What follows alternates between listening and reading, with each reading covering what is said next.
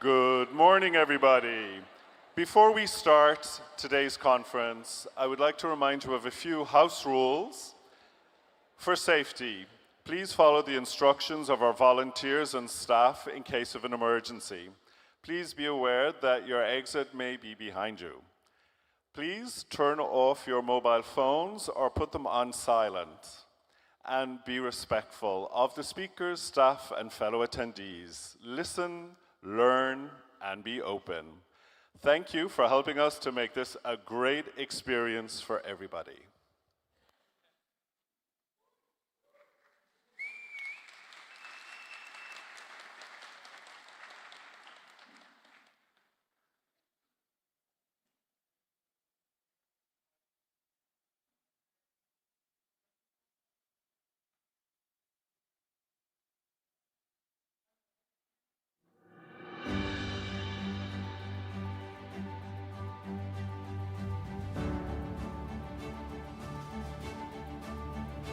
"20 years ago, visibility required courage. Belonging was still out of reach for many. Workplace Pride was founded on a simple belief. When workplaces become more inclusive, people, organizations, and communities all thrive. They started conversations. Those conversations became partnerships. Partnerships became action. And action became a movement. Together, we transformed workplaces. We inspired leaders. We challenged assumptions. We helped more people bring their whole selves to work. Together, we proved that inclusion creates better workplaces for everyone. But progress is never guaranteed. Around the world, many are still asking,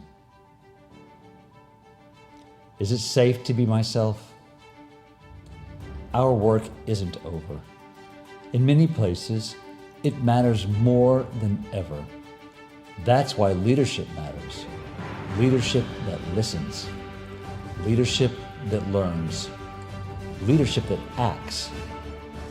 Because inclusion isn't a moment, it's a commitment. Today, our community spans continents, different cultures, different experiences, united by one belief: everyone deserves to belong. Together, we are Workplace Pride. 20 years brought us here. What happens next is up to all of us.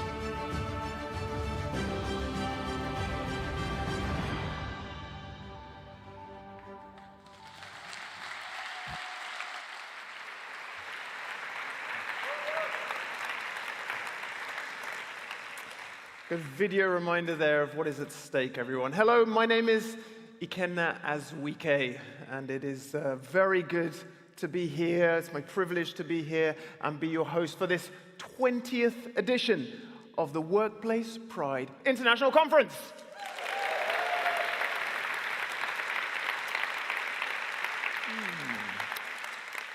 Okay, people, you should know me by now. That was appalling. That was really, really bad. I felt energy, but I kind of felt nursing home energy.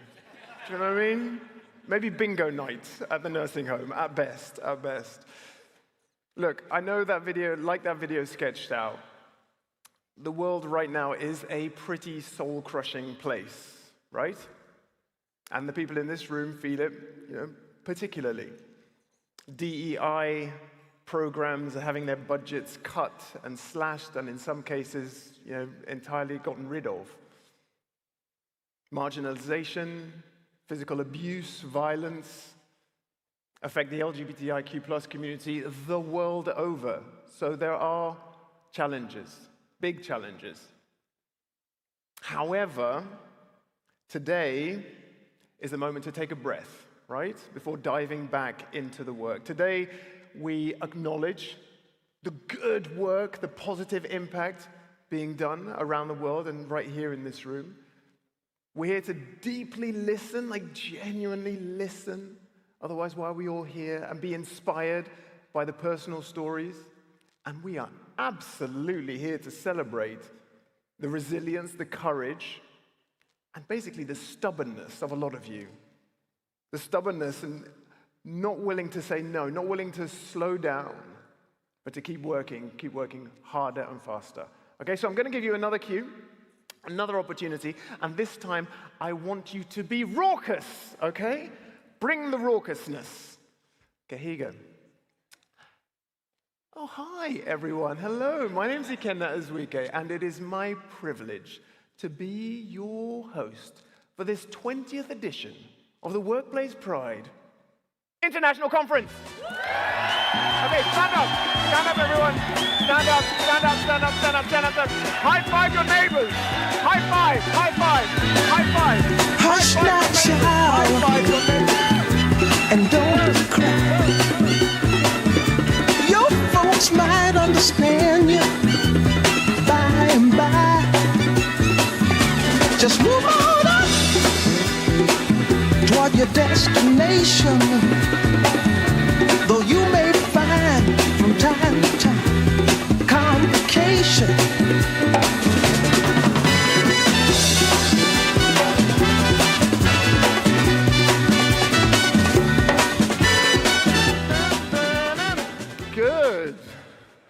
Good energy. Can you give each other a high five now? Because I didn't see that enough.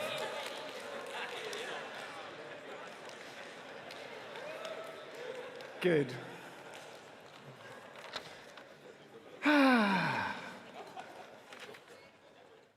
Okay, excellent. Hold on to that throughout the day, okay?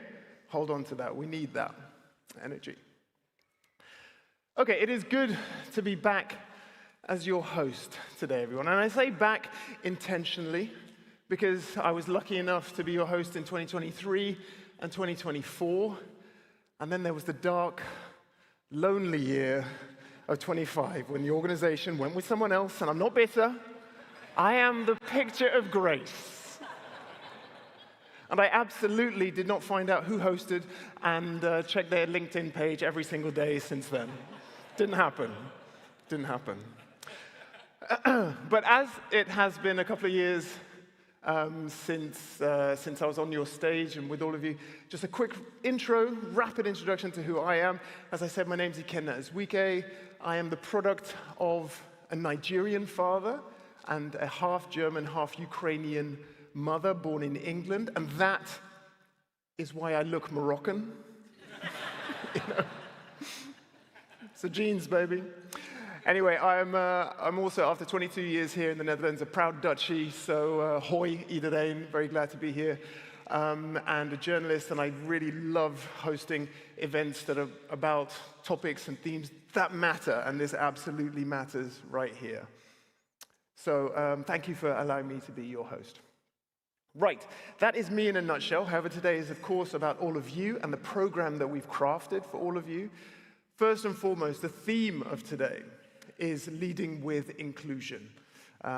Everything is built around that, and that's really what I want you all to lean in today to, like, what can you do? How can you lead with inclusion? And how are your organizations leading with inclusion? We've got terrific keynote speakers from a variety of sectors, if you like, civil society, politics, grassroots movements, corporates, of course, the lifeblood of a conference like this. We literally can't put this together with just grassroots support. We need the support of companies, so thank you very much. There are 3 regional town halls, 10 interactive breakout sessions, and of course, our event today is extra special, not just because it's the 20th anniversary, but it is also being held in tandem with the Amsterdam WorldPride Human Rights Conference. You will have the opportunity to ask questions here to the guests here on stage. So I'll come into the audience, I'll let you ask your questions, and please, as you heard in the original announcement, be respectful, but also, you guys didn't travel all this way for polite PowerPoint presentations, right? So ask provocative questions, ask frank questions, but do it respectfully. Get them spiky, otherwise we're wasting our time here. Let's try and move this whole movement forward, okay? Right, let us get cracking, and we're going to do that with our first speaker, who's something of an insider, is a face that many of you will recognize. Please give a very warm round of applause to the Executive Director of Workplace Pride. David Pollard.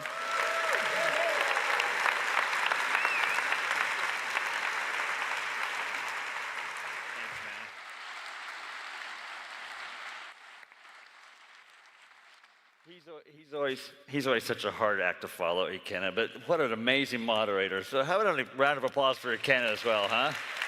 Thank you, sir. Thank you, sir. You know, as Ikenna was saying, this is our 20th anniversary. It's a huge, huge year for Workplace Pride, and you probably saw some of the photos up there of me without a beard. That was a long time ago. But I wanted to point out, as I was looking at the video, that this journey is never something of one person. So there are two people in the audience I want to call out today, and they are the other co-founders of Workplace Pride. There's Marion Mulder. Please stand up. And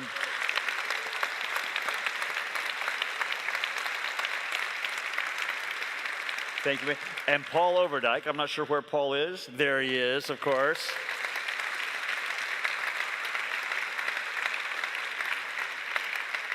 You know, 20 years ago, we sat around my coffee table with some other people as well, and we came together because we feel the passion. We felt it then, and we feel it now very much. It's incredibly important. 20 years ago, it was ING, where I used to work, TNT, Philips, and IBM. They came together to create workplaces, to help create workplaces where people from our community could truly be themselves. We didn't realize it then, but we were actually also leading with inclusion. You know, this is something that's kind of resonated throughout the years. You know, a lot has happened in 20 years. First of all, our membership has grown from just those 4 organizations to now over 100 organizations, both private sector, public sector, and civil society. And every time I think about that, I think about how important this topic is for all of these organizations, both for the leaders as well as the people who work there all around the world. We have created tools and instruments that benefit both the employers and the LGBTIQ+ community. We've increased our presence around the world, and I think you saw some of the places where we've done conferences all over the world, by engaging with our members and with local LGBTIQ+ civil society. I always want to focus on that point because the local flavor of our communities is incredibly important. We can never think or channel corporate inclusion around the world. You always have to look at what's the local situation. India is different than Japan. Brazil is different than Russia, whatever the case may be.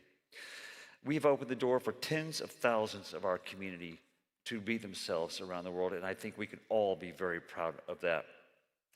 However, of course, as you'll hear today occasionally, we are now at a pivotal, high-stakes moment for our community.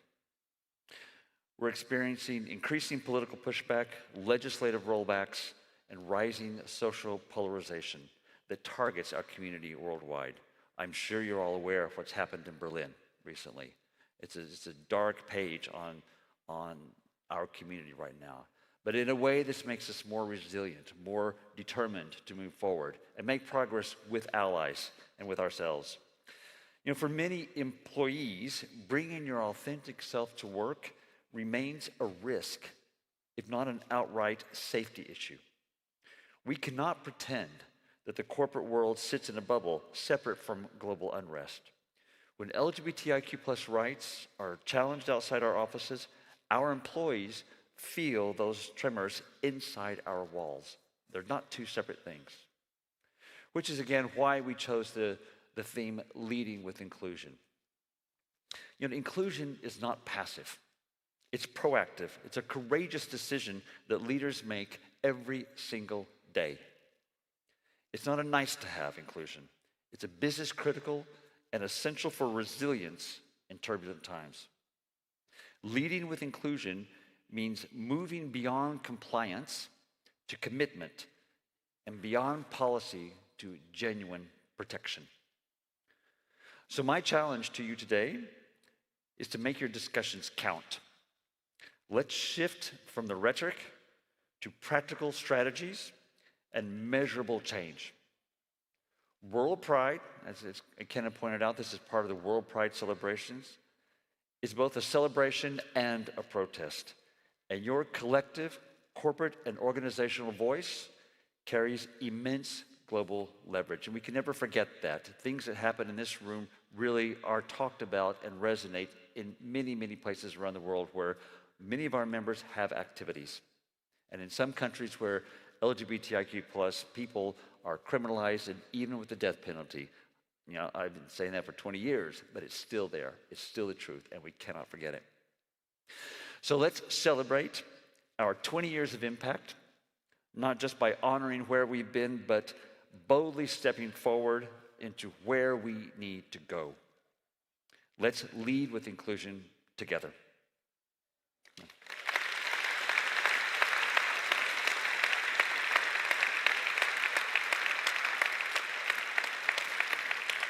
So on that note, I'm very, very honored and proud to introduce our keynote speaker. He is kind of a bit of a personal hero to me as well, and I think hopefully for all of you as well. So please give a warm round of applause to Olaf Slepen, the president for the Nederlandse Bank, the president of the Dutch Central Bank.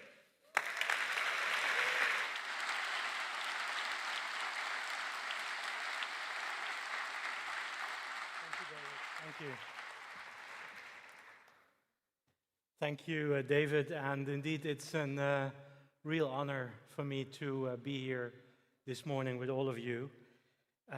Good morning, and also to all of you, thank you for being here today. And let me just say that again. Thank you for being here today. Thank you for being in Amsterdam, the gay capital of the world. All of you together in one room to talk about inclusion. And unfortunately, that is not self-evident. We live in a time where senior managers hesitate to post a message about inclusion on social media. We live in a time where C-suite executives are putting diversity and inclusion on the table, only to quickly take it back off the table when shareholders get fidgety. We live in a time where political leaders unapologetically condemn the L, the G, the B, the T, the I, the Q, and the A, and the plus, and everyone who stands with our community. So it takes courage to be here. And indeed, David already referred to it as well. I also do not have to refer to the recent events in Berlin. Make no mistake, I am fully aware that inclusion has never been a given. There's always been tension around the topic, and there's always been a risk. But what strikes me in these times is how little it takes to cast doubt on the progress we had come to take for granted. As if it is not self-evident that every advancement in inclusion is a good thing. I'm an economist by training, so I like numbers, I like statistics and the occasional econometric model. So I could show you numbers and stats and graphs about how diversity and inclusion benefit organizations. But it's actually pretty simple. It's good for business. Why? Because diverse organizations see more.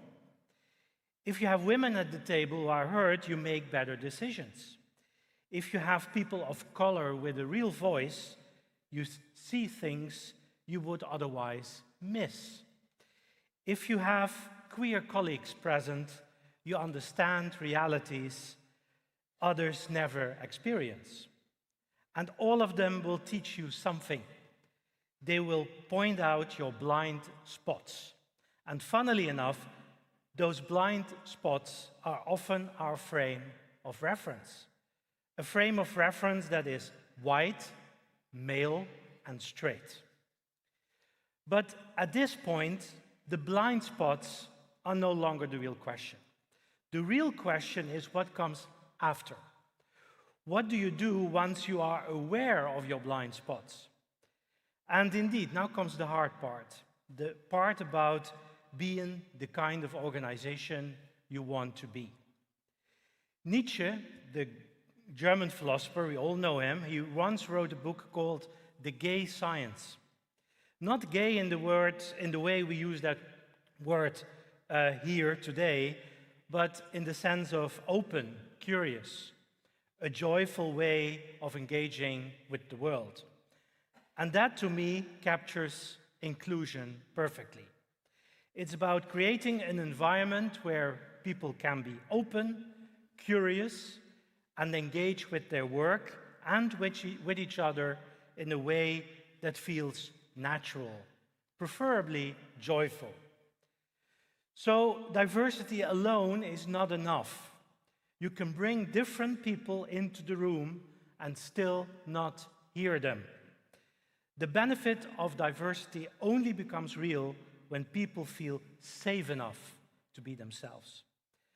And for many queer professionals, that is exactly where it often still hurts. And we should be honest, within our community, some still face greater barriers than others, especially trans and queer colleagues who at first sight do not fit in the corporate template and who too often still have to navigate misunderstanding, discomfort, or even hostility. Because let's be honest, I'm still a white male in a suit, not behaving explicitly feminine or whatever, so still matching the corporate point of reference.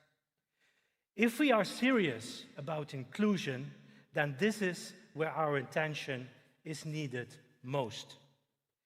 For many people in the entire queer community, one recurrent question still crops up on many of their days at work. Can I be open here? Can I be my own curious self? Can I be gay in the way all of us in this room and Nietzsche looked at it? I probably don't have to remind many of you of the time, not even that long ago, when people needed code words to find an ally. And in the English-speaking world, people from our community would ask, "Are you a friend of Dorothy?" A reference to the movie The Wizard of Oz, in which Dorothy sings about somewhere over the rainbow, a safe place. It would be a safe way, indeed, to test if you could be open and curious and joyful and gay with that person. For those of you who have not experienced something like this, try to imagine what it means, the toll it takes on someone to be constantly on your guard, how exhausting it is, psychologically, and how limiting in your professional life. Unfortunately, for some people, for many people, openness is still conditional, still something to be tested first. So, how do you tackle the hard part? How do you achieve an open, curious, and natural workplace? A place where so many of us spend so many hours. Where does that safe space originate that allows people to be themselves and perform at their best? At the Dutch Central Bank, this means making concrete choices, like creating inclusive facilities, such as gender-neutral restrooms, and supporting colleagues in moments that truly matter, including during gender transition. And it means holding ourselves to a clear standard, one that many of us in this room recognize and contribute to. In 25, DNB, the Dutch Central Bank, was honored to become the first public organization to reach advocate status in the Workplace Pride global benchmark, and we maintain that status this year. Not as a goal in itself, but as a way to keep challenging ourselves. Are we really doing what we say we do? Besides these initiatives, and maybe more importantly, inclusion starts and ends with every single member of your organization, from the top to the bottom, from the coffee corner to the boardroom. And it starts in everyday moments, more than in policies or strategies. It starts in a meeting when someone is interrupted, in a conversation when someone hesitates, in a joke when someone crosses a line, in what is said and what is not said. It is in those everyday moments when people meet other people that inclusion either exists or disappears. And at the Dutch Central Bank, this goes for me as well, as president of DNB, because I also sit in meetings. I talk to colleagues at the coffee machine. I take the elevator, and also part of the culture. And my job, and this is true for all leaders and managers, comes with a responsibility, because it is in what I actually do that I show what I find important, how I convey how people should be treated, how I set boundaries, how I can send the message it is okay to be yourself, your true self, and you have a place in this organization, and it is a safe place. In short, I need to walk the talk, and if I don't, all the talk is in vain. Inclusion does not start or end at the top. As I said, it starts and ends with every single member of your organization in everyday movements. This is why being an ally, a friend of Dorothy, is so important. Not as a label. If it becomes as a label, it becomes pink or rainbow washing, and I still see that too often, unfortunately, and especially now in metaphorically rainy weather, these colors come off very easily. So not as a label, but in your behavior, by using inclusive language, by not assuming someone's partner is male or female, by supporting colleagues when they experience exclusion, or simply by making people feel welcome, but also by challenging discriminatory jokes and by addressing disrespectful behavior. That may feel uncomfortable in the moment, but it can be unforgettable for the person who sees that they are not alone. Often, allyship simply means refusing to let silence do the speaking, because silence is never neutral. And taken together, all these everyday moments in meetings at the coffee machine, in the elevator, create your culture, step by step, moment by moment, colleague by colleague. And so, if you want to change your culture, if you want to become more inclusive, you need to be all in, across roles, across business units, across and within communities, all in, not halfway, but all the way. All in, not just the CEO and the HR department, but every single member of your organization. All in. Dear lesbian, gay, bisexual, transgender, intersex, queer, and asexual friends. Dear allies, dear friends of Dorothy, we can talk about the economics of diversity and inclusion, about its business benefits, about efficiency and innovation, but it all comes down to how we want to spend time together in a place where many of us spend many hours, the workplace. And I believe people want to spend this time together in openness, curiosity, and in a naturally joyful way, a gay way, if you like, but in any case, in a safe environment that allows everyone to be their true selves, to be recognized, to be heard and seen, to be human, really human. So in the end, it comes down just to one simple question. Are you in? Are all of you in? And are all of you all in?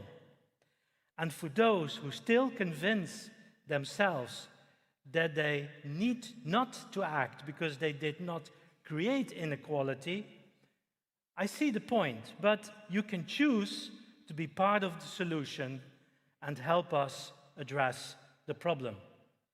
If all of you are all in, I believe we can make our workplace a place where no one has to ask whether they belong, because they know, they feel, and the answer is yes. Thank you very much.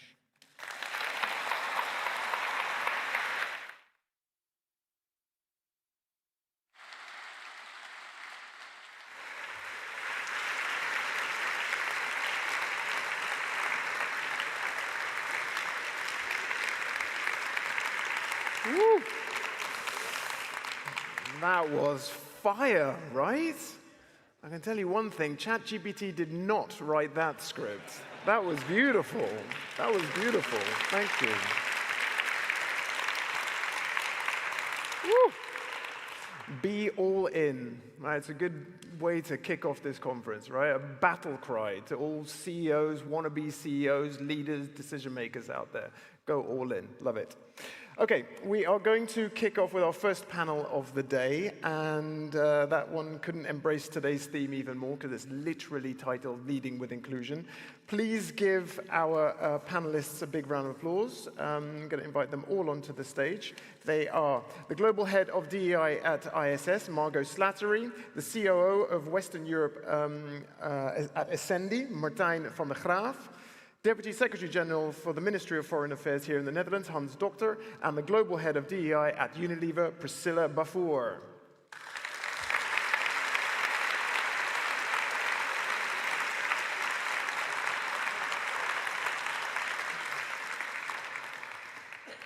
Hey, take a seat anywhere you'd like. Okay, welcome, guys. Sit under our photo, right? In this panel, and for everyone out there, we're going to chat up here for around about, lots of photos, you guys, everyone's we want to expand on the words of Olaf, give you some more practical guidance, I guess, on what companies are doing out there to make their workplaces safer and more inclusive. We've got 3 huge companies here represented on the stage, and someone from the Dutch government. I'd like to kick off with just your take on what leading with inclusion means for you in your day-to-day roles. We had some ideas there from Olaf, but Margot, what does that mean for you? Yeah, I was really thinking about that as I was sort of thinking about coming this morning, and I was thinking about my own career, and I'll make this short, but I think I've probably always been leading with inclusion, but I didn't realize it. So I started in my career in frontline 30-something years ago. And probably from day one, I was a bit of an agitator. I was literally always thinking about, how do we get everyone's voice in? And when you say frontline, what So frontline, I started as a chef in a food services company. Probably, I think even the more previous job was a dishwash, so somewhere along the line. But every one of those jobs, and sort of finished that part of my career going on to be a company CEO. And each of those roles was always about thinking about how I was as a role model, how I was as a leader, how I sort of made for better conditions. And I think to what I do currently today, I'm also leading with inclusion, but they've been very different. And where I'm getting to here is that I think what is incredibly important is that middle manager part as well. When I think about my career, I think that was the part where I really was able to influence even more. But what did you do? So what did I do? I suppose more than anything else, I influenced people who worked with me. I influenced people that I worked for. And how did you and I did that probably by challenging conversations, trying to role model, literally asking questions, listening, understanding, and trying to bring that relevance back to the people that I could feel would make a difference. Yeah. So if it was, as a middle manager, then I would speak to our CHRO or the next level up and say, well, here's what I think, here's what we should do, etc. So I think I've always been doing it, but probably didn't realize it at the time. Okay. And Martijn, at Essendi, a huge company, you work in, you're active in multiple markets, leading with inclusion across the world. It's near impossible, isn't it? Because you'll be active in markets where being gay is actually illegal. So how do you do it? Yes or no? Is it impossible? No, it's not impossible, but I think it needs a local fit, and I think we cannot. First of all, the hospitality business where Sandy is in is very much a people's business. So I mean, people know us from the people working in hotels. They're facing the customers, so the people, you expect a good service in a hotel, and you expect actually the person to give that service, to provide that service, to be real, to be a real human, to be themselves. And I think for that reason, it's very important to be inclusive, to be able to let the people be them true selves, because if they're not themselves, how can they ever provide the service that the guests in our business are expecting? And of course, that's different. I mean, I'm a Dutch guy. I'm living in the Netherlands, and I think although perhaps things are sometimes going a little bit backwards, but I think in the Netherlands we're still in a very privileged country where we can be ourselves. We can be ourselves without any difficulty or any. I mean, in my career, I've been always open. There's never been any moment where I felt like, okay, this is not, this is due to who I am that I don't get that opportunity. However, in a lot of other countries, it's completely different. I mean, we operate hotels in Hungary. If you want to be your true self in Hungary, I think there's most of the people, even if they're part of the community, they will not tell their colleagues that they're part of the... So how do you help them along the way? What kind of, can you give us examples of policies you have in place or guidance? Well, in one way, I think the policies having in place, it's a lot of paperwork. I mean, the policies can be in place, but okay, I think what truly matters is the behavior on the floor. I mean, what a manager is doing, how a manager is reacting when somebody is saying something. I think those are the moments where you can make the real difference. A policy is just paperwork. You can put in a policy, and to be honest, so we looked at our policies as well, and we were very broad in saying, okay, we're inclusive, but we were not very direct in mentioning all the parts of inclusion. So walk us through what would happen if a manager in a hotel kitchen somewhere is not creating a safe space for someone from the community. What would happen? Well, if somebody is not creating the safe space, we're expecting that from all our employees, and if somebody is not doing that, then there should be the manager of that person should have a conversation and should challenge that and should confront them and be open about it and on the spot. I mean, sometimes I think in the keynote just earlier, I think it was there were some clear examples on how can you already ask that question on that spot to make sure that somebody is really heard and really feels that they belong there. And I think that is the most important part to do, more important than the policies. Yes, the policies needs to be there, and I think the policies needs to reflect everything that you do, but it's more the culture that you have in the company, the company culture, that's the most important. However, that's also the most difficult one, because the policy is easily made, and you can ask somebody, can you rewrite our policies, and the policies are there. However, then it's how to implement those policies, and that is to make it visible in the company, to make sure that the managers are trained, to make sure that everybody has a place within your company. And Priscilla, how does Unilever make its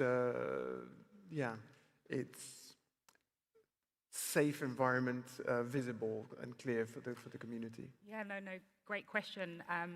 So for those of you that don't know Unilever, we are a leading consumer goods organization. We operate in 190 countries, over 190 countries, and our products, our brands reach over 3 billion consumers. So it's super important that we reflect that diversity and inclusion within our organization. In terms of what we've done, I mean, if I think back to a decade ago, the work has most definitely evolved. I think we started off really asking ourselves the question around, are our kind of colleagues from the community feeling heard? Are they feeling seen? So a lot of work around visibility, education, and awareness. And I think as the years have moved on, we're now at a place saying, do we really understand the nuances of the community, the challenges, the realities that the various different identities face? And I believe that that has meant that we've now really got to think about, do our colleagues come to work feeling like they are included, feeling like they belong, feeling that they're safe enough to show up and thrive in the organization. And I think that really does take courageous leadership, as we've heard already this morning, but it takes us to lead by example. I think that's what's really important. So for me personally, it's creating the conditions for my team to feel safe in the moments that don't matter, in the moments that matter, but in the moments where nobody's looking at me, right? So it's that two-word checking. How are you feeling? You know, what's happening at home? Is there anything I can help with? Is there anything I can take off your plate? And it's also speaking up in those moments of silence. And I think that let's not underestimate that power of visible role modeling, I would say, especially from executive leadership. Give us your honest take, though, because I think everyone in this room and on this panel, we get that.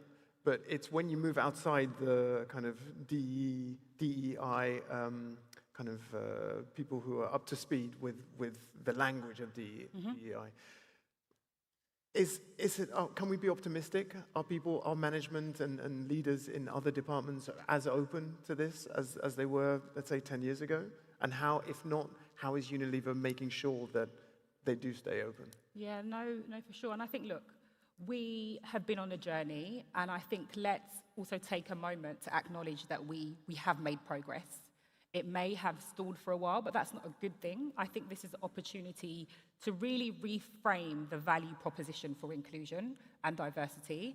And I think at times we've actually overcomplicated things, right? So at Unilever, one of the things we've done over the last 18 months is look at language and start to think about how we can simplify the language and take people on the journey, right? We've been having conversations around diversity, inclusion, and equity. And so for us, our guiding principle has been we choose inclusion. So that means actively we're kind of demonstrating, we're putting a stake in the ground and saying that it's a collective. This is not just the role of the diversity department, it's the role of leadership, it's the role of managers, it's the role of each and every employee, but also it's an active choice. We're choosing to do this.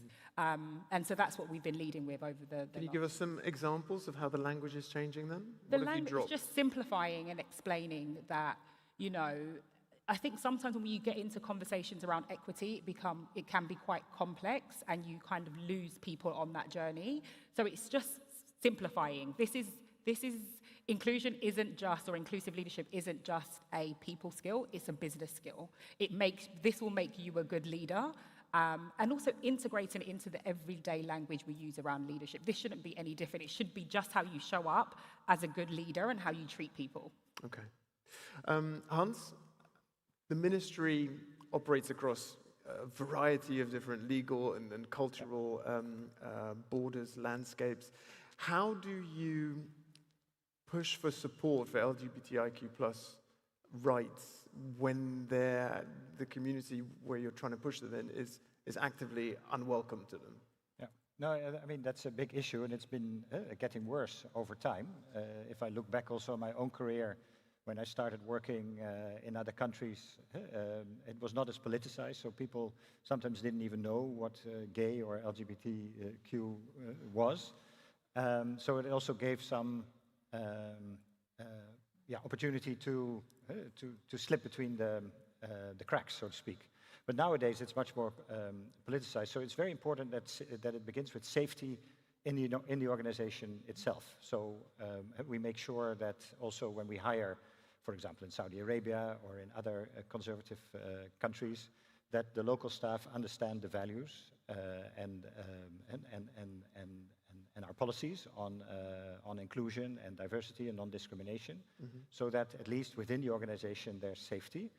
Then, of course, we try to promote in our activities in different countries the values that we stand for. We try to promote them.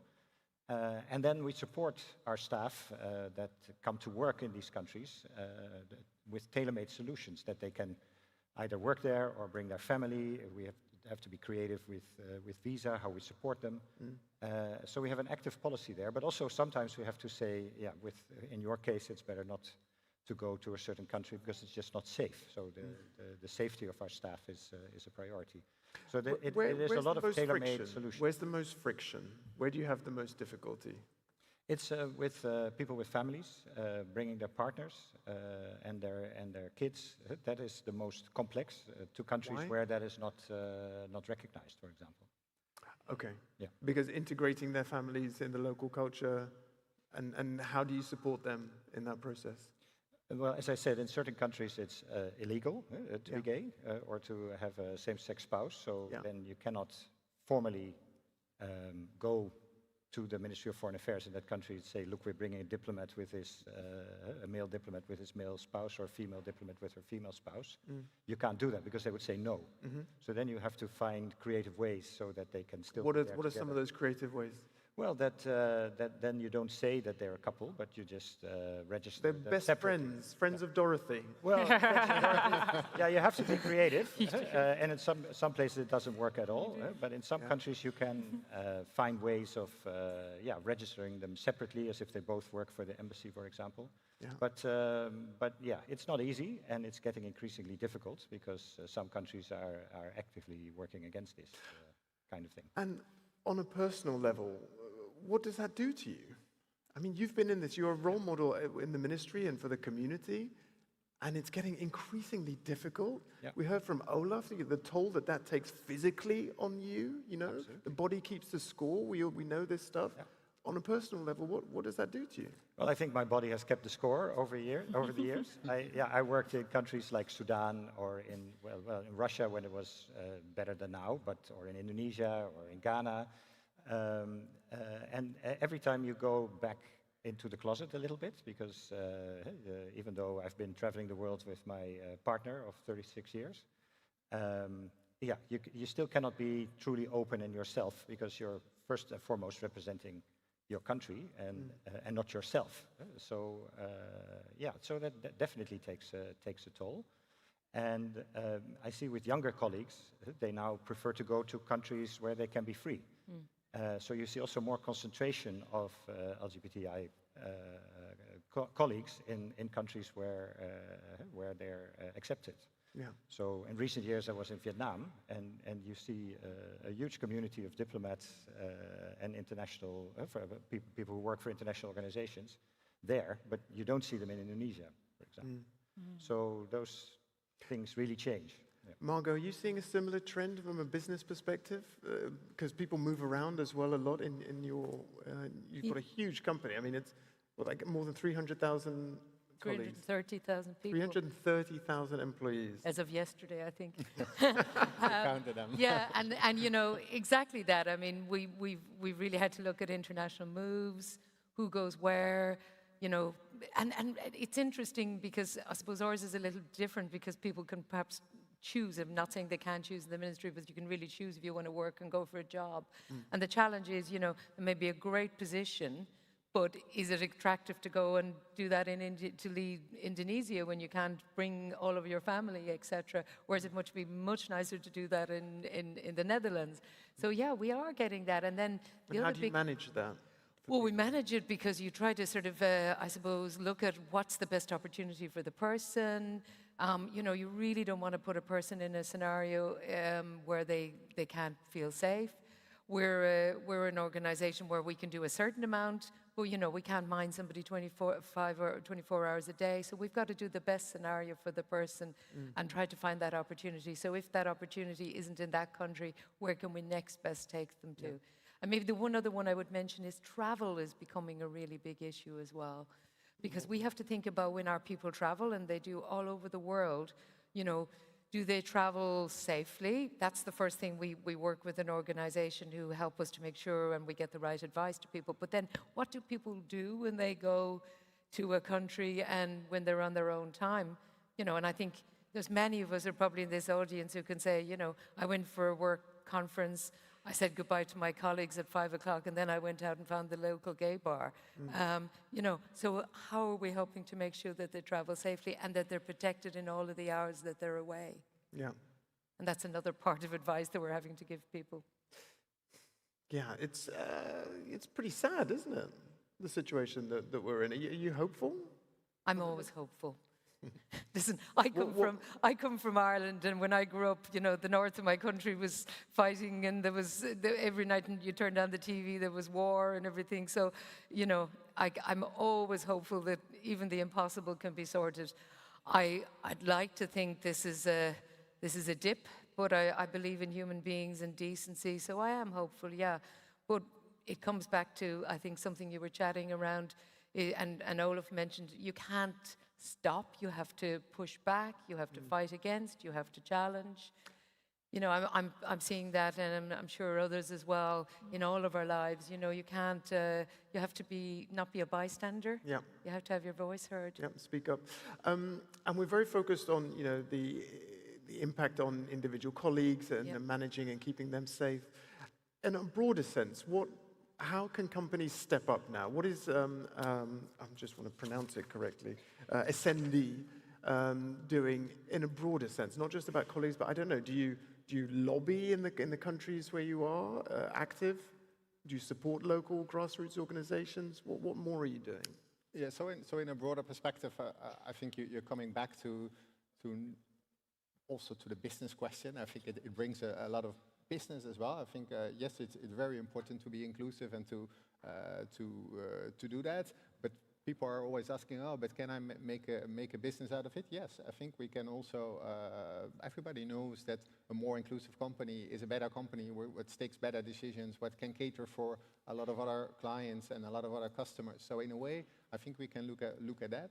But there's also the part, okay, what can we do for the local community? And I think that's something that we as Ascendi are also working on. Okay, what can we do? How can we be? I mean, the hospitality industry from the past always have been, I think, a more open and a more inclusive industry than many other industries. So I think for a lot of people, and we were saying, okay, in some countries you've got over-representation of the community. I think you can also say that for some industries. I think the hospitality industry has more people from the community working in the hospitality industry than average, which gives us also kind of an extra mission to say, okay, it's also our role to kind of educate and to what can we do to local communities, and how can we open, well, we've got a lot of hotels, we've got meeting rooms, so how can we interact with local people? And there's a lot of local initiatives happening around in the small LGBTIQ communities or clubs that need a space to meet or to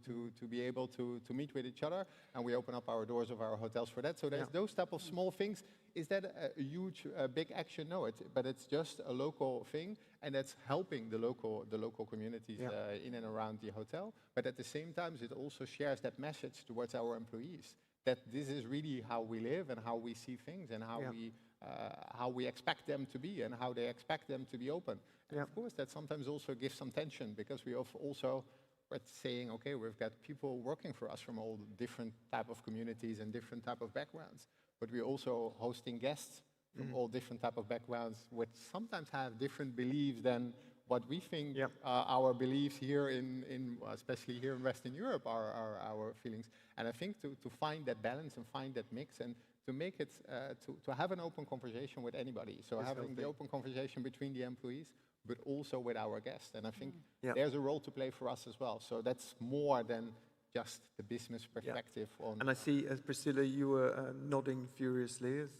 I was nodding because I think let's not underestimate the power of the local communities. At Unilever, as part of our guiding principle in terms of how we operate, it's globally aligned and locally empowered, and it means that we can lean into markets where the law kind of allows us to continue particular activities. And even if I take the work here of the ERG in the Netherlands, it means that they can partner with organizations, they can host events internally and externally, they can continue the training, they can continue the learning, and so that then enables the work to continue. I think it's been challenging for ERGs, if I'm being completely honest, over the last 18 months. I have many volunteers that have said to me, like, should I still be doing this work? Should I not focus on the day job? And I've said, absolutely continue the work. This is the time to double down and do the work in the right way. But also, I think we're in this era now of saying less and doing more, you know, to enable us to close that say-do gap. So I think in markets where the work can continue, we should definitely be encouraging it. I just think it's not as loud. They would expect, I mean, if you didn't say continue, then there'd be a real problem. I think the issue is if people beyond the DEI department are saying, you know, do you really need extra time to do this? I mean, give us the honest take at Unilever. Are you having budgets cut? Do you have to fight for your DEI budget every year? No, I'm very fortunate that I don't have to fight for the budget. I think if you think about the globalness of the organization, it means that this work is really important, not only for our employees, but also for our customers. And it's back to the point I made earlier around we're at a time now where we're reframing the work around global ED&I. So we've moved away from a campaign, a day, a statement, to really integrating this work into our people processes, into the business. And that means, you know, for example, we've spent a lot of time having particular training for certain identities, and I think that does have a place. But also, let's think about what does this work look like? How does inclusion show up when we're hiring, when we're promoting? You know, who gets the stretch projects? Who gets the visible opportunities? Who gets the mentors and the sponsors? Rather than this being a standalone, I think we're now at a real kind of crossroads of being able to think about doing this work in the right way, which means that hopefully I will retire early, right? If this is, my role won't be needed. That's the dream, right? That we integrate this work in the right way, so those that are doing those roles just naturally know how to lead inclusively. So, Hans, we've clearly got three very enlightened, if you like, I nearly said entitled, that's really wrong. Very enlightened representative of companies here. But we opened this day with, you know, Workplace Pride is under pressure as an organization. Absolutely, yeah. Still thriving because of the support, but, you know, membership, sometimes you've got to convince corporates to come on board. Yeah. What is the Dutch government doing to send that message to corporates to say, don't cut budgets, but you know, boost them, double down, as Priscilla was saying? Yeah. No, I mean, it's one of the big issues of our times. We see rights, LGBTQ rights globally under threat. And many countries, we've made big steps backwards. And for the Dutch government, promoting human rights and LGBTQ rights Which is companies a core have taken value. big steps backwards, would you say? Say that again? Which companies have taken big steps backwards? No, I was talking about countries first and foremost, and societies. And then you see that, particularly pressure from the US, that companies try to tone down their policies. And that's something we say, don't do that. Sometimes they use the language not toned down, but sunset. It's very important to be visible and to be out there, and that's why we also support Workplace Pride, because it brings together those companies that still do want to speak out and want to show that this is their core value and that it's important to. But let's give people in the room a strategy. Say they are representatives or they're working at companies where they do have to fight. What are the best approaches in your time, Margot? Have you had to? Yeah, I mean, it's just something I feel passionate about because I think when you always come against a problem, you have to find a way around it. And I think in truth, for a lot of organizations, I certainly see it out there, it's not so much even budgets being cut, but it's, you know, in very challenging times, organizations are finding those budgets perhaps redirected in different ways. So then you need to think about it, you know, what's my organization, what's commercially important, and how can we find a way around that? So I'll give you an example of something that we've done. So for instance, our team here in the Netherlands have been working for years in helping their customers also on recruitment. It's one of the ways of keeping our team who work on inclusion and many other things, but they actually help in recruitment because we're also, you know, an attractive organization to bring lots of people who are coming into the into a country. Second, whereas we're looking around this whole idea of social sustainability. So what's the value of what we do and putting some fiscal value to that? And it's been a way to, I suppose, convince our board and convince our ex-com that, you know, not just the work that we do around inclusion is important, but the wider social agenda is incredibly important in the organization. Put a fiscal value on it, measure it in countries, and put that back to the organization to say, this matters because this is what it actually means to us fiscally. This is how it contributes to the bottom line. And when you have, like I have, a CFO, former CFO, who's now my CEO, the figures really, really matter. And I think all of us who work in this work, we can't, we can't dream anymore just about that we're going to have an unending budget. We've got to think about how do we use that budget the best way to give the best returns for our organizations, but still try to do the right things. And for everyone else on the panel, so I'm hearing from Margot, I'm hearing moral leadership, measuring the impact, put a fiscal value on it. Are there other things that you can advise people to do when they're looking for more support for their programs? I would say data, because Data. I love data, love a bit of data. I know it's quite challenging now within some markets, but I think the data doesn't lie. I think it also enables you to have a really fruitful conversation with managers, with leadership. But I think it's the qualitative data that's important, really capturing the lived experience and sharing that with leadership. And I never underestimate the power of those. So give some examples, specific examples of the kind of data you're talking about. Things I've done in the past, not just at Unilever, but in previous organizations, is listening circles and roundtables, almost led through the ERG and the network, creating that safe space for them to share about their experiences within the organization, and collaborating with the ERGs as well on some of those changes. So we were talking about challenges going to different countries. Something we did a few years ago was create a market guide around LGBTQI. And it then just gave, we used the Rome to Advocacy framework, and it just enabled markets to have something tangible, a tool where they could check what the law was, what they could do, what they couldn't do. And that was in collaboration with the ERG, but it came from a listening session. It came from our employees saying, this is an area that we're struggling with. And so, yeah, have an open door policy, I would say. Look at the scores from your engagement survey. Look at it from an intersectional lens as well, so you can really kind of hone in and focus on the areas And where where do you as DEI lead, where do you fit into the puzzle of HR, for instance? Like, say someone in leadership or middle management is not complying with this open door policy or whatever. Is there room for you to kind of give that upward feedback, give that, and are there consequences? Yeah, I think there's definitely, room for us to share feedback. I think and you can capture that, as I said, through employee surveys, through listening circles. I think it's often a two-way conversation. And I think you really do have to collaborate with your HR partners. It's really important. I've seen the best work happen that consequence through HR. piece, if someone is just repeatedly, it's like a repeat offender, if you like, what happens? I think this is where company values come into play, and I think it's for you to go through the correct channels of having a conversation with the line manager, having a conversation with HR, as you would do with any instance, right, around the workplace. Yeah. Margot? I would just add to that, I think it's also really important to think about it as risk. And again, it's going back to, what's the value to organize so understanding what the risks of these things are. So looking at the common threads, and I'm sure we do the same things, we look at what's happening a lot. I look at things like our Speak Up and what am I seeing happening in countries around the world, or what are the hotspots, and what's that risk?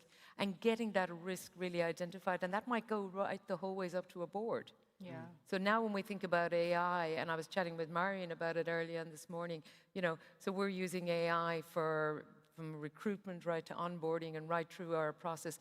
How are we making sure we're keeping the human part in it? What's the risk? What are we seeing? Where are we falling down? Because we wove diversity and inclusion, belonging into every stage of the process before. Now are we making sure it's even stronger? And have we identified the risks? And we've all heard about the things when they go wrong, so how are we making sure we get it right? Okay. Somehow the clock fast-forwarded from like 15 minutes to like 40 seconds, but I promised questions. So let's, okay, we've got one question here. That might be all we've got time for. Do you want to stand up? What's your name, organization, and what's your question? Good morning. Elise Colomercino, pronoun she, her, hers. I am the development director at Outright International, head of corporate engagement. Thank you all for all the work you do. I know you're all leaders in your fields and in your organizations. With 9 out of 10 LGBTIQ organizations reporting financial uncertainty due to all of the foreign assistance cuts, and some of the corporate pullback, to be frank. Many of the local groups that help sustain inclusive workplaces and healthy business environments are under significant pressure. Beyond your own internal DEI efforts, how are you collaborating with clients, peers, and more interestingly, competitors to strengthen these organizations and create collective impact at scale, but also reduce risk to each of your companies? Great. I'd like to hear about 1 or 2 concrete examples. Thanks very much. There's some hard data there.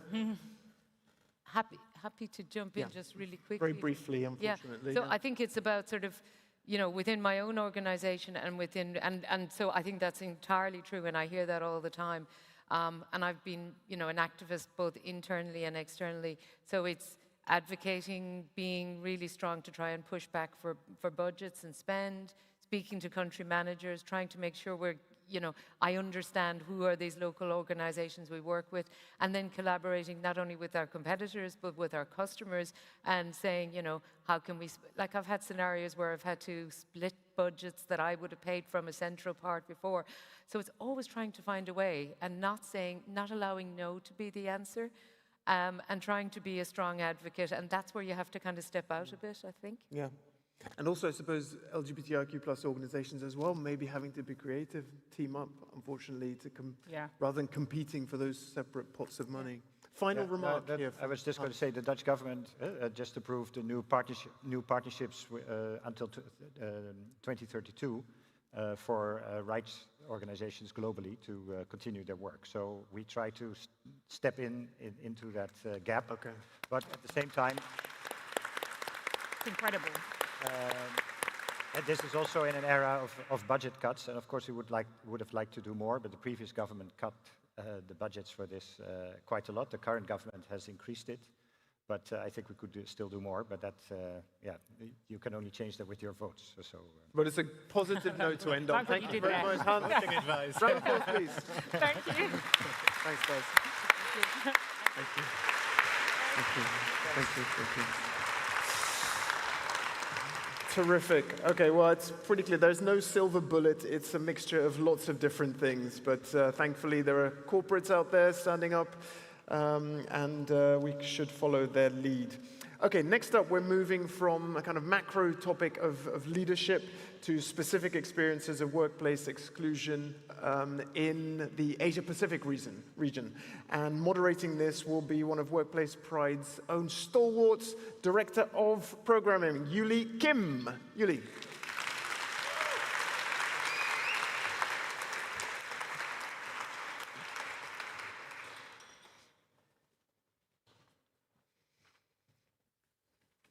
Okay. Thanks. Hello? Can you hear me? Oh? Sorry? Oh, can you hear me? Yeah. Okay, great. Okay. Well, please welcome a good friend of mine, Hanim Hamza, on the stage. Hanim?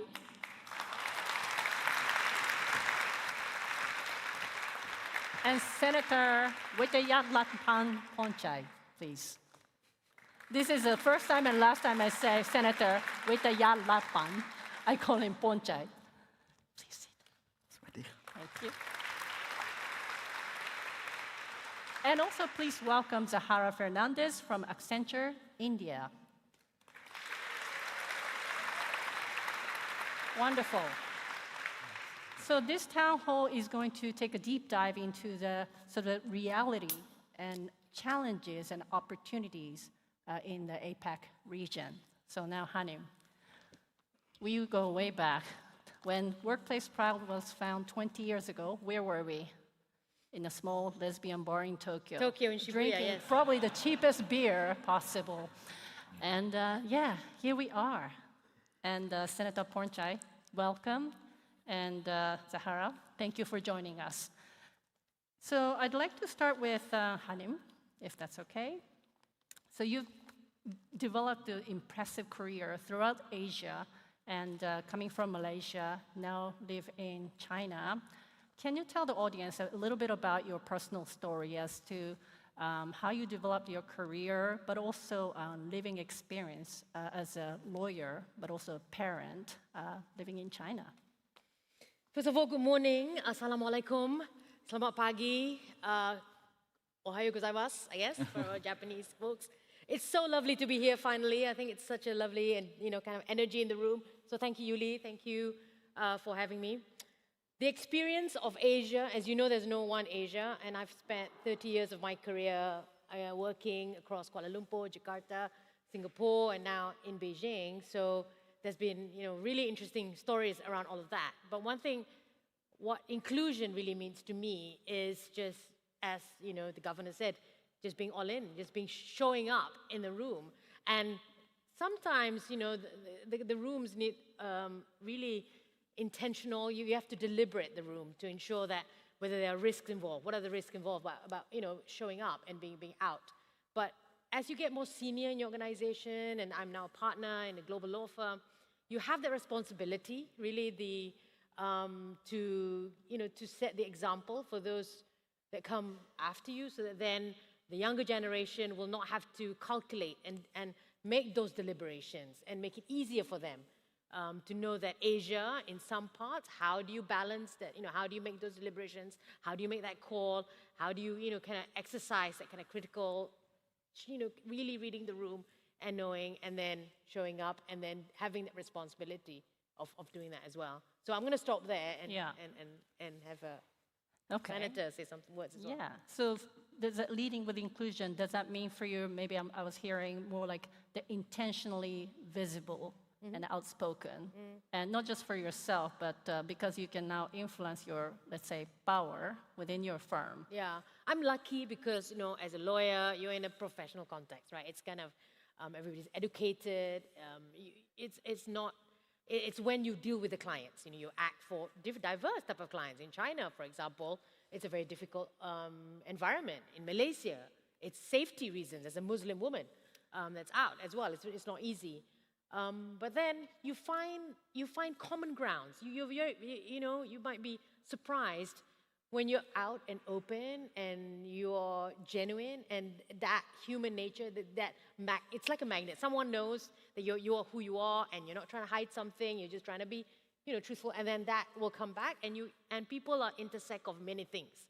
I'm not just this. I'm also, a mother, a partner, a woman. So you're comprised of different things that you can find something in common with that someone else, and that connection creates a bond, and then trust. In legal, that's one of the things that we need to do. You need to make sure that you have that trust element, because people share, confidential information with you.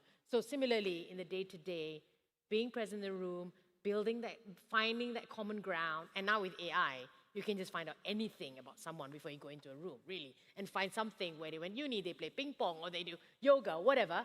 Finding that common ground, having that conversation, opening up, and then having that conversation. I think that's how you do it. Yeah, and I wanted to ask a follow-up question, if that's okay. And in previous panel, we heard this DEI sort of the rollback and budget cuts and pressure and et cetera. And as you're an internationally focused position in APAC, is this something that you experience or see, or let's say, did we kind of dodge the bullet, or what do you see, or what do you experience?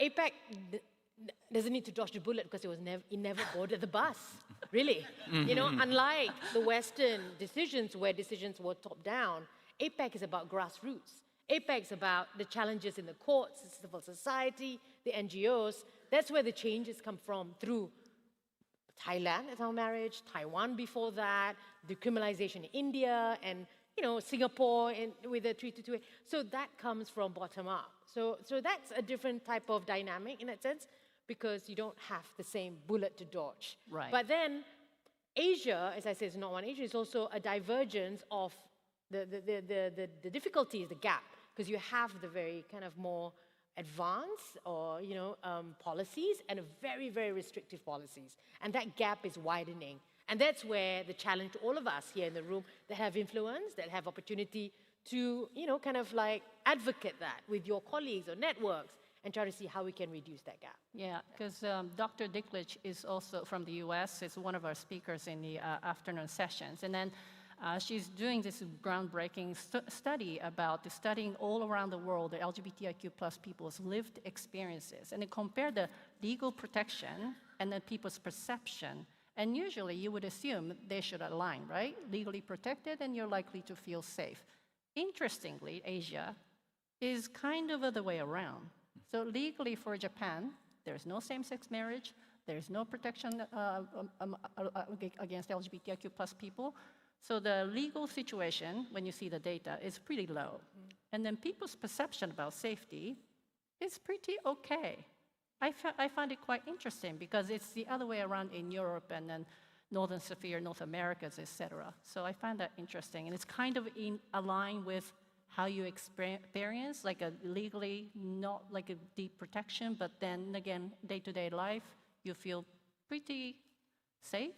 Well, Asia, again, you have economies where the priority is to get clean water, is to get infrastructure, is to get this other things that you need to think about in terms of the safety element when you go out. So when that takes priority to kind of make sure there's no poverty, education, and all that above the average line, then the conversation is different in terms of where you prioritize budgets or conversation, advocacy and things like that. Different priorities. Yeah. I see. So, Pornchai.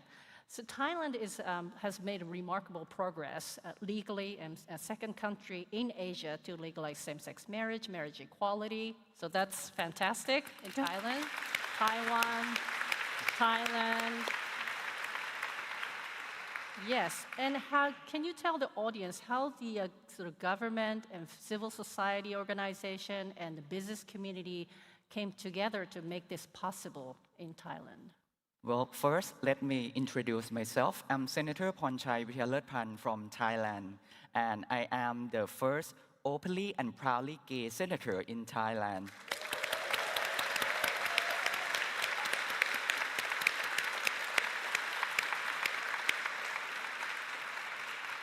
Thank you for that. And I'm also a big advocate for LGBTQ+ issues in the Thai government. I actually formed a working group on the pink economy, the economy surrounding LGBTQ+ community and how we can empower them.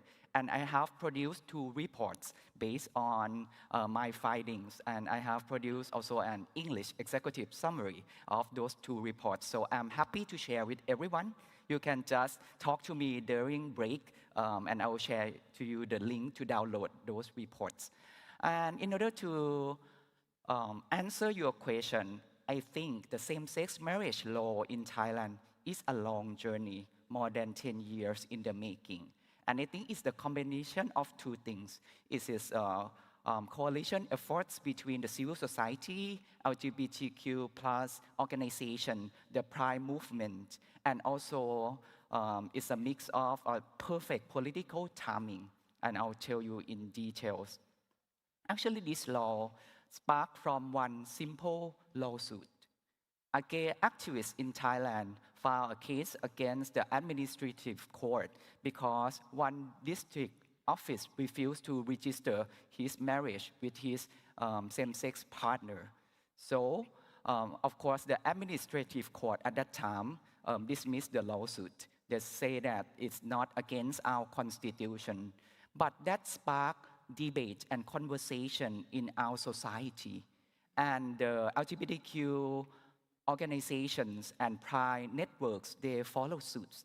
They make it into a conversation, a big debate. Like if you look at the Bangkok Pride, there'll be a lot of people holding signs, why can't our love be equal as the straight love?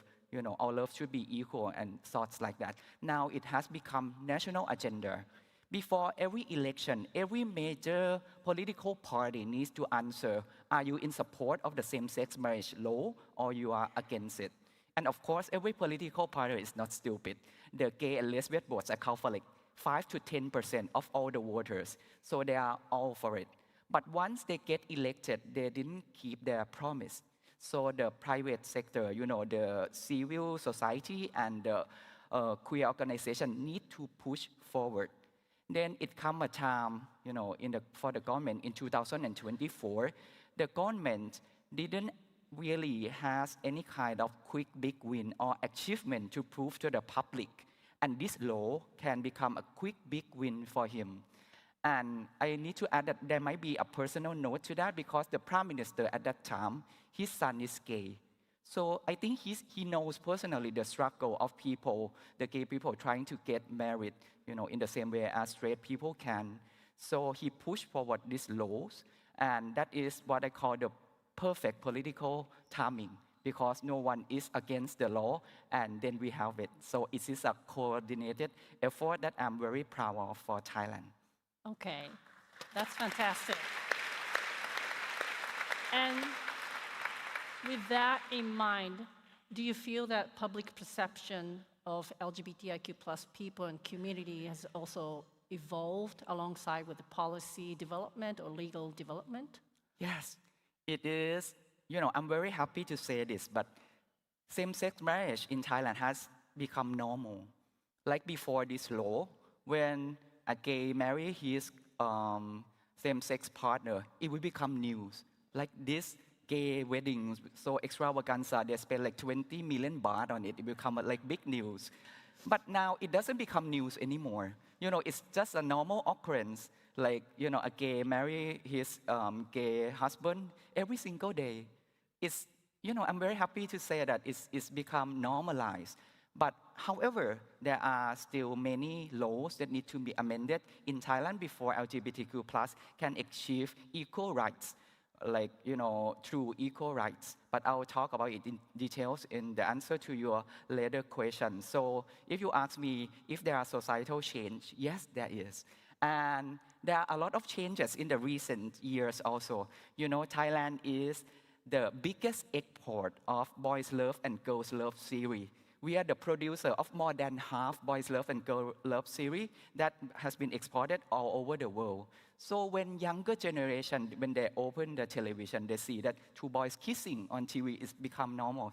So this thing become normalized, and that's also thanks to the same-sex marriage as well. So I think in terms of the social impact, this law is very significant and is moving Thailand into the right direction. Sounds great. All the talented queer diplomats should probably be sent to Thailand and Of course. LGBTIQ plus friendly countries. Yeah, queer diplomacy as well. Yeah. Great, thank you. Thank you. And I'd like to move to Zahara. Hi, Zahara. Thank you for being here. And on a personal level, you have been an inspiring advocate for the LGBTIQ plus community in India. Can you share with us what motivates you and how your personal advocacy plays a role in your professional life? Thank you so much for having me. Great. Am I audible clearly? Yes. Awesome, awesome. Thank you for the question. The reason to be the role model, right, has been extremely selfishly inspired. I grew up in a culture where there wasn't words to describe my identity. And please don't start counting my age. I'm not very old. As a bisexual woman,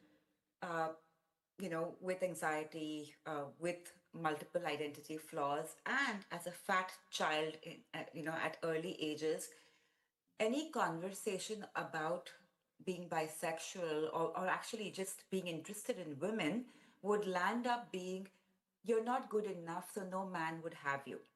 And so I really felt that I spent decades of my life hiding myself. I spent decades of my life invalidating any ounce of confidence that I could ever feel.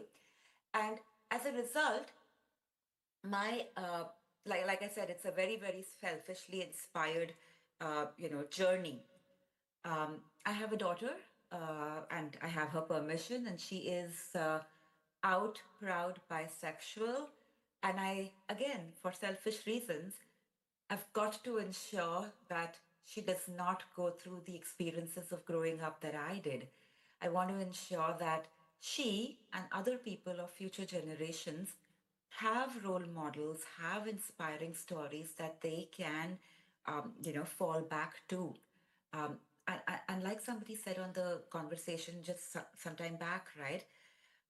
Cultures don't really happen only in organizations or only in classrooms. They start in the grassroots, right? They start with NGOs, they start with law, they start with societies. Very early in my life, I had friends who were going through transition, and they really struggled being able to just rent an apartment out because of the fact that people would not be willing to have transgender folks have rental apartments in their societies, in their residential complexes. So I think the need to be a role model existed before I joined Accenture. But I must tell you that the only ever time that I was able to go past, am I good enough in my head? Am I valid? Is my experience valid? Was the first time ever at Accenture about 8 years ago when I started to feel that, you know what, here's a culture, here's a system, here's an ecosystem which will accept me for the value I bring to the table and not bind me by my sexuality, my preferences, my gender, or any of those things. And so I think that's the reason why it's been really important for me to kind of ensure that I can be the role model that others inspire to be. And I think more importantly, I've had the good fortune of having great backing at Accenture to be able to set up our Pride ERG in India. And it's absolutely amazing when I speak with the Pride ERG, how each one of them are role models for each other, right? In micro moments, right? When a leader shows up for them, they will share it with everybody else, and thus we are creating another system where we feel validated. Um, we have, affirmative conversations where we are able to talk about how being a role model changed somebody's experiences in society outside of Accenture. Because again, you can't really be an ally at Accenture. I have this fantastic conversation I had with a parent. And when her daughter first came out to her as a lesbian, uh, she said, I would have not been ready to be a parent that my daughter needed unless I was at Accenture. So she had been with Accenture for a decade, was the inclusivity was ingrained into her so much that she said she was able to be a better parent thanks to Accenture. So I do feel that the need for role models is essential. And my story has been very selfish at that. No, it's a fantastic reason, selfish reason, I find. And well, first and foremost, add something, right? Thank you for sharing such a deeply personal story with us. And my next question to you is so keeping that APAC LGBTIQ plus inclusion in context, and then based on your personal experience, can you tell us about the let's say, biggest perhaps challenge and opportunity in India in advancing, particularly in the corporate context? What are the challenges and the opportunities in the coming 3 years in India? I think it's a great question, right? If you think about challenge, Pride is not celebrated in moments because you can really celebrate one milestone event, but if you forget Pride to the rest of the times, it doesn't really stick. It doesn't really cause inclusion. I recall the moment where one of our leaders on a town hall with tens of thousands of people referred to using the wrong pronouns for somebody he was introducing. Uh, he could have completely not mentioned anything about that at all and moved through the conversation. But as soon as he got a chance again, he stood up, he owned the mistake without overtly apologizing, used the right pronoun, and went on with the conversation. I loved what Senator said, right? We've got to normalize. And so the way to normalize is to realize that I'm not just a bisexual person. I'm a bisexual woman, a parent, somebody who has a disability, somebody who is on the obesity lens, somebody, and along with that, I have these privileges, right? I have the opportunity, to have a voice, I have agency. So I think the biggest challenge will be if we keep thinking about gender as one agenda, pride as one agenda, PWD as one agenda. And the biggest opportunity is just facing that head on, right? To say, how do we bring intersectionality at play every single moment? We recently celebrated caregiving time and caregiving season. And in that caregiving season, we were able to bring, you know, same gender parents, we were able to bring, single parent, we were able to bring poor parents, like furry parents. And how do you make a celebration about as many identities? Because again, we all exist in intersectionality and not in isolation. So while there is a challenge, I think the opportunity is even larger.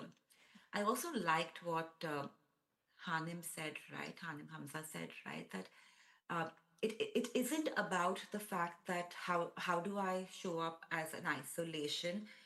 We are in Asia, we are a culture of grassroots up.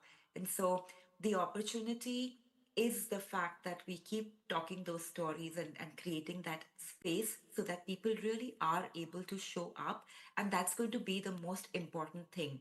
Because a one size fits all inclusion will never unlock the kind of potential that Asia as a geography has to offer. Our greatest opportunity will exist when we appreciate the full complexity of a human being and bring that dimension to work, to engagements, to NGOs, everywhere, right? So one opportunity that definitely is where uh, our NGOs yet need to embrace, intersectionality fully. I do see more and more workplaces definitely embracing intersectionality, and I'm proud of the fact that every time Accenture is looking at a policy, we were among the first to introduce facial reconstruction outside of plastic surgery, recognizing the fact that facial reconstruction is not plastic surgery for a trans person who needs to show up every single day and be confident in their spirit. Parental leave, as much for for same gender couples who are going through bringing in family, surrogacy or whatever.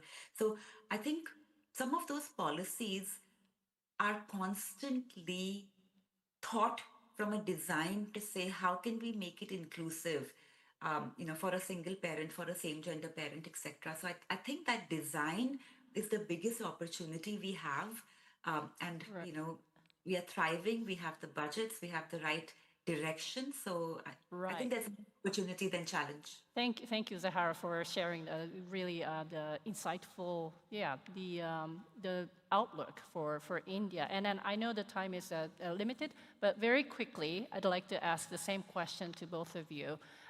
What do you see the opportunity or perhaps challenges, but maybe perhaps opportunities for LGBTIQ plus inclusion in the corporate world in China and Thailand? Hanim. In China, well, okay, it's still, I think, a way to go. But what I think I would like to impart, I mean, there's lots that's been said that resonates, and I think we all agree on. But to each of you here, I mean, what does it relate to you? You're Europeans, and you would have the influence that you don't think you have. First of all, it shouldn't just be an echo chamber. You should also get your biases checked. You can go online now. Harvard has it, and many other organizations just constantly every couple of years just check your biases and just make sure that you are also in check in terms of things that you can influence and think differently. And then just you have this great network that you can try, as Zahab said, it's all about grassroots. So any opportunity to influence, I think that's where it is. And you have to think of it as a diversified, very different market that is fragmented, different. So it's not like an imported policy from the West that would work. It's different. There's opportunities to be innovative, to do it differently in Asia. More localized context, a culturally nuanced approach. Thank you. Correct. And Pornchai. Well, for me, the biggest obstacle as the legislator is that our government come up with excuses to delay the amendment to the law that will, produce more inclusivity. So I think delayed justice is injustice. That's our biggest concern, biggest obstacle. But the opportunity that I can see in the next 3 years is that, that Thailand, Bangkok actually is bidding to be the host of World Pride 2030. If we can get to be the host, thank you. If we get to be the host of World Pride 2030, there will be a certain deadline. We need to amend at least 4 laws, that will benefit the LGBTQ community in Thailand so much, and not just Thailand. It will send ripple effects to other Asian countries also. The first law that needs to be amended is the gender recognition law.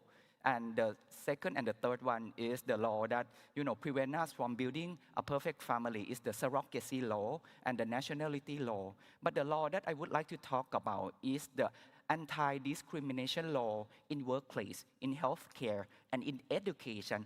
And if we can achieve that, it will unlock the true potential, the superpower inside all the LGBTQ+ community in Thailand, and then I think in Asia. That is very important. So Absolutely. Take us to Thailand 2030. So please give a round of applause. We all want to go to Bangkok. The wonderful panelists. Thank you. Thank you, Zahara. Thank you so much. Yes, thank you. Thank you. Thank you, Yuli. Thank you. Fascinating. Thank you very much, Yuli. Thank you very much to all of our panelists. Loving that little sales pitch there from Pornchai, sneaking that in at the end, unashamedly. Okay, time has flown by. We need to do this rapidly. In a moment, I want you all to remain seated, please. You'll be released for a break, and then your breakout sessions are going to start. Here's some housekeeping to share first. The locations of the breakout sessions should be on the screen behind me in just a moment. And the breakout session that you registered for is indicated on your badges, okay? The building can be a bit difficult to get around, so if you're struggling to find out where you need to be, look out for one of the Workplace Pride volunteers. Guys, are you in the room? Workplace Pride volunteers? There's one. No, and at the back as well. Okay, so people are around to help you. What else? The lunch break will run from the end of the breakout sessions at 11:15. From the end of the breakout sessions at 12:30 until 1:45. So breakout sessions 11:15 to 12:30, lunch 12:30 to 1:45, and lunch will be in the Great Hall, which kind of sounds very Harry Potter, but it's a fancy name for just the big empty space straight out of this room. And we meet back here at 1:45, okay? So for the moment, if everyone could just remain seated just for a couple of moments as our volunteers escort the participants in the Vantage Point Executive Series out of the room. So those people may now go. Or not. Okay, so those people head off, and that's it. I will see you all back here at 1:45. Have a fantastic breakout session, and enjoy your lunch. Goodbye.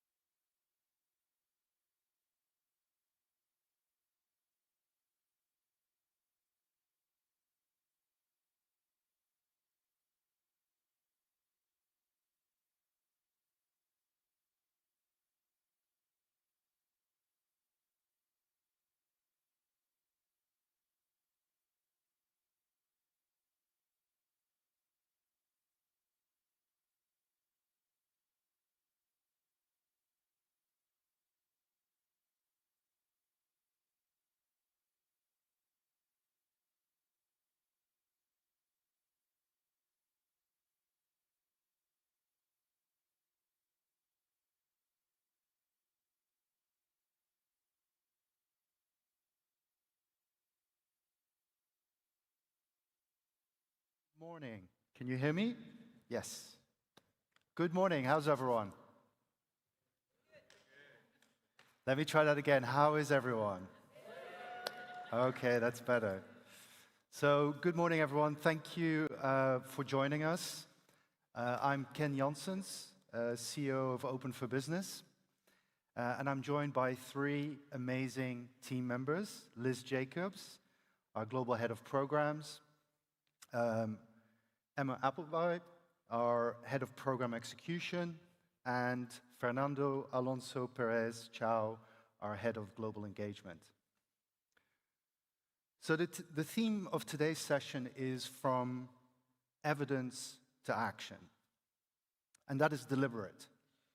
There's already a substantial evidence base showing that LGBTQ+ inclusion supports stronger businesses and more competitive economies. The more difficult question is what leaders do with that evidence when the environment becomes more contested and in some markets, higher risk. Our aim for today is not to pretend that there is one perfect answer.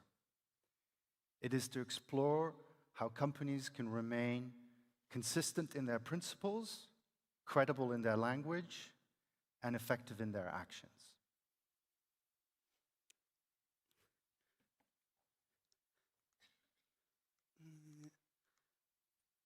Perfect, thanks, Ken. Hi, everyone, I'm Emma. So I just wanted to give you a quick rundown of what this session is going to look like. So first of all, Ken is going to give an overview of why this session and why now did we want to put on this session. Liz and Fernando are then going to give a brief overview of Open for Business and the economic and business case for inclusion, giving you some snapshots of the different data that we have and use in our work. And then we're going to go into a couple of different discussion topics. So firstly, how businesses are using the economic case in their work. And secondly, how businesses can lead with consistency in a difficult environment at the moment. And then we'll finish with some actionable outcomes. And we've got various Mentimeters throughout, so we're hoping to keep this quite interactive as well. So I will hand over to Ken. Great. So the environment for LGBT inclusion has clearly changed. We've heard that throughout this conference. Inclusion is more politically contested and for many companies feels higher risk than it did only a few years ago. So leaders are navigating a widening divergence between markets, new legal and regulatory questions, pressures from governments in some cases, and greater scrutiny of corporate positioning. But greater complexity does not make inclusion less important. It makes clarity more important. At Open for Business, we often use the line, silence is not a strategy.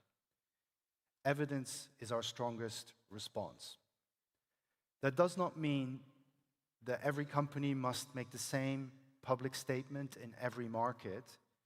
It means leaders need a defensible, evidence-led understanding of why inclusion matters and how it connects to their business. Our role is not to replace complexity with a slogan. It is to replace simplicity with clarity. So before we share our own perspective, we would love to hear from you. So if you could scan this Mentimeter code, and you'll see, you'll be asked a question, what one word describes the current inclusion landscape in your organization?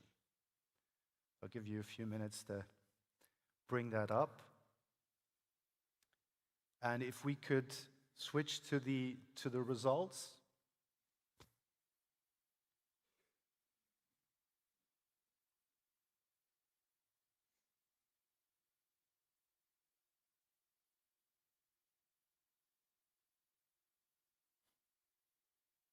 Interesting. Give that a few more seconds. We're definitely going to take a screenshot of this.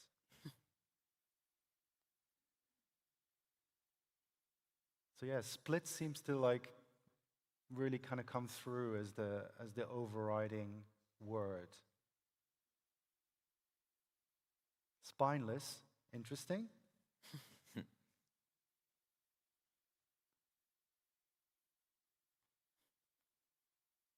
Yeah, very interesting. Well, thank you for contributing. Really interesting to sort of get a temperature of the room and how people feel, you know, the current inclusion landscape is at your organization. So I'm now going to hand you over to Liz, who's going to take you through the Open for Business approach. Thanks so much, Ken. Hi, everyone. I'm Liz Jacobs, the Director of Global Programs at Open for Business. And at the core of what we do is make the economic case for LGBTQ+ inclusion. And we do that in 3 ways. First, we run a coalition of global businesses that are dedicated to inclusion, not just within their 4 walls, but also within the societies where they operate. We also conduct research and reporting aimed at systemic change for LGBTQ+ people, essentially showing that more open and inclusive societies have better, stronger economic outcomes. And then thirdly, we run programs in 3 regions of the world at the moment. That's Southeast Asia, East Africa, Central and Eastern Europe. And those programs take the research, evidence, and insights that we create and activate them through our networks of global business leaders and civil society networks as well. And I think it's important to remind ourselves why we do this. So we want to see increased legal protections for LGBTQ+ people, things like decriminalization, marriage equality, anti-discrimination. We also want to see increased cooperation between business and civil society. We feel very strongly that business should, yes, absolutely participate in Pride. We love that we're all here. We all love that you're contributing. We also want those businesses to provide safe spaces in all of the places where they work. We want them to share resources, do pro bono, and we believe that this relationship can be strengthened over time. We also see that a strong business voice on LGBT inclusion is really important. In parts of the world, business is actually at the forefront of LGBT inclusion and is ahead of some legal contexts, and will be able to provide safe spaces, benefits to their LGBTQ+ employees. On the other side of that, in places where maybe the legal framework is very positive for LGBTQ+ people, that doesn't mean that they are not still experiencing discrimination, harassment, and actually business can be, again, a safe space for the LGBTQ+ population. And we want to see improved social attitudes. So we believe that the human rights case is absolutely essential. We then take the economic case and provide data and evidence to show, again, that more open and inclusive societies have better economic outcomes. And that actually helps everybody. So if we can flip that narrative and make it not just about LGBTQ+ people, but actually everyone is going to benefit from inclusion, we see that as one of the ways to move the needle forward. So this map is a good indication of some of the evidence that we are talking about. So an example is the OECD did a bit of research showing that by 2050, if the United States was able to close LGBTQ+ employment and productivity gaps, it would be able to increase its GDP by 2.6%. That's going to be a huge, huge number. The World Bank also recently did a study in Brazil, which showed that Brazil was losing $18.2 billion per year due to LGBTQ+ discrimination. And our own research has looked at estimates costing countries and regions like Southeast Asia $32 billion annually due to LGBTQ+ discrimination. And in East Africa, similarly, we found that there was an estimated $5 billion annually that the region was losing due to discrimination.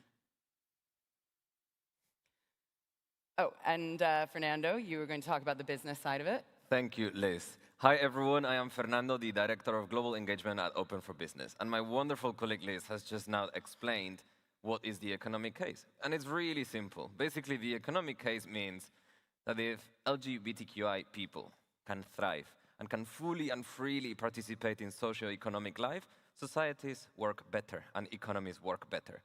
And of course, this is really important for businesses operating in those societies, because if they include LGBTQI people in their workforce, they also tend to operate better. And to prove or demonstrate that, we've been doing research for years, looking at the biggest, largest listed companies across different markets: the US, the UK, Australia, Germany, Switzerland, and in 3 weeks, we're publishing one in Brazil, South Africa, India, and the Philippines. No spoilers, so please do read it in a couple of weeks. And the results are striking. Companies that are more inclusive towards LGBTQI people are 2.3 times more profitable than those who aren't. Those companies in Switzerland that are more inclusive towards LGBTQI people are 2.2 times more likely to be market leaders. And they have a 44% ROE differential. And you're probably thinking, okay, it's very simple. If my company is not doing well, I'm just going to hire a bunch of gays and lesbians and suddenly the profits will go up. No, that's not what we're trying to say. And we need to look at this data and findings with really caution. Why? Because correlation doesn't really imply causation. However, it is very likely that if your company is investing in ensuring that people have psychological safety, that they can come with their full energy, that they can go to that country for that role that they really want with their visa approved for their +1, that they have the healthcare that they need to their specific needs, and so on, and so on, and so on. And probably everyone here is queer and kind of know that when you're happy in the workplace, you just perform better. So there's a very clear business case. So those companies who have understood that can see a differentiator towards those who don't. So this is basically the business case. And Fernando actually touches on one of the examples here. So when we build the business and economic case, we have a methodology that we use, which includes 27 propositions across 3 key bucket areas. So we look at economic performance, business performance, and individual performance. Now, I won't go through all 27 propositions, but as you can see, we have some examples up here that can highlight what we're talking about. So with economic performance, we will look at data that shows more open and inclusive societies will tend to attract skilled leaders from less inclusive societies, or what we often refer to as brain drain. We also know that the national reputation of a country can actually have a huge impact on its GDP, because once a country will pass maybe, say, an anti-LGBT law, that's going to impact things like travel, tourism. There are going to be lots of consequences to the fact that the world knows of this country as being anti-LGBTQ+. We also look at business performance, so things like attracting and retaining talent. We're able to show that businesses that are more open, diverse, inclusive, and transparent on LGBTQ+ inclusion are going to attract the very best talent. They're going to have access to the entire pool of candidates. And we see that that loyalty of people that are working for those businesses, they will stay. And I think many of you probably have had that experience of either working in an inclusive environment and wanting to stay, or the opposite and wanting to leave.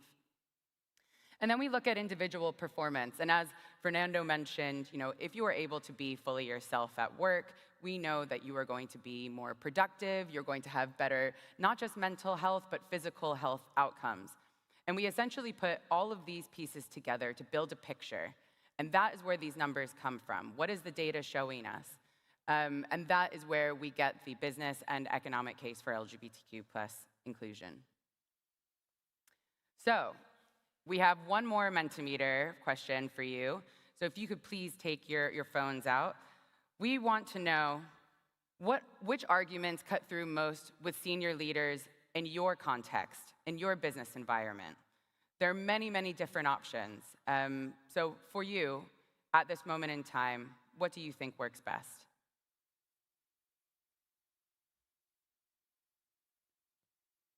And if we could pull up the Mentimeter again, please.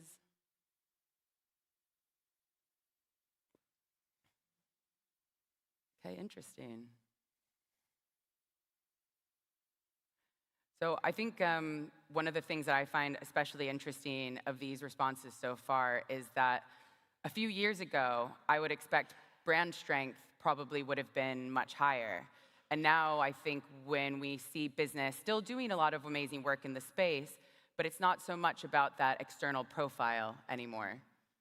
Attracting and retaining talent, financial performance, absolutely.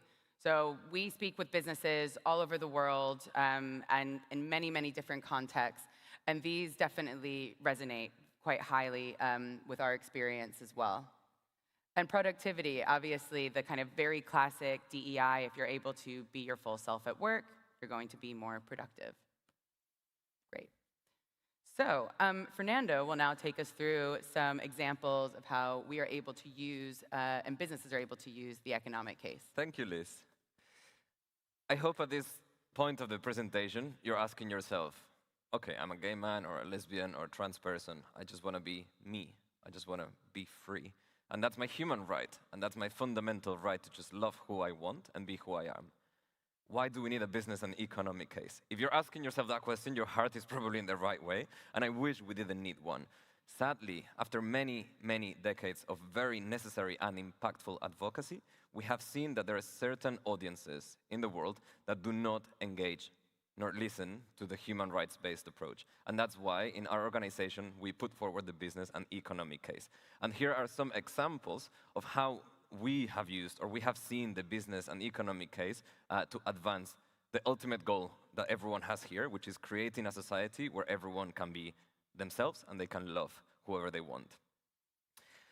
First one, open and inclusive societies are increasingly part of the competitiveness agenda.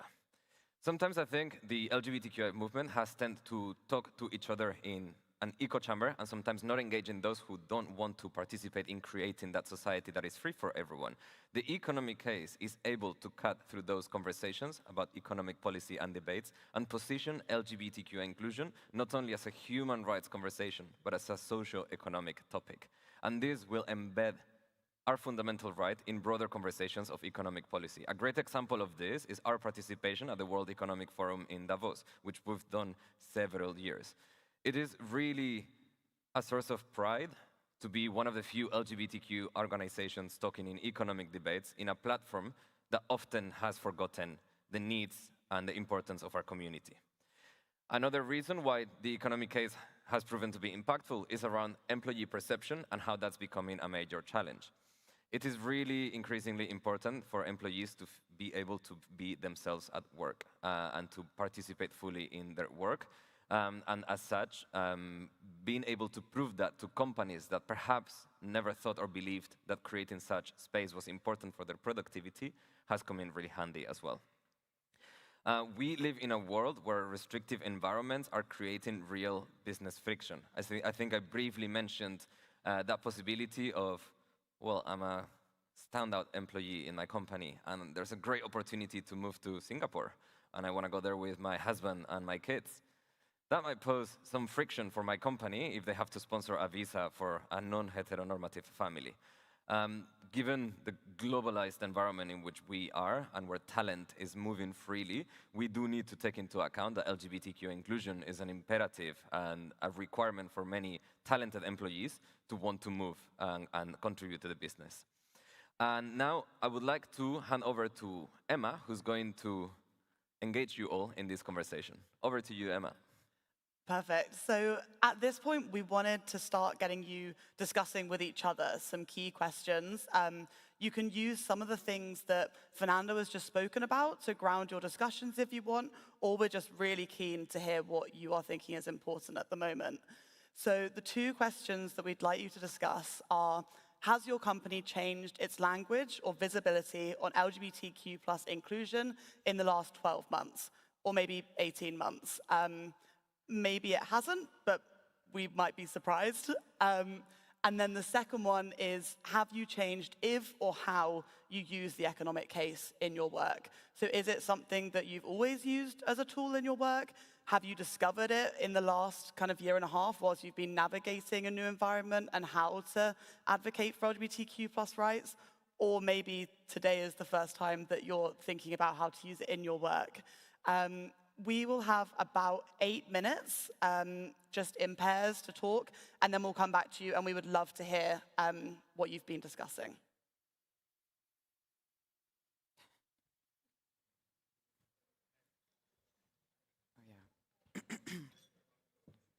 Sparkling?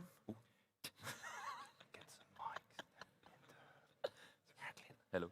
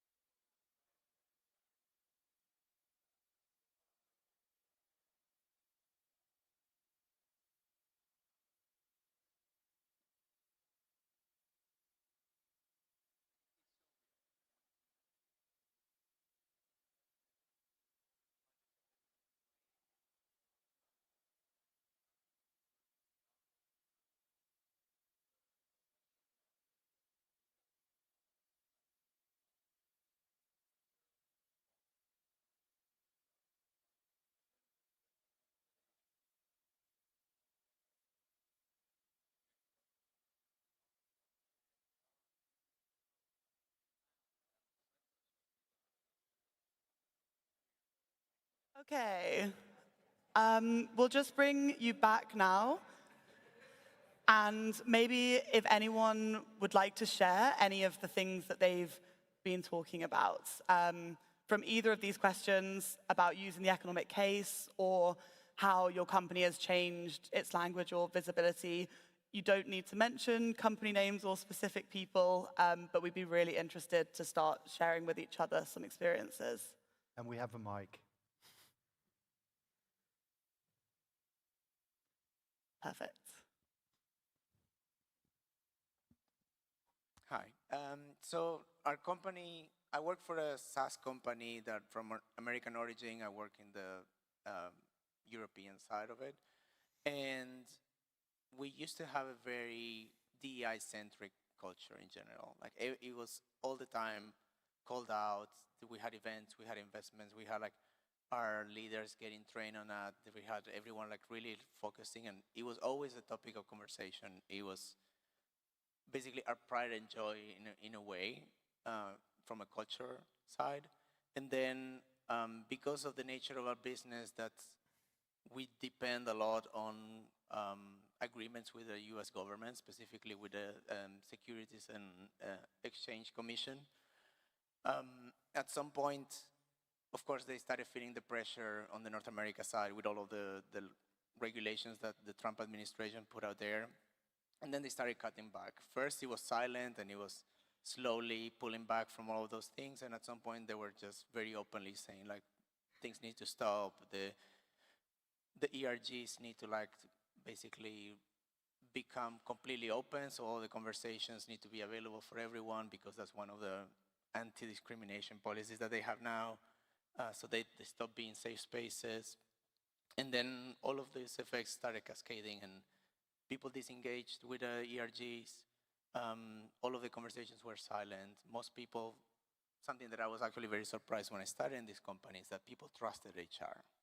It was the first company that I went that I felt like, oh, actually you can count on HR to like be on the side of the employees. And they seemed to be truly invested in people's well-being. And now all of the company has shifted to the side of like, it's just the same as everywhere else. They will be on the side of the business, and they will do whatever is convenient. They will not have a strong stance on this. So then I would say like the rainbow went gray in a way. And it's very sad, because there's a lot of our queer colleagues that also feel they don't have a space anymore. We had a lot of the very vocal people that silently, we don't know the reason, so we don't know if they were fired or they quit, but they're gone.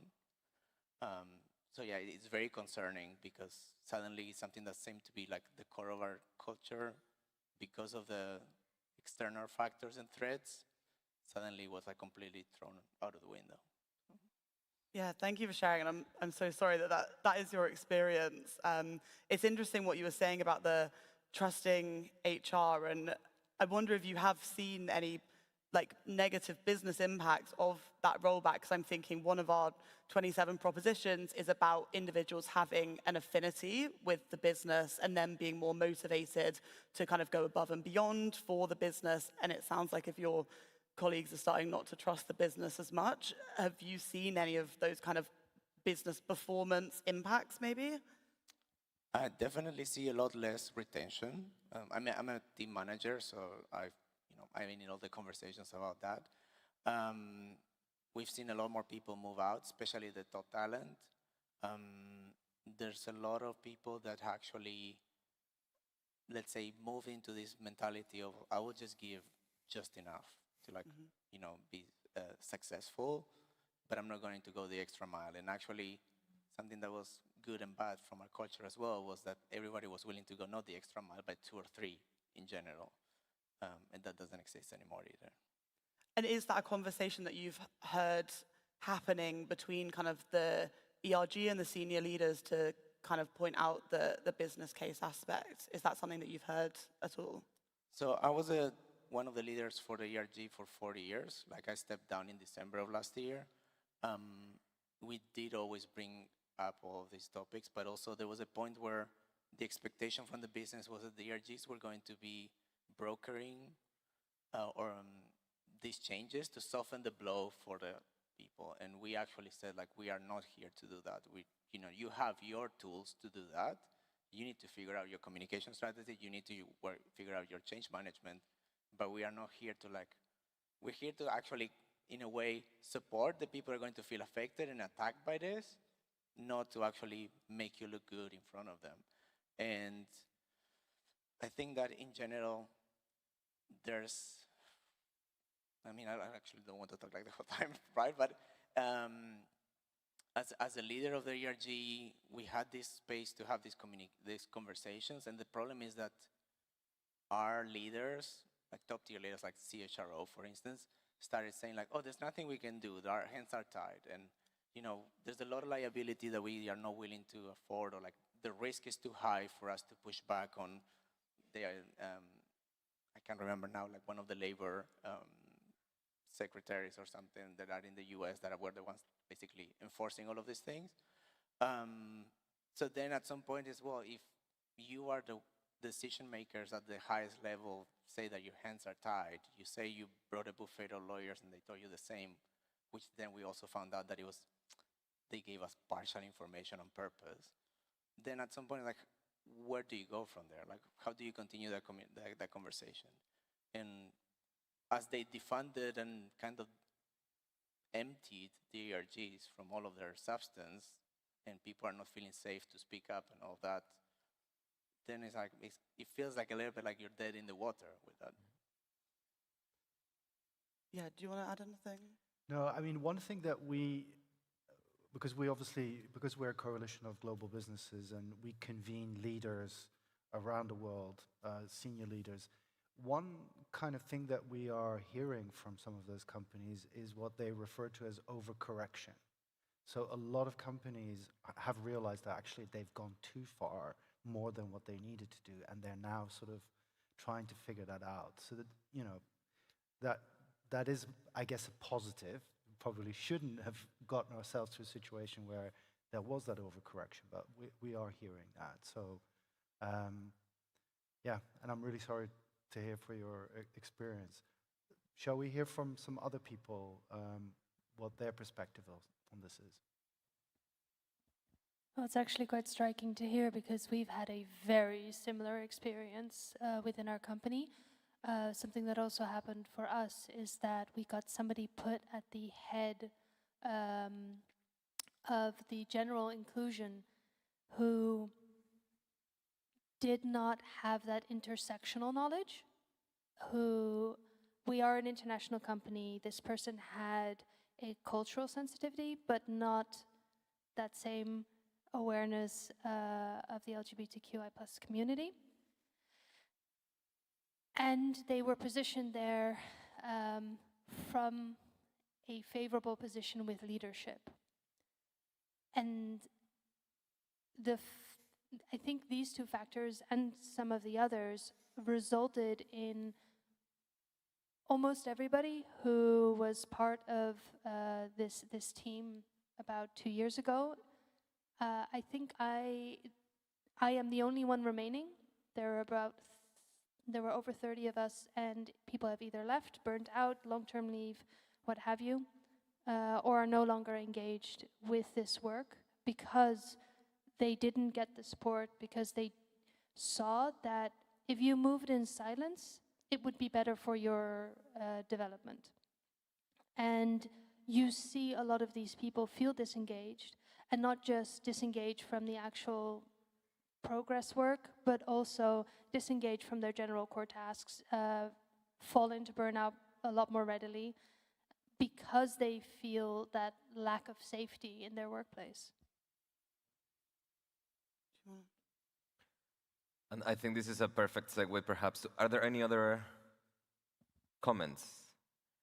I really appreciate all of you sharing your experiences within your different organizations, because we do acknowledge and see the impact that the current geopolitical context is having in diversity, equity, and inclusion. And perhaps we can move to the next part on using the business case, which I think is very relevant for the context that you just shared. The first point that you've already opened is around how companies are navigating the aftermath of overcorrection.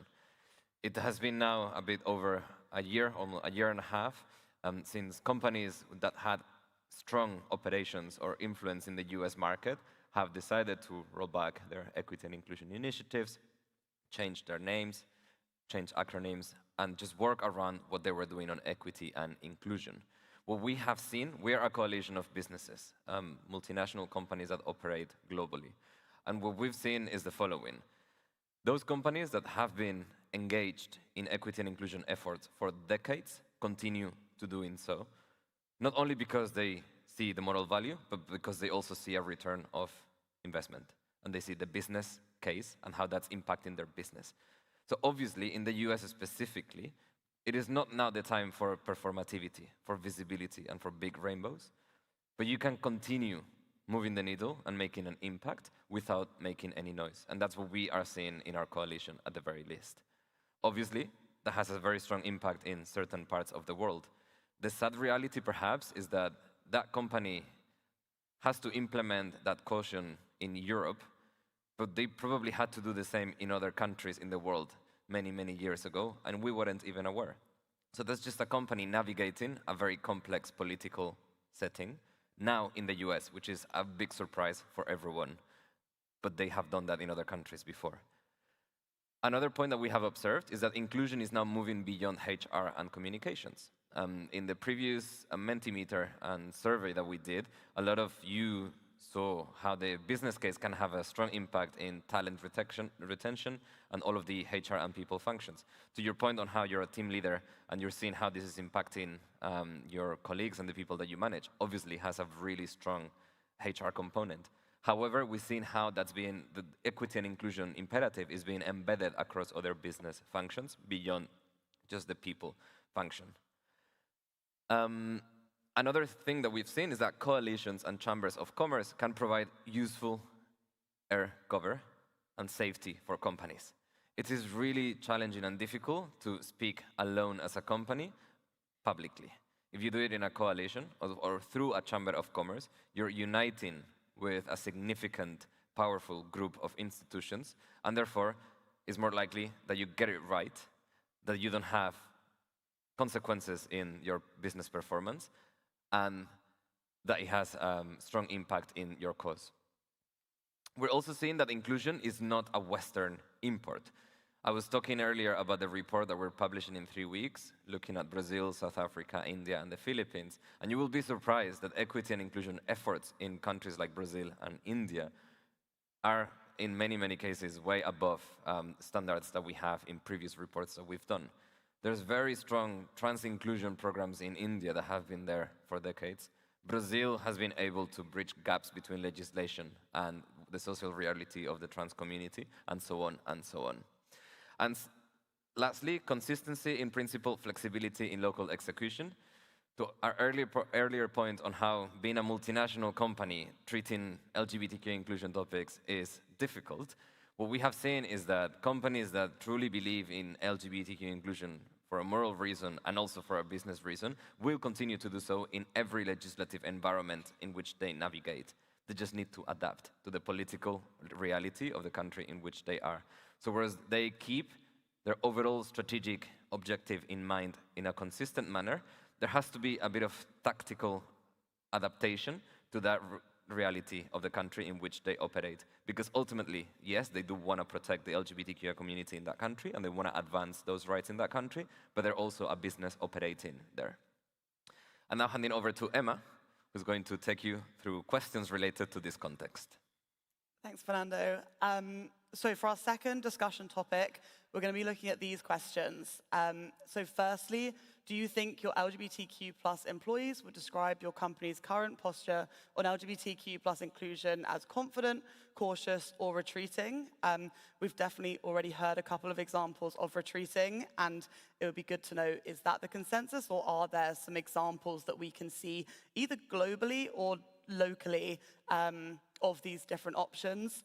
And then secondly, what strategies have helped you maintain a stable position on LGBTQ plus inclusion?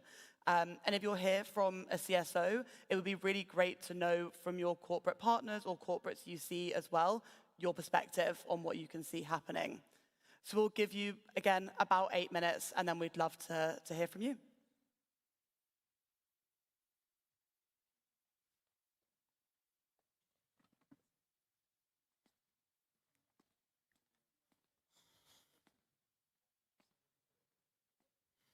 Cool. So we'll do that. Oh.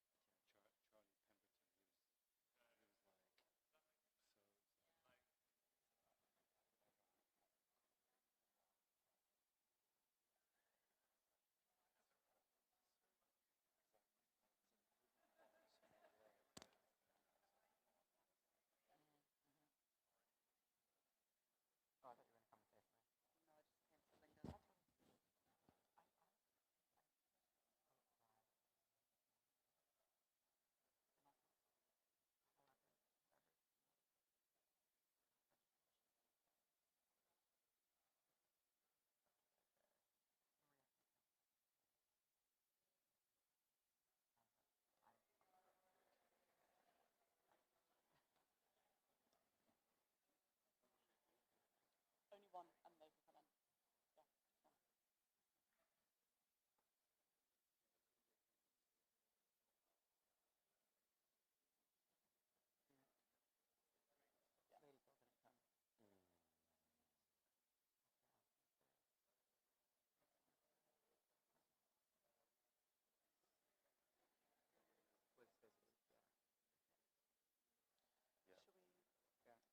We have.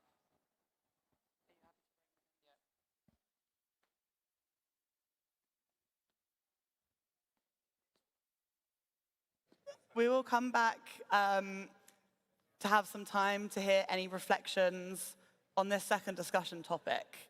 So does anyone have any thoughts, either examples that you've experienced yourself or that you've seen from other people about how organizations are reacting, and particularly any strategies at the moment?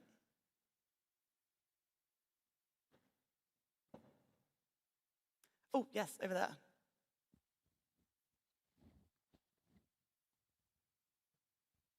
Sorry, I'm not going to stand up, but I'm Kai, I use they, them pronouns, and I work with Workplace Pride. So I don't actually see it from my own organization because we're very small. But from what I've seen from member organizations from Workplace Pride is that in this first question is about the current posture on LGBT inclusion, and it reads as they can only be one or the other. And what I've seen from most of our members, most of them honestly, is that they are confident and cautious, that they are retreating, but they are still confident in their retreat. They're doing it because it's the right thing to do, and they are staying with LGBT inclusion as much as they possibly can in a difficult society, but they're doing it confidently. So I think it's really all of these that many people are trying to do. Yeah, it's a brilliant point. Did you want to? No, I think we already live in a world that is very black and white, so I really appreciate your consideration about the gray areas. And there's always a positive consequence, perhaps, of disruptions in our society. I once heard someone say in a panel, so it's not my quote, something along the lines of, if all of this DEI madness is going to lead to less rainbows, but more trans-inclusive policies in a company, I'm here for it. So perhaps there's still companies who are doing that, and that's a positive change that we see in all of this. Hi. So in my company, the first employee resource group was created about 35 years ago, and it was the LGBTQ+ group. So, and now in the current political climate, we had to change our ways because our biggest customer is the government of the United States. So to be able to survive, we had to adapt. But what our leaders have told us is that we are there in the long run. So we are not rolling back things, but we're just adapting because this is 4 years, and hopefully, we will. So this is just adaptation. So what we are doing, I think, is cautious because we want to survive, but we are still being listened to. We are still, we are still allowed to continue with our events and everything, but we have to be very cautious in the way it's done.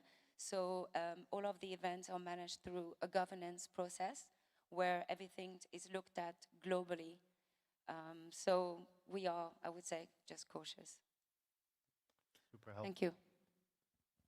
And I think that is a really good point as well about, it sounds like your company's been excellent at the communication side of things. So although it's being cautious, it sounds like the communication has been very clear about this being temporary, which is what we hear as well as a good practice. Exactly. And at the end of the day, pragmatism is not the opposite of progress. It's adaptation, as you said. So thank you for sharing. Hi, everyone. We had a really good chat. I'm in a global inclusion team, so it made me think of the start of last year, which was, as you know, a very turbulent time. And it felt to me like a huge sort of injection of fear had been put into our organization. And we were sort of like wading through that in many different ways. So like legal reviews, internal, external, lots of sort of like meetings with our leadership to try and like talk through this stuff, add clarity.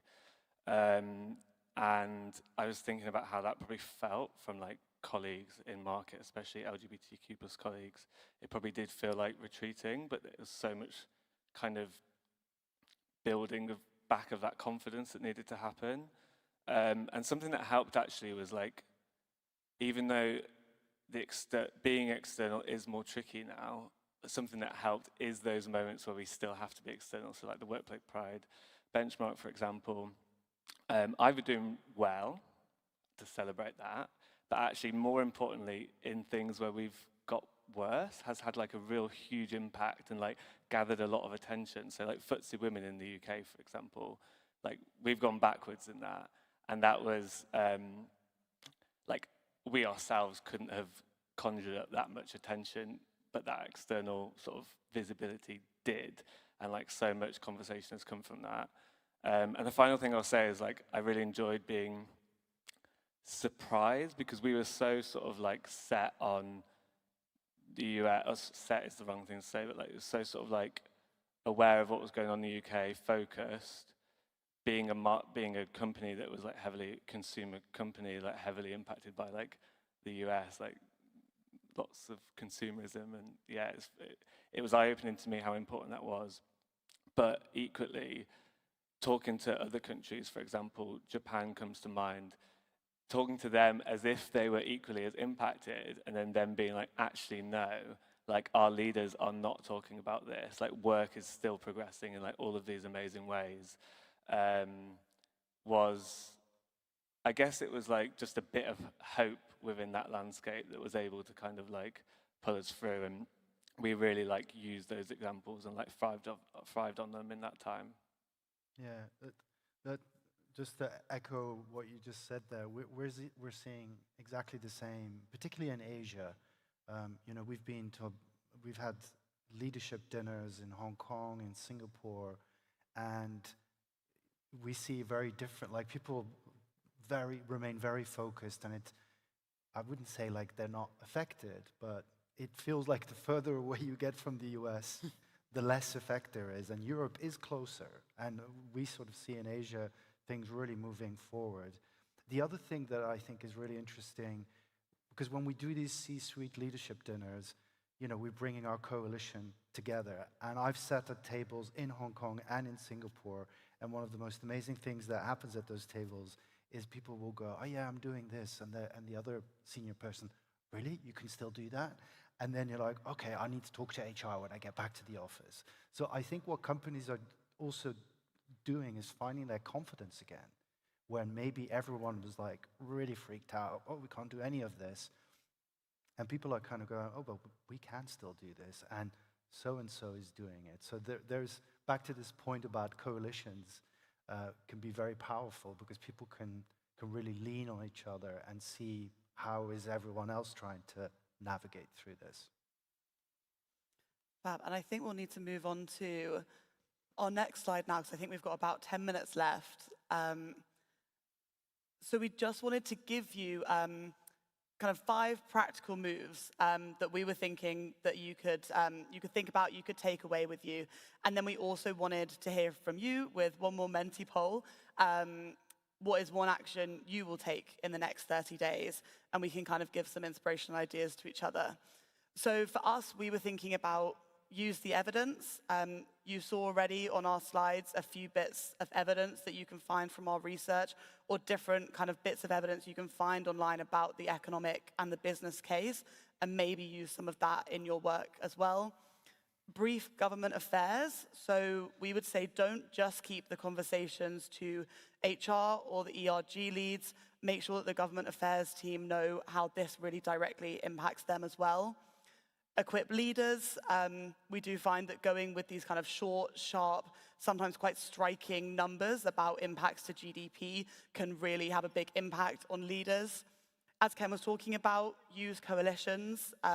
In some parts of the world, or during some circumstances, coalitions can provide a cover for you to be able to say what you need to without your organization just going out with its name just itself. And then close the employee perception gap. So I think this kind of comes back to what you were saying about communicating with employees about if you are retreating or if you're changing from being as external to being more internal, communicating that with employees to let them know that you're not fully retreating and this is why you're doing it for how long, so that they still know that the organization is being LGBTQ+ inclusive. So if you have a chance to go on the Menti poll, we would love to hear from you as well about what action you will be taking away with you.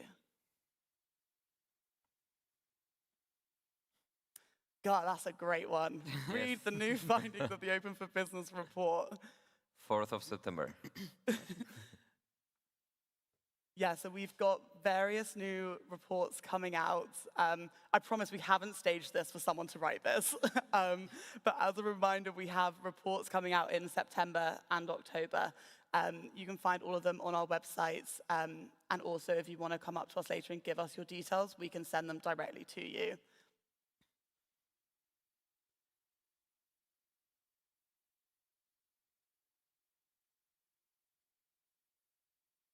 And by the way, all of our research is open to anyone. So if you go to openforbusiness.org, you will find nearly 40 research reports. So it's publicly available for anyone.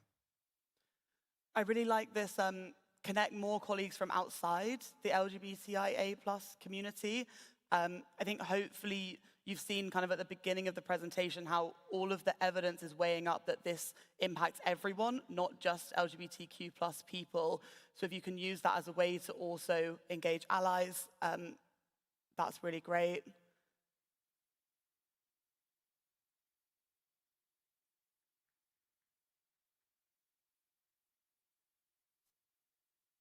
And I think, can we scroll down a little bit? I don't know if there's more.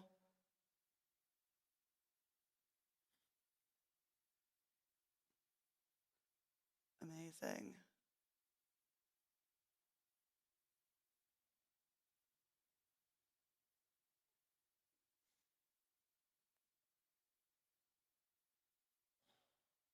I really like that sentence of quiet leadership does not mean doing nothing.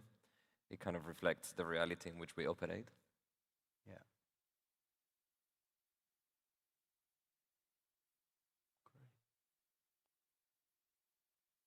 Great. Okay, thank you so much for sharing all of those. And so we'll go to our final slide. So thank you so much for interacting with us and being so honest. Really appreciate it. I just would leave you with three messages. First, inclusion needs to move beyond HR and communication. It needs to move into business strategy, governance, and risk. Second, companies can lead with consistent values while adapting their language and actions to local realities. And third, the economic case is not an abstract collection of statistics. It's a practical tool for conversations about talent, investment, productivity, competitiveness, and long-term growth. Inclusion is not only a values issue, it is part of economic prosperity. Evidence creates the opportunity to make the case, but evidence does not act by itself. Progress happens when leaders take that evidence into the rooms where decisions are made. Thank you very much.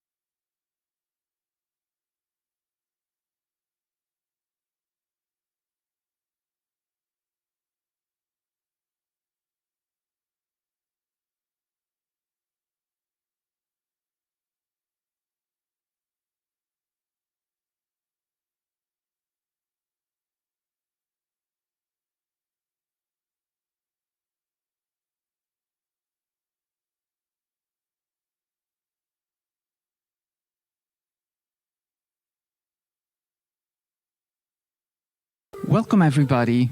It's nice to have so many people over here.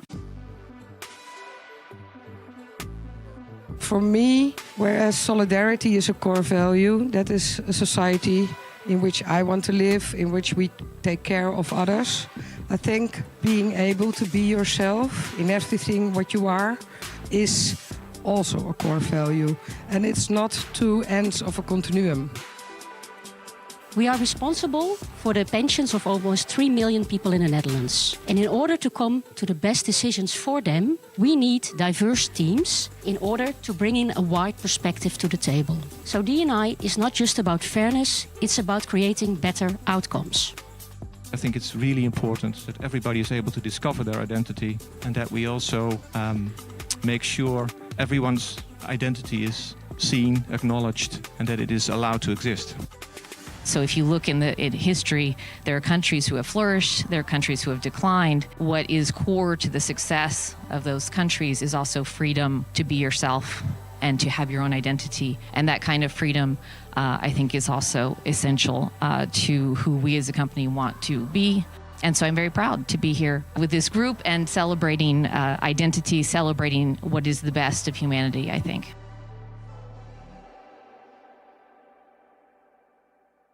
Yes. Oh, nice. Round of applause. A little ripple of applause, thank you, to those who did applause, to the people who didn't. Raise your game. Okay, welcome back, everyone. I trust you are all well-fed, spiritually, cerebrally, and also physically. You've enjoyed the good food. Your body is now doing that thing where you just want to kind of lie down, maybe, get horizontal, reflect on your life choices, that kind of thing. So we don't want that. All right, so maybe I'll come in and I'll ask a few of you some questions in a second. But first of all, we're going to play a game. A little game. I want you to stand up geez, people are already ready to stand up. Wow, look at the power I have. This is amazing. Okay, stand up if the statement that I read out is true for you, and stay seated if it is false. Okay? Ready? Yes, you understand those instructions? Yes, good. Okay, the first statement is, you have at some point today nodded during a conversation even though you weren't listening. Oh, this is vulnerability. It's a safe space, guys. It's a safe space. Thank you, thank you. Okay, you can sit down. Okay, you have at some point today used one of these phrases. Let's take this offline. I'll loop you in. Let's circle back. Stand up if you used any of those. No? Oh, we've got a corporate speaker here. Good, good. Thank you. Thank you very much. That's good. All right, stand up if the organization that you work for has really invested in DEI. They are fully in, lived experience, everything, 100% committed. Excellent. And sit down if it's just a page on the website. You fear it's just a page. No, good. Or some people are in dubio, some people are not sure. Good. Okay. Okay, still some work to do, but this is good. All right. Okay, let me come in and talk to some of you now, just briefly. Let's see, who have we got? This is the bit where I come into the audience. Usually, I try and head to the person who looks like they least want to talk to me. Some people looking dead straight, no eye contact, I love it. This lady, for instance. Yes, her first reaction is no. Come on, stand up, what's your name? And which organization do you work for? Oh, yes! Encouragement, that's what the community does. So what's your name and which organization are you from? My name is Denise and I work for a healthcare organization, GGZ in Geest. Okay. I'm a social worker. Okay, social worker. Yeah. Oh, very noble, lovely, we love that. What's an idea that's been shared today that stayed with you the most, would you say? To be an ally and stand up for people that need that. Okay, how are you going to stand up? Yeah, that deserves a clap. Come on, good. Allyship, always. Lovely. So tomorrow, you see something happening and you don't agree with it, you think that person may feel unsafe. What are you going to do? It's the workplace. It's difficult. It's not easy. No. I think maybe to teach my other colleagues with information that maybe they don't know. Lovely. Yeah. Yeah. Speak up. Lovely. I love it. Good. Thank you very much. Okay. One more reflection. Oh, this guy even shook his head. He doesn't want. He's like, no.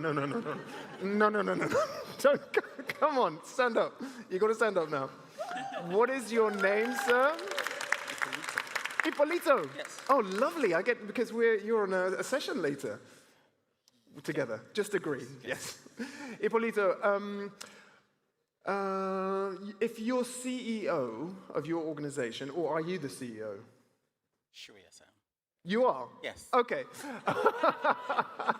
What are you going to take back and tell the rest of your employees about this event today? What are you going to tell them? It is possible. It is possible to keep changing the world for the better, even amidst so many atrocities in the world.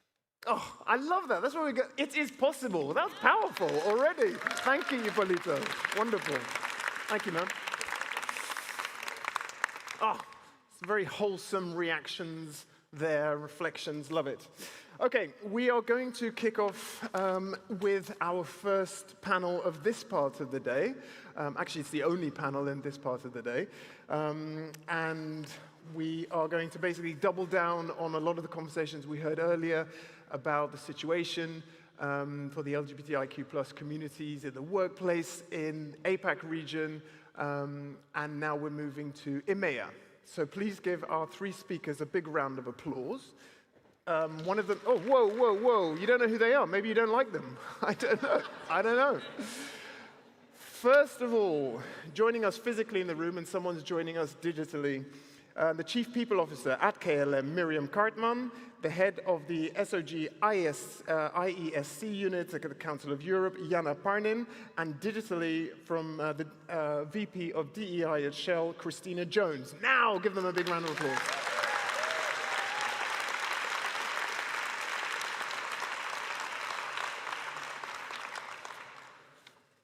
Welcome. And yeah, Christina's online. Fantastic. So take a seat where you'd like. Take the pink one, eh? Yeah, Yes. matching. Excellent. Okay, well, thank you for joining us. We have 30 minutes, or now 26 minutes on the clock, so I'll try and free up 5 minutes at the end for you guys. So please listen well and formulate some ideas for questions. Let's start off with, I said we're going to build on what's gone before. Let me start with you, Miriam. Your company, as well as Christina's company, you make money doing business in places where a lot of your colleagues could be arrested for simply being who they are. In the case of KLM, even you're flying people to places where in your own departure lounges, same-sex couples couldn't hold hands. So with that in mind, kind of tell us how do you try and build an inclusive culture in the workplace with those sorts of challenges? It's a good question, and it's a difficult one also. And I'm just broadening it a little bit beyond EMEA scope, because we are a Dutch company, part of an international group, but we fly all over the world. So we bring our colleagues all over the world, and we have, of course, of every spot in the world, a lot of people working. But the majority of people working here in the Netherlands. So if I start with our flying staff, which we bring every day all over the world, our first priority is safety. And we know we fly to countries where not everybody can be themselves, and safety, and we had an example this morning already, what you do after arrival. So we well prepare, we do very in-depth research in countries, what can be done, what can't be done. So in order, and that's our first priority, to make everybody feel safe and able to act safely when they are at their destination. Our crew is there, let's say, 24 hours. So they spend free time there, but we want to make sure that it's safe. Mm-hmm. So we provide them with a lot of information about what you can do, where you can go, where you can't go, or what in your behavior is not the best thing to do. And of course, it's challenging because we want, and that's also the theme of today and every day for me, everybody should be able to be him or herself. Mm-hmm. But that's not always possible, and that's also reality. If you cover all the world, and also, especially in EMEA, it's a mosaic of countries with different cultures, different religions. Mm-hmm. So you have to make use of every local knowledge you have in order to make it as broad as possible for people to behave like they would like to be. But at this stage, it sounds as though you basically just give them a briefing document and then kind of that's it. So is there more that KLM does in sort of in practical terms to keep people safe, or to make the situation even better, more positive? Yeah, and honesty is we are limited in our possibility to make it in a country better. We do whatever we can. Also, when we start new destinations, we do really reviews about the destination, what's possible and not. That's really more than a briefing.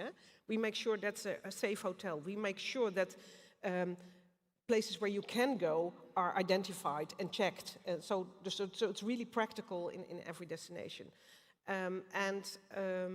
For our local staff, we really make use of the local communities to make things discussable. And we do that in a broader perspective, not only on gender diversity, on sexual diversity, but also, like, say, neurodiversity.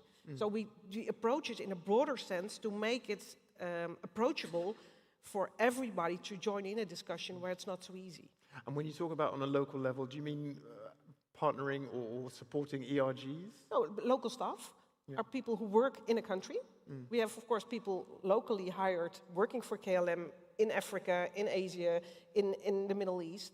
So there are local staff and working for our company in the Middle East, for example. And I understand that you worked in Oman for quite a while yourself. No, I didn't. No, you did not? No. Oh, okay. All right. No, I didn't. Oh, Christina did. I'm sorry. I'm sorry. No, Christina I didn't. did.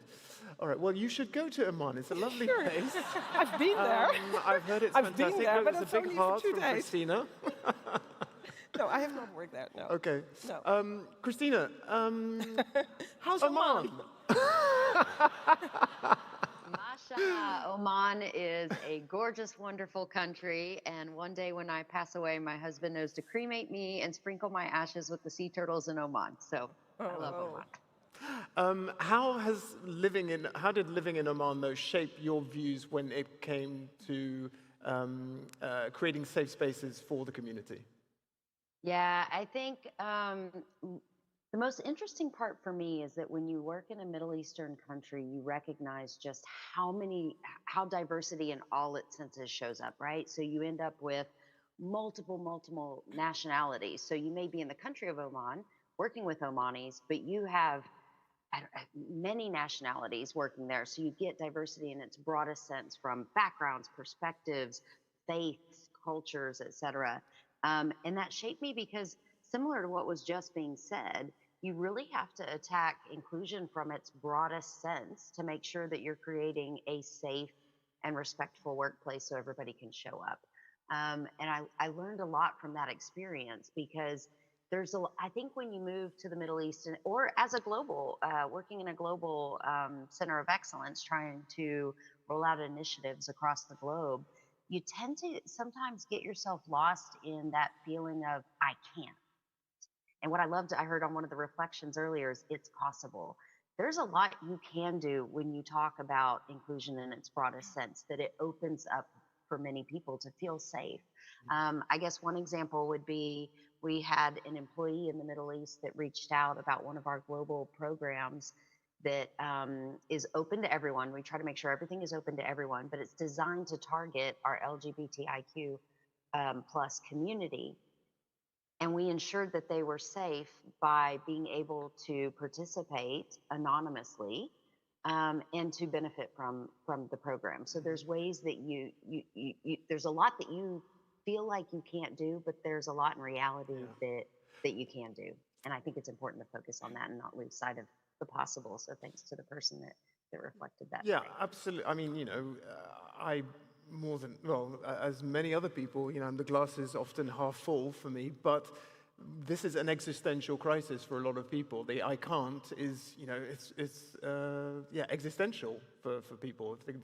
It's illegal to be in a same-sex relationship. So I guess, at what point does even being active, even doing business in a country, in a region, become a kind of statement in itself? Like,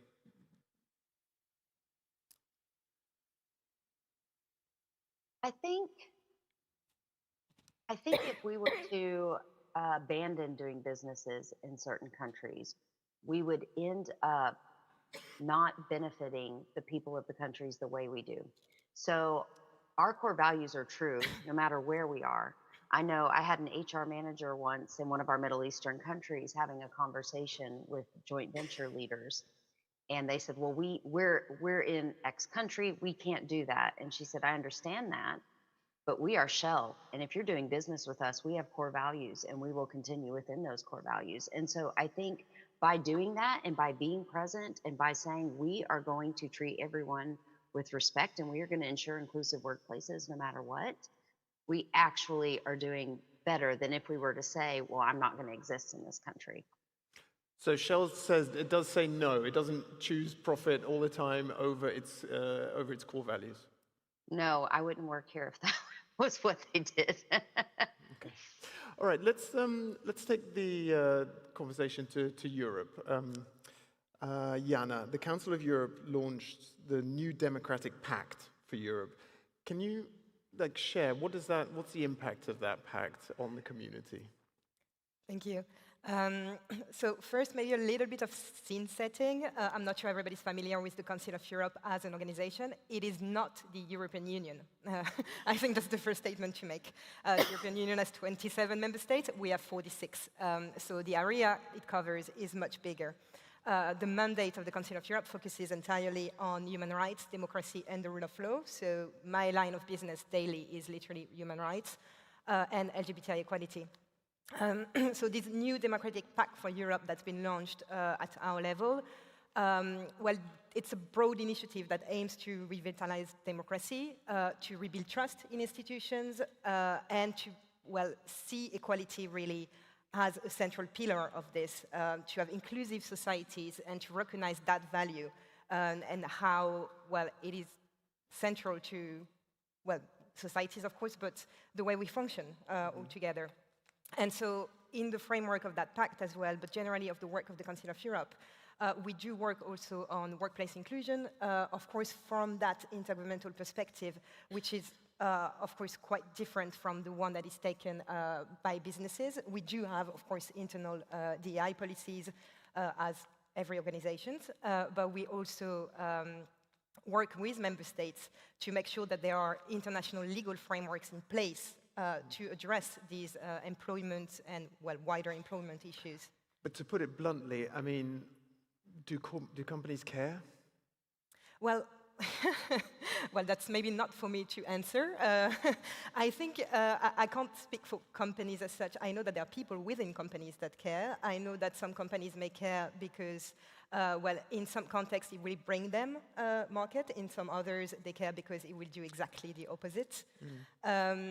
So it really depends, but our work is directly with member states, but in the sense that they will put up the conditions for businesses to develop that side of their work, because there are obligations that rest on member states, but are passed on, sort of. And I know that sometimes the link between democracy and workplace inclusion is not necessarily visible, but the workplace is where everyone on a daily basis experiences participation, for example. Participation is at the core of democracy. And that's something that you see that on a daily basis. If somebody cannot participate fully at work, how can they participate fully in society? Not only because, well, they may feel like they don't belong, but also because of the economic consequences for them.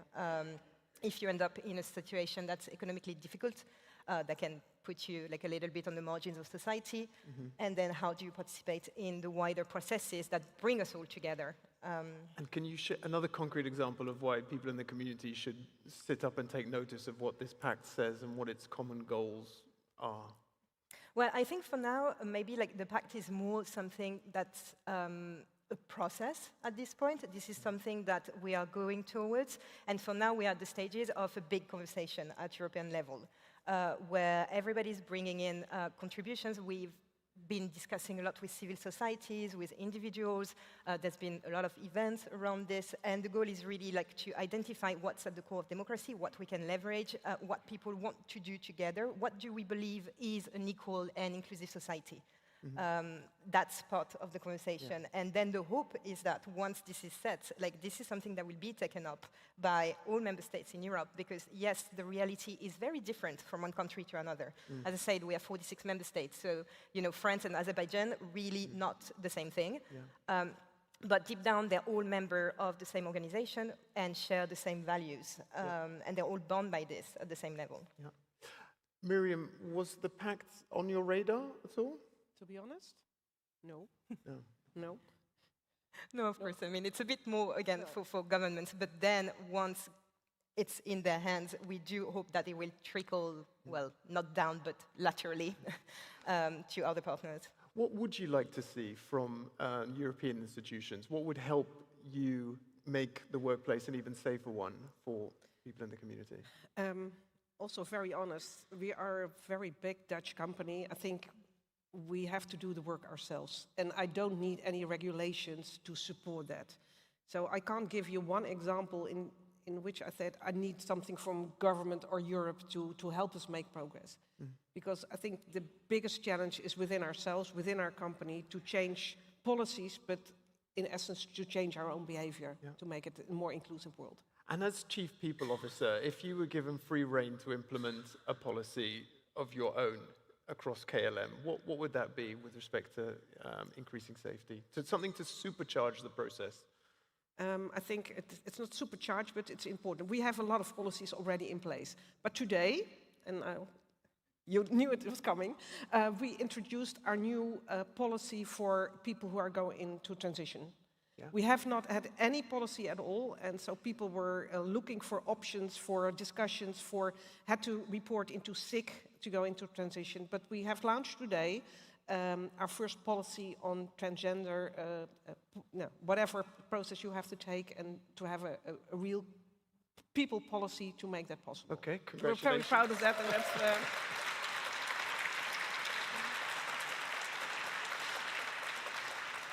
And it was also discussed this morning panel. I think policy is important, but as a big corporate, and we have a lot of policies. But policy is paper, policy is on the internet, it's about behavior, it's about our own behavior as leadership, it's about behavior on the work floor. If we don't act to that, then a policy is nothing.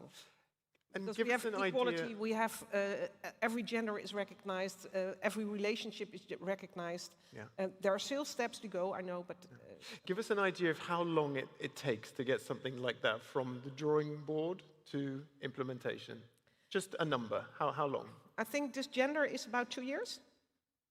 The transition policy, about 2 years it took it to make it from let's say, the first thought we would like to introduce that to today. It's about 2 years. Okay, I did see one of your colleagues saying a bit more than 2 years maybe. But anyway, and what was the biggest challenge in getting it implemented, in getting that press brief out? I think the biggest challenge is, and Chantal is sitting there, she fosters it, to first to understand that it's necessary to do so, because that's not a big number of people who would like to adapt to this policy. And sorry, just to stop you there, because we heard about, okay, building that business case, your data is important, a fiscal value is important to understand that it should be there. But no, you didn't need to do any of that, okay? No. We just said it's necessary because there's a minority of people who use it, but we experienced that people had to find out themselves, both the individual, but also the manager had to find out his way or her way, how to do it, and where to talk to, and what kind of facilities are possible and not. So the level to speak up to it is very high. And you have to find out what is needed. What has to be defined in a policy, and what can be arranged between an individual and his or her manager. And in a big company, we need policies to make it accessible, but also, and that's at least my mission, to not make something one size fits everybody. You want to have room to maneuver. So I was in person absolutely against including it in a CLA, because then it's part of negotiations. And we include it in a HR policy, and then it's our own. I do a lot with unions, and I know unions have the best of employees in their mind, but then it's absolutely part of a contract and has to be negotiated. And I want a policy which is applicable and can be handed over and can be adapted to everybody who needs it. All right, thanks very much. And Christina, can you give us a flavor of, in the oil and gas industry, it strikes me as one that's very difficult to implement a policy that only affects a tiny minority of the workforce. Do you have to present more of a business case in order to get the changes that you want implemented, or is it similar to Miriam's experience? You definitely have to present a business case, but I would say similar to Miriam's experience, everything she talked about is part of that business case, right? And so we do also have some of those policies in different countries in terms of transitional assistance and help. It depends on the country, so it's not a one size fits all across the globe. But I found in most of the spaces where we're able to do that, we get a lot of support. And it comes back to what's the core values of your company and what are you trying to achieve. And is And there... I just can I double down for a second on something Miriam said? And by the way, Miriam, I'm loving your sneakers. Those are amazing. I want to double down on yes you need policies, and yes we have policies, but something she said really struck me, which is around at the end of the day it comes down to how are you investing in inclusive leaders? How are you picking the right people to create the right environment? So yes to policies. You have to have some structure. Those policies signal your core values and what's important to you. But at the end of the day, the best thing you can do is invest in people and invest in your leaders to make sure that they're out there taking whatever policies exist and actually creating the environment around them that you're trying to ultimately achieve. And appreciated that comment. Elaborate on that a little bit. Like, how are you finding the most inclusive talent? How do you go about that at Shell? So I think from an attraction perspective, making sure that you're doing proper due diligence on the people that are coming in, but also once they're in your doors, making sure that you are investing heavily in leadership development. So our senior leadership development programs, I would say it's not about having a separate DE&I module. That's one of my pet peeves, right? That drives me crazy. It's about how are you embedding DE&I into how you are developing your leaders. So as an example, one of our modules, if you will, on leadership development is around quality decision making. Well, how do you make really good decisions? You make sure that you are out there getting perspectives from people that are not all like yourself. How am I going out and finding the best perspectives across my team, across my organization, and not just going to someone that's like myself to get those decisions made? Investing in that sort of I guess capability is what's going to be important going forward, especially as we continue to find more and more complex environments to operate within. And before I go to the audience, I just want to pick up on something that you said, Christina, because when I hear it's not about having a separate DE&I piece or model, it often raises a bit of a red flag for me because it's an argument used to cut DEI and say, oh, we're incorporating everything in HR. No. So we have what's called the winning performance culture, and we have been working to ensure that DE&I is embedded within the winning performance culture. Because at the end of the day, it's about how you work, how you lead, how you do your job, how you act and behave every day. So we still use the words DE&I. You see, it's in my job title.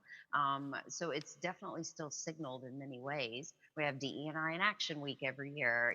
So we still use DE&I, and what I'm saying is I'm trying to move from separate standalone DE&I initiatives into how are we truly embedding it across the board, and what does that look like? And that's not easy. That's not easy. It takes a lot of work and conscious effort. Okay, thank you very much. Do we have any questions in the audience? There's one over there. Any others? One over there. Okay, I'll go here and then there. Okay. What is your name and your organization, and what's your question? Stand up. Claire Biarugaba, I'm an LGBT rights activist from Uganda. I had a specific question about how activists in countries where companies have, is it subsidiary companies, like investments, how we as activists can use the leverage that we have in progressive companies such as KLM, how we can like leverage companies with investments in our countries. Secondly, I would like KLM specifically to put anti-rights and anti-gender individuals that are coming from North America and Europe on the no-fly list. Please help us so that they can stop exporting hate to Africa. Okay, thank you very much. Okay. Miriam, maybe paint a picture of how KLM is working with local grassroots organizations. So, Sorry. how is KLM working with local grassroots organizations, activists, LGBTIQ plus activists? To be honest, I don't know for Uganda. Yes, we do work with local companies. We work with local activist groups on various themes all over the world. And to be honest, you're over asking me about Uganda. I don't know that. But we definitely try to balance also what we can do, but also what we can influence in the world to make some items even better. And on your request for the no-fly list, unfortunately, we do not own the no-fly list because our ambition on the no-fly list is absolutely bigger than we can handle. It's a government issue, so I understand and I support your request, but I'm afraid it's not our... no, we can't influence the no-fly list. Okay, thanks very much, Miriam. Would you like to stand up? Sure. What's your name and company? Hold it. Do you mind? We're going to wrestle for the mic. Just what's your question? So, Miriam, first of all, thank you to KLM for being host sponsor for WorldPride. And in the interest of full disclosure, I used to work at Shell. My husband's currently sitting at home on standby, watching the live stream, and I used to be foresitter of Workplace Pride. So, I've seen many of the conversations that we've heard over the last 20 years, and it's kind of the same conversations, and it's great to see that KLM and Shell and Unilever continue those. But my question is, and the challenge is, where are the next vanguard of those organizations that are real influencers in our society today? And they tend to be the Metas, the Googles, the OpenAI, the chip manufacturers who are in the Eindhoven region. And so they're not here to be challenged, and they're not here to expose themselves to their own work practices, let alone their products and policies. So given that you're in the C-suite, you have access to those folks, what is it that you feel you can do to kind of take the conversation outside of this hall, because we're kind of talking to the converted here, and putting pressure on them so that they're sitting on stage with you next year? Great question. Thank you very much.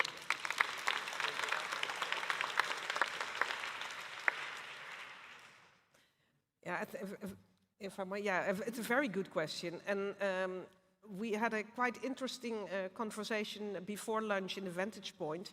And one of the takeouts I took from there on my personal note, which is in my bag, and the statement was simple: being there. But being there is also being on stage, but also in my environment, in my network, talk to my colleagues from the other companies which are currently not here.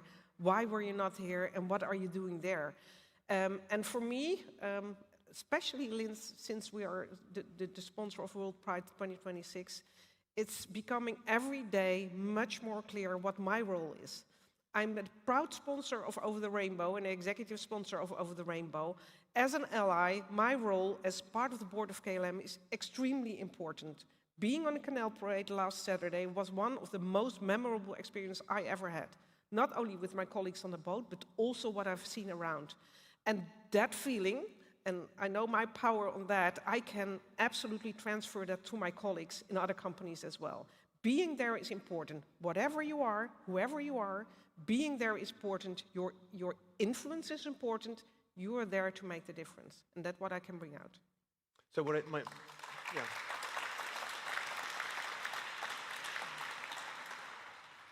So it boils down to being vocal, really asking the question of of the companies that were mentioned. Why aren't you there? Why are you doing this? Why are you not doing that? And so on. And not in a defensive way, but just and not only being vocal, but really being there.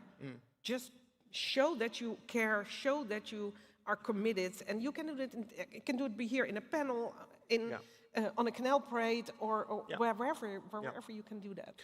Christina, the same question to you. Oh, can you hear us okay? It's cutting out a lot, but I think I heard you say same question. Yeah. Did you hear the original question? I did. I sure did. And I hope your experience at Shell was a lovely one, by the way, to the gentleman that asked the question. I agree with, I heard parts of Miriam in and out, and the parts I did hear. I would like to agree with, because it's not just about when we show up at these events with colleagues. You're going to be in the room with people who are not in these rooms in other settings. And so how are you bringing that topic in? How are you ensuring that DE&I is part of that conversation in the other rooms where you do have access? So I think for me, one of Miriam's points was around how are you bringing your voice to where you are around those that are not here, and how are you sharing that experience? And I think that's extremely important, and probably one of the best things that we can do to actually move the mark. Okay. And Jana, from a European perspective, from Council of Europe perspective, is there anything you can do to move the needle on this and get those other companies to step up? Well, actually, I wouldn't say that we could do that directly with companies. I mean, we do have contacts. That's why we're here today. But I think it's also with governments. If they create the conditions that will enable companies to develop these policies, I mean, we see that. Why have companies pulled out of DEI? Because of governmental policies. And I think that's where we have a role to play. We are working with governments on a daily basis to remind them of the commitments they have taken in relation to diversity and equality and inclusion. And we are making them follow up on this as well. We look at what they're doing, we tell them where they fall short, and then we also work with them to bridge these gaps that there are between their commitments and their practice. So I think, like, from my point of view, that's where we would have a role to play in this conversation. Okay, super. Well, unfortunately, we have to leave it there. Thank you very much. I got the time card. Thank you very much, Christina, Miriam, and Jana. Thank you. Wonderful. Thank you.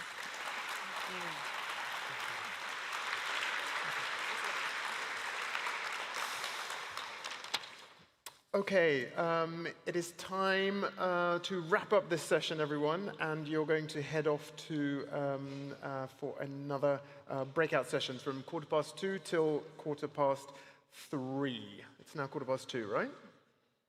Yeah. Once again, the locations of the breakout sessions are behind me. The afternoon break will run from 3:15 till 4:45 in the Great Hall, and then we'll be back here at 4:45 sharp for the last session of the day, or the closing session. Okay, so enjoy your breakout sessions.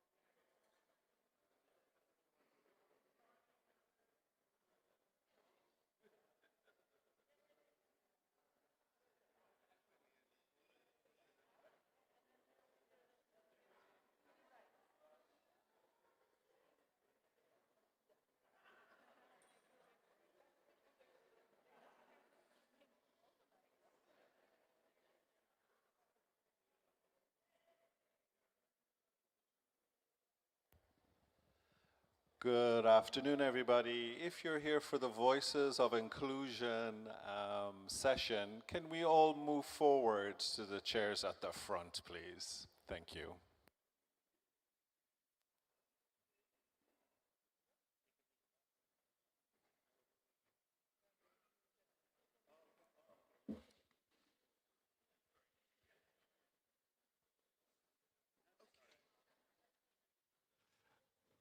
Okay, welcome everyone. Thanks for joining this session. Please come up right to the front. We've got 4 very personal, intimate stories, testimonials, if you like, from people. So it's nice to kind of create that warm atmosphere, safe atmosphere for people to share those personal stories. So come right up to the front if you can.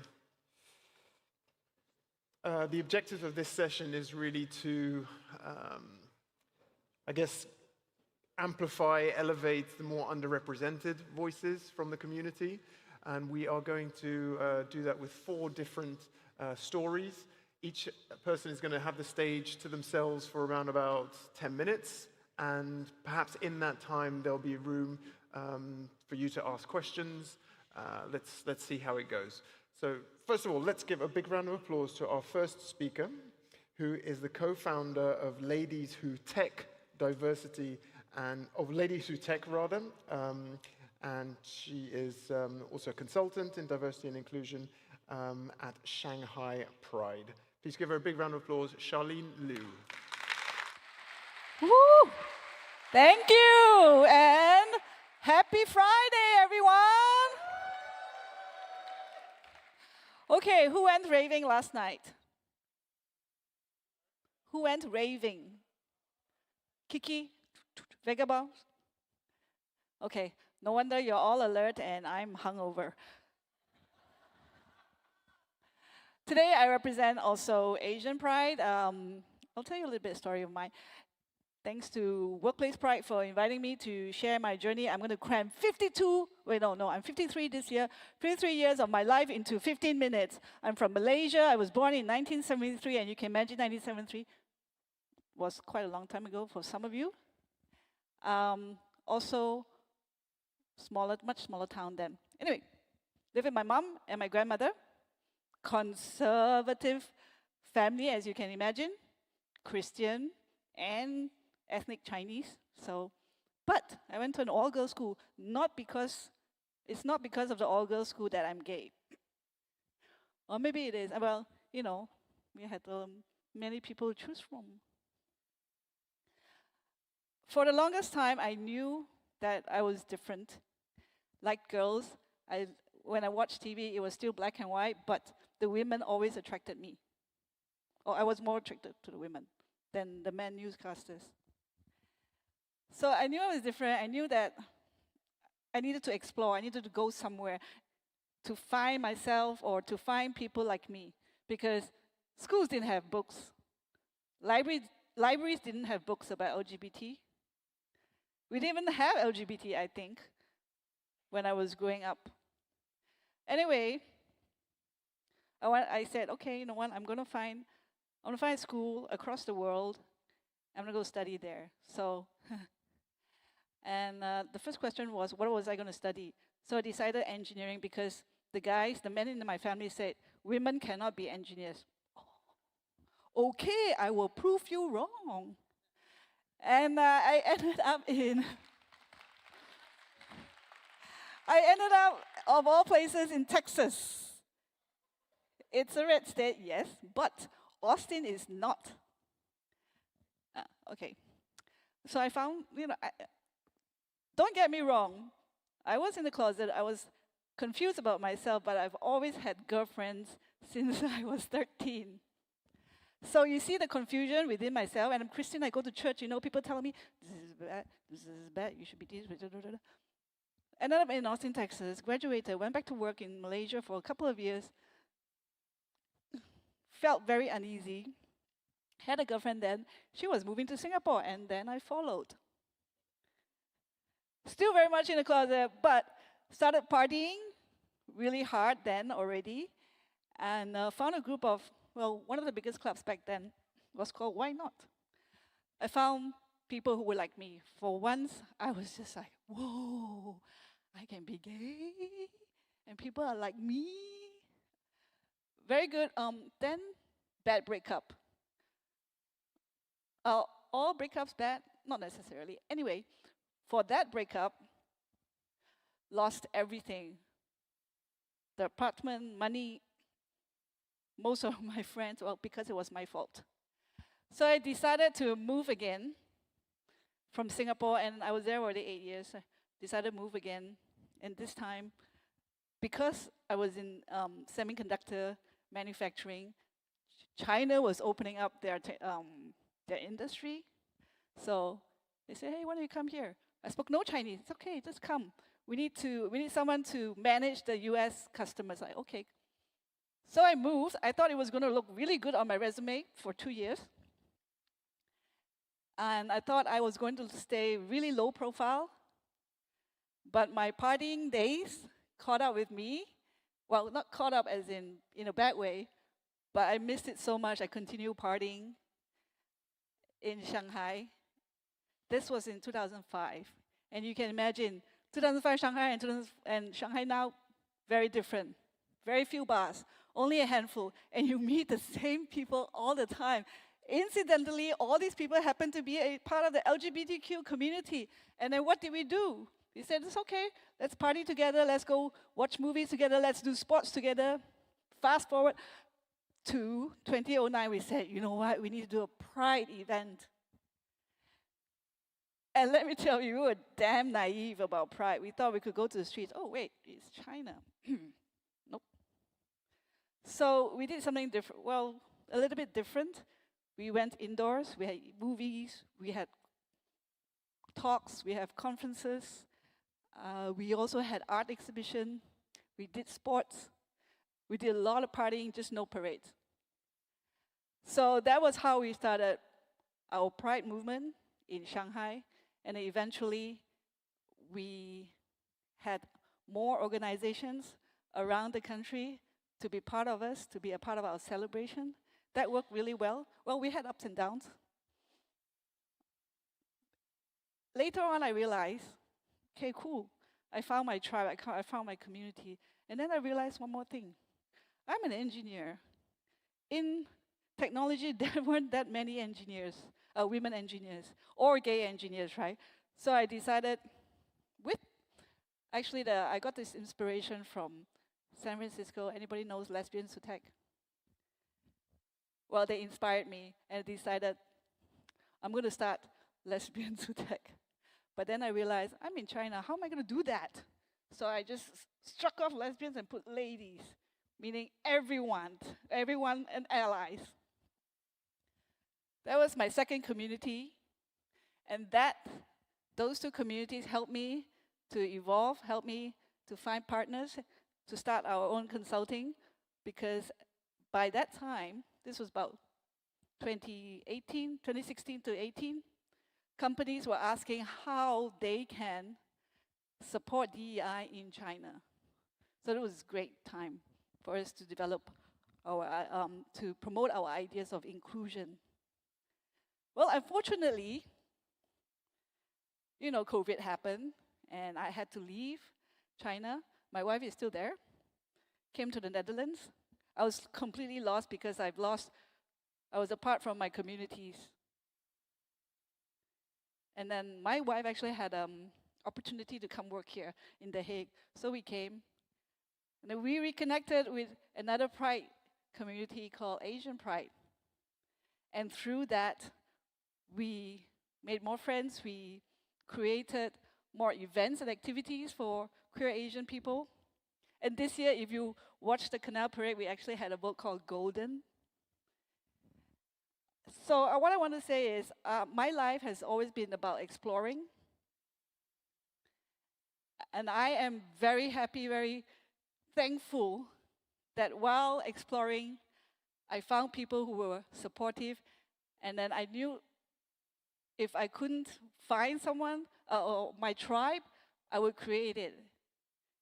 And really, I'm really thankful for that, because you know what, coming to WorldPride, it's it has given me renewed energy. I was devastated a few months ago, another story for another time. But this has given me so much more, so much inspiration. Before I forget, this is because it's a workplace-related event, I want to say this. This is, and please, try, you can use it. You know, if you have a jigsaw puzzle, imagine a jigsaw puzzle. If every piece is the same size, same color, it's pretty boring, you know? The world is like, diversity is a colorful jigsaw puzzle. Every piece is of a different size, of a different color, and different shape. So inclusion is how we put this jigsaw puzzle together, and it is a beautiful picture. Thank you. Don't forget the party.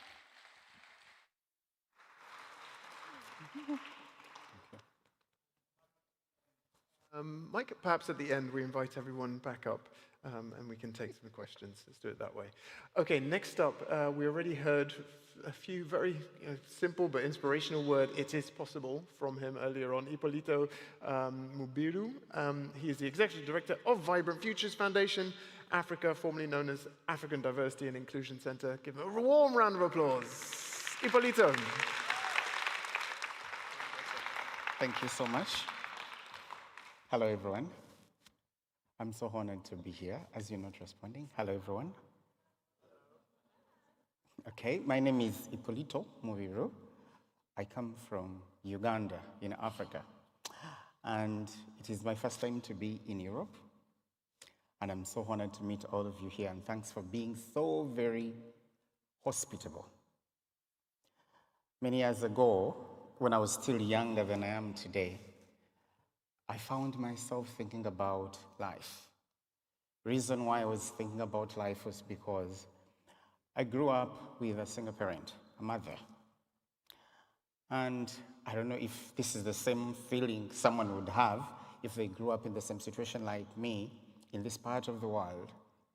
But you find yourself with a parent who is thinking about leaving and living for her children.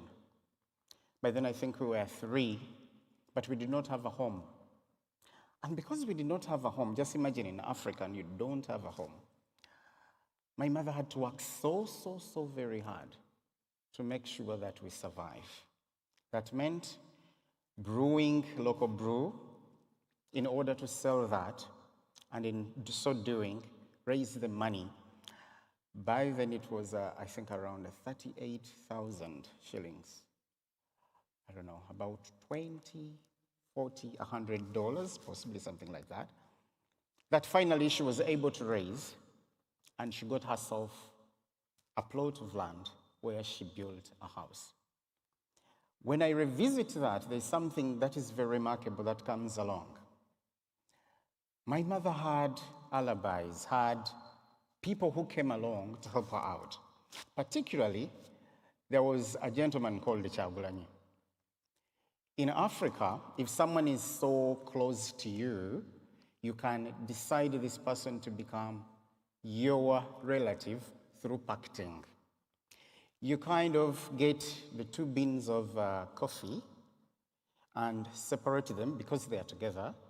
You kind of cut yourself, they cut themselves. They spread blood on it, as you also do. So you take the other one with the blood of the other person, and the other person also takes this one with your blood. So literally you become a brother and a sister. And Mr. Kyagulanyi actually became our uncle. And until this day, even when he's gone, they are relatives to us. The reason as why they became relatives was because he's the gentleman who helped my mother get a place where she could brew the local brew from, but also importantly, he became a bank for my mom. So he was the one who was keeping the money all the time as it was piling up for her to be able to buy land. When you look at that story, you see the importance of allyship, the importance of working together and understanding people who may not necessarily be like you, but rather helping them out of any situation you're in. As I was growing up and things were kind of difficult, I wasn't understanding my body and myself. And coming from a religious society, and if you know Africa, you know quite well that many of them are quite religious, Christian, Muslims, and all that. We are Christians. And so something funny was taking place. If Christianity does not accept this, how am I going to survive? It is something that beats you up to the core. You search for someone to tell without anyone in sight. I remember when you're having all these things against you, you go to maybe some stranger and ask, I'm having this thing, I don't know why it is like this, but this is the way it is. And before you know it, the person you thought would be a friend is actually running away. But one day, I don't know how it came, but it came. I met this gentleman, and I thought he was also going to run away, just like others.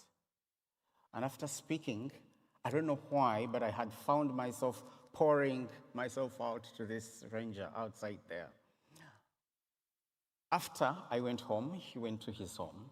But I did something that I always did to all the other people, but they returned the messages negatively, or actually did not return the message at any time. And so I wrote him a short message. By then, we did not have smartphones. And I asked him a question. Are you willing to work and be with me, or are you looking at me as rubbish? After sending the message, I called on his number. It was off. So I knew it was another disappointment. Now, deep in the night, he gets back to me and says, I've been in church, I've been praying, that's why my phone has been off. But don't mind, because even when you're looking at yourself like rubbish, even rubbish has people who attend to it. That was when I changed. I got this person who I could express myself to without fear, who I could move with along the street, all the streets, and make those comments, wow, this is good, that is great. And most importantly, he gave me a reason to leave, but also to look at other people in such a way that if indeed a person is in such a situation, they need assistance. That's when my activism started. In a sense of, this is where I have been. Maybe someone else is there too and needs assistance. That's how that organization was started. But importantly, I did not have a lot of information about diversity, equity, and inclusion. So I started going online, searching for information about DEI. And when I did, I was able to get a gentleman from the US to help me be certified as a certified diversity professional, where you learn more about diversity, equity, and inclusion at the workplace. Within, of course, human resources, product development, leadership, and supplier diversity, or the supply chain. And so I have, in so many ways, tried as much as we could to make sure that we teach people about what diversity, equity, and inclusion is. Incidentally, given the situation in Uganda with the anti-homosexuality laws, we cannot be as open as you here. Something like this cannot take place in Uganda.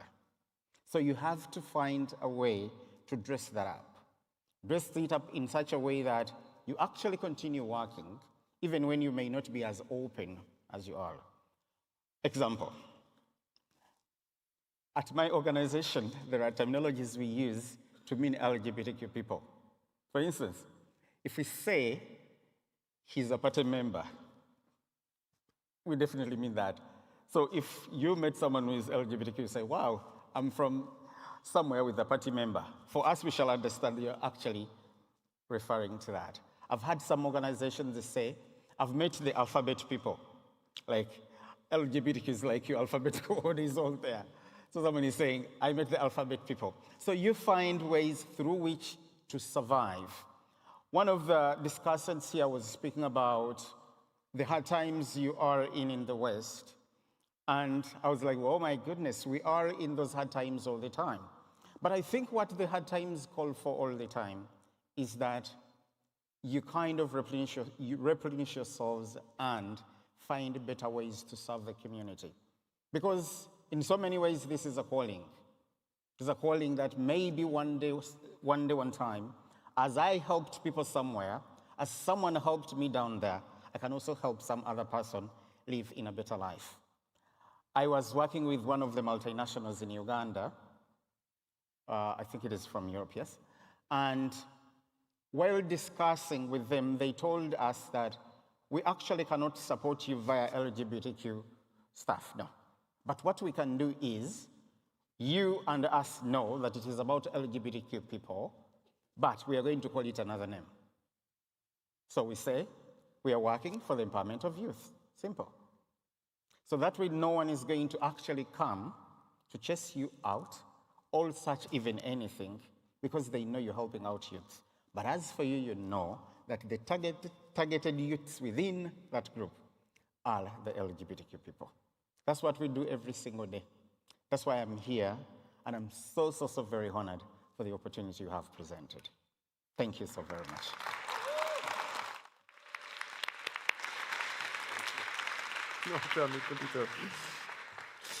Oh, yeah, also a battle cry there for allyship, right? Beautiful. Okay, next up we have Tirin Kim from South Korea. Round of applause, please, for Tirin. Hello, everyone.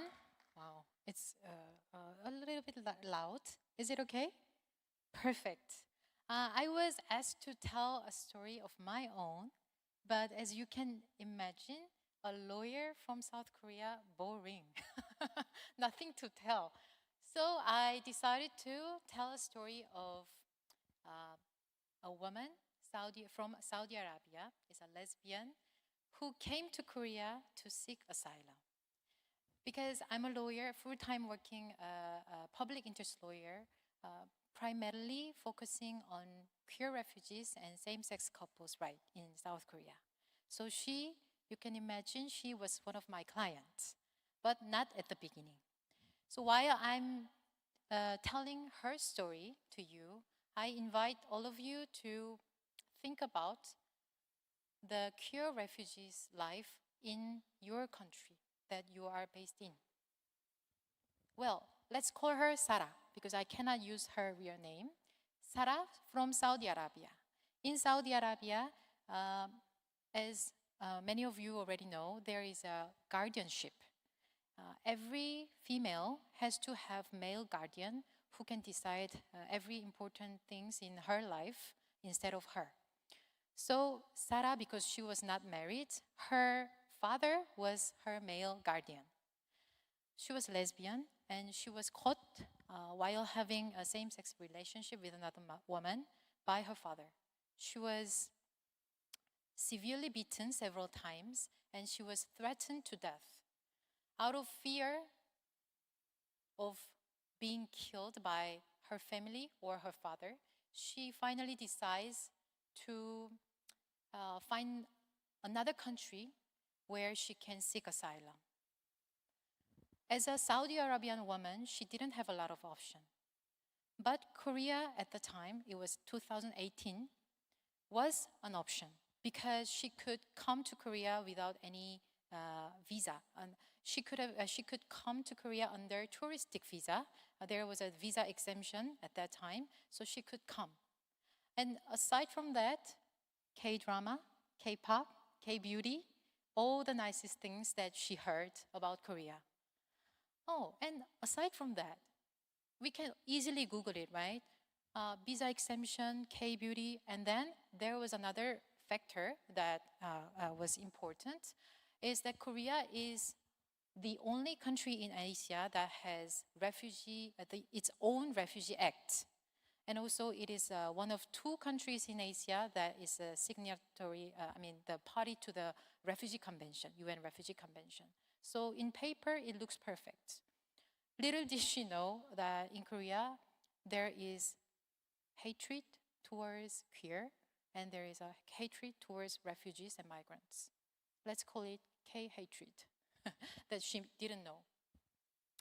So from the start, she came safely to Korea, and she managed to enter Korean territory. And from the start, she didn't know where to turn to. She didn't know if she could have any legal aid. She didn't know, and she didn't know which community to turn to.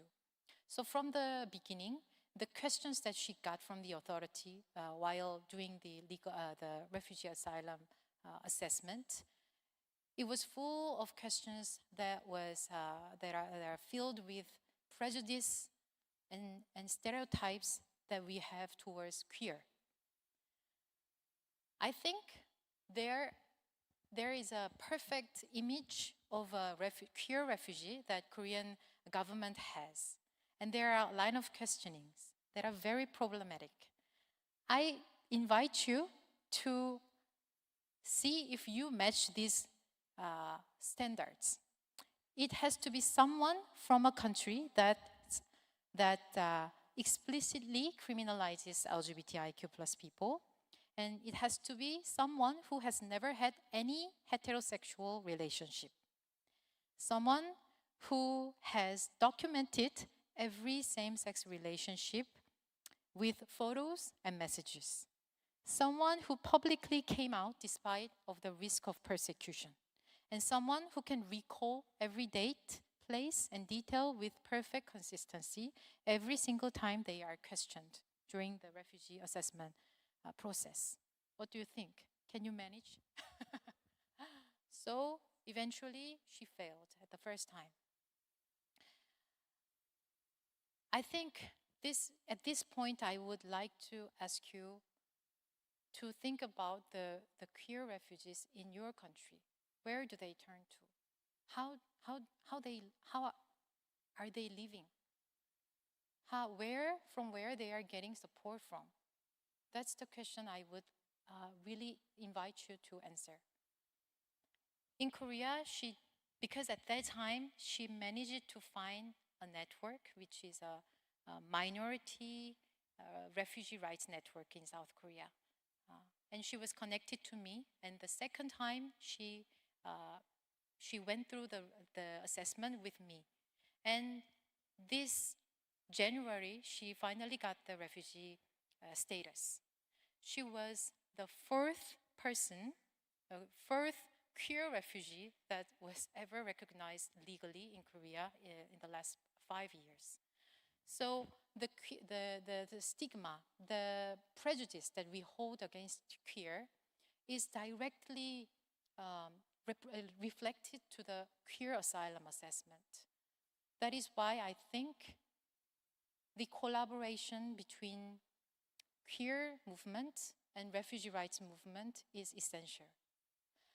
The minority refugee rights movement that I am involved in, it is a combination of all the movements of minority in Korean society. Refugee rights movement, migrant rights movement, and queer rights movement, and people living with HIV rights movement. We are a combination of four, and we do a research on queer refugee. We always find what to do for queer refugee together, and help understanding each other. So I'm not here to brag, but just to explain what could be possible, because I firmly believe that together we are stronger. It's the same hatred. It's the same hatred towards queer in same society. So everyone has clue to solve this problem. So that's not a boring story that I prepared. I really invite you to think about that and go back to your community and maybe do something for queer refugees in your society. Thank you very much. Perfect. Thank you. And finally, Nicole Pritchard, Director of Commercial and Sales at Mezzo. Nicole, everyone. Oh, can you guys hear me okay? Okay. Thanks for having me. I know I'm the last one, so I better not be boring, is probably the key. Fortunately for you, my life has not been boring. somewhat unfortunately for me. And so what I'm going to talk to you about from my heart today is going to be my story of pride and the different ways that pride comes into your life. And I came out when I was 18 years old. One kiss and that was done. And I was like, oh, yep, that's it, okay. And I came out and I watched. Now, if you look at pictures of me, I can look at pictures now of me as a child, and I was that kid that you saw in the picture. You're like, oh, you're gay. You're come on now. But at the time, no clue, right? And so as I came out, and you know, it was okay. Now I have to come out to everybody, but it was phases for me. And the first thing is I was such a daddy's girl, still am. And I needed to come out to my dad first. And so I did. I did it when I was driving in a car, and I let him know, hey, you know, so-and-so who comes over for dinner every Sunday night, I got to tell you something. And my dad said two things to me. The first thing is such a straight man thing to say. He said, you ruined lesbians for me. Right? And then the second thing that he said was, I love you for exactly who you are. And it was thanks. Unfortunately for me, he died in my arms 3 months later at 44 of a heart attack. And when I came out to my mom, it was quite the opposite. She disowned me for 2 years until I became pregnant with her grandchild. Then all of a sudden, things started to change. And I remember coming out to my best friend. I did so at a stoplight that we were standing at. So if for any reason she was not okay with me, I could just run when the light turned green. Literally, you know, and the first thing out of her mouth is, how come you never hit on me? I'm hot. It was the first thing that she said. And then the second thing was she was so upset that I had waited so long. My second closest friend I came out to when I was 22. And I lied to at first. I said I had a husband named Jake. Right? I look like I had a husband named Jake. And she knew. She finally was like, stop BSing me. We both know. But at the time, I was right. At the time, my hair wasn't quite as it was. You should have seen my first short haircut when it was horrific. And I was still sporting high heels. I can still walk in high heels better than my wife can. But all of a sudden, it was this, I've got to come out. I've got to make this okay. And those of you, like all of us, you know, when we come out of the closet, it's small cracks at first, right? We kind of crack it. Sometimes some of us are able to just burst that thing open. And I was just not one of those. And so I feel like we're coming out forever if you're in this community. We're always coming out, right?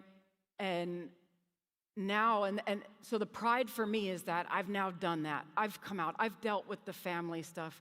I've dealt with violence. I've raised my kids, and the ex of who was a male ran me over with a car. And I was listed in the newspaper the next day as the family babysitter. Even though those babies were mine, I was the one raising them. And so pride became something so earnest for me, so real. And so when I met my wife, all of a sudden there was, you know, this, why are you wearing high heels? Seriously? You know, your hair, it's still a little girly, doesn't seem like you. And it was just, you know, she's much more vocal than I am in life, but just convincing me to be my authentic self. So then it was like pride and like, okay, I can actually be who I am right now. Then once being with her, then I was able to look at, okay, well, what's pride in my work? I wasn't out in my work. And so I used to teach behavioral interviewing. I used to teach college kids on interviews as they were graduating before they went out. It was just something I liked to volunteer and do. And so I've never been nervous for interviews. I'm one of those weird people. I've never been nervous. And all of a sudden I decided I was going to wear a shirt and tie. And I was nervous. I was sweating. I was nervous. How will I be accepted in work? How will I be seen? You know, am I too big of a risk for them? And now fast forward, I work for Metso, this company that is based in Finland. And I am never asked to be something that I'm not. I'm never on the corporate side. But then I would go to a particular country and I would be asked, maybe not mention that you have a wife. And in the United States, where I live, we're not dealing with the greatest environment at the moment. And so I have to think about everywhere I go, the issues that I run into in airports, unfortunately. I've been followed, I've had a scene made out of, and us in the community, we have to be careful because I'm like, guess what? In the age of social media, if I blow up, who are you going to show on social media? You're going to show me. And so my whole goal is that you see me as the reasonable one. I have 5 siblings. My sister, she was loving and accepting, only sister that I have, until she bought a shirt that said, I'm not gay, but my sister is. So when we were going out together, she wouldn't be embarrassed, you know, she wouldn't be seen it. She didn't care about her being seen as gay. It was the fact that she'd be seen as gay with her sister. That was more gross. And I've got my 2 younger brothers who are just, they love me for exactly who I am. But I've got an older brother that's 15 months older than me, and he has struggled with mental health issues his whole life. And so he likes to throw out the word faggot if he's in a bad place, or hey, I love you, sis, when he's in a good place. And then I have a brother who has nothing to do with me. We're in the same family chat. He calls my kids science experiments. I have 5 kids. And I have to navigate pride as a parent now. The Christmas card was sent back to me. I can't put that up on my shelf. I don't agree with your family choices. But now I have a 22-year-old who's trans non-binary. And I have to think about them. I have to think about what they go through and the things that I do at work and how it's going to affect them. What are the friendships I hold? I used to hold friendships that I was like, well, you know, they just don't understand. You know, friendships that would say, I'm okay with you, even though it's a sin, I'm okay. And then I have friends in work, one of my closest friends here today, and the only reason she's here is just to support me because she knew how personal today was for me. There's so many people that you meet throughout your life, and you never know what they're going through. You never know the violence that they have incurred. You never know the situations that they've been through. And so pride for me is just, can someone seeing me or meeting me, can it open up a way for them to want to talk? Or can I make it just a little easier on their life? It's how I look at everything. I do training and I'm in a global role, and so my face is seen and understood in the company all over the place. And so when they asked me to take over the ERG for the company, it was because I was representation. But I was also somebody that they saw, like, oh, hey, she can actually live her true pride. So when we celebrate Pride, yes, it's a party. Yes, we can wear as little or as much as we want. But it's also a real understanding that for our lives, it wasn't easy to get to the point that we had pride. Every day I go and visit, not every day I go visit, but every day I think about my dad. And would he be proud of me? And I think yes. But when I go and I visit his grave when I'm home, literally I just sit there and still talk to him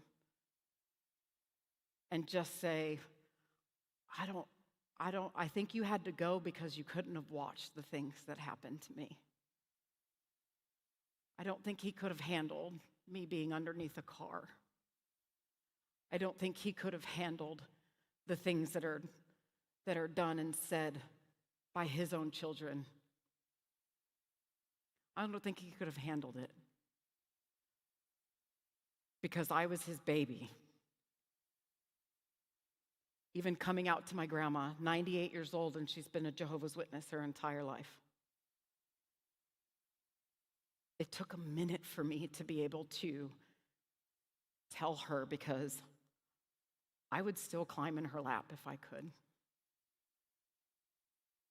And so can I tell her, and will I lose her if I do? Can I be authentic, but will I lose her? And that terrified me. So the day that she told me, I think you and Christine were meant to be together, I bawled like a baby. It was something that I knew went against everything she had learned since she was 18 years old. Because love does conquer all. It takes a minute. And hate can sure be loud for a second, right? It can sure fill the room. But things like this, places like this, that's when love gets louder. So be loud. Because hate wants to be loud. But for me, what has gotten me through my life so far is the fact that somehow love has always gotten louder and has always stood by me in the end. So thank you for letting me share my story, and I appreciate you guys. Have a great rest of your time.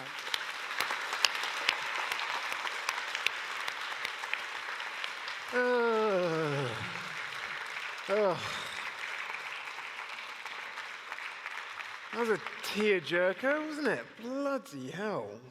Thanks a lot, Nicole. Guys, can you come back on stage, please? Oh.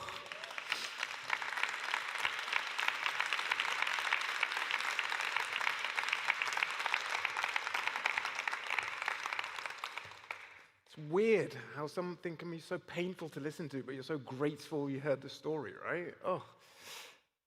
Right, does anyone have any questions for these guys? If not, I've got a couple to kick us off. Oh yeah, sorry. Let me take one for the audience. No? Okay, I'm going to kick off just to follow up on something Nicole said. I think someone else maybe also said the same thing, but we've heard it a lot today. A lot of employers saying, yeah, we've got, we want to protect our employees. We tell them what to do and what not to do when they go to unsafe places. But, what you said, Nicole, about, how, what it does to you when someone says, yeah, probably better not mention that you've got a wife somewhere.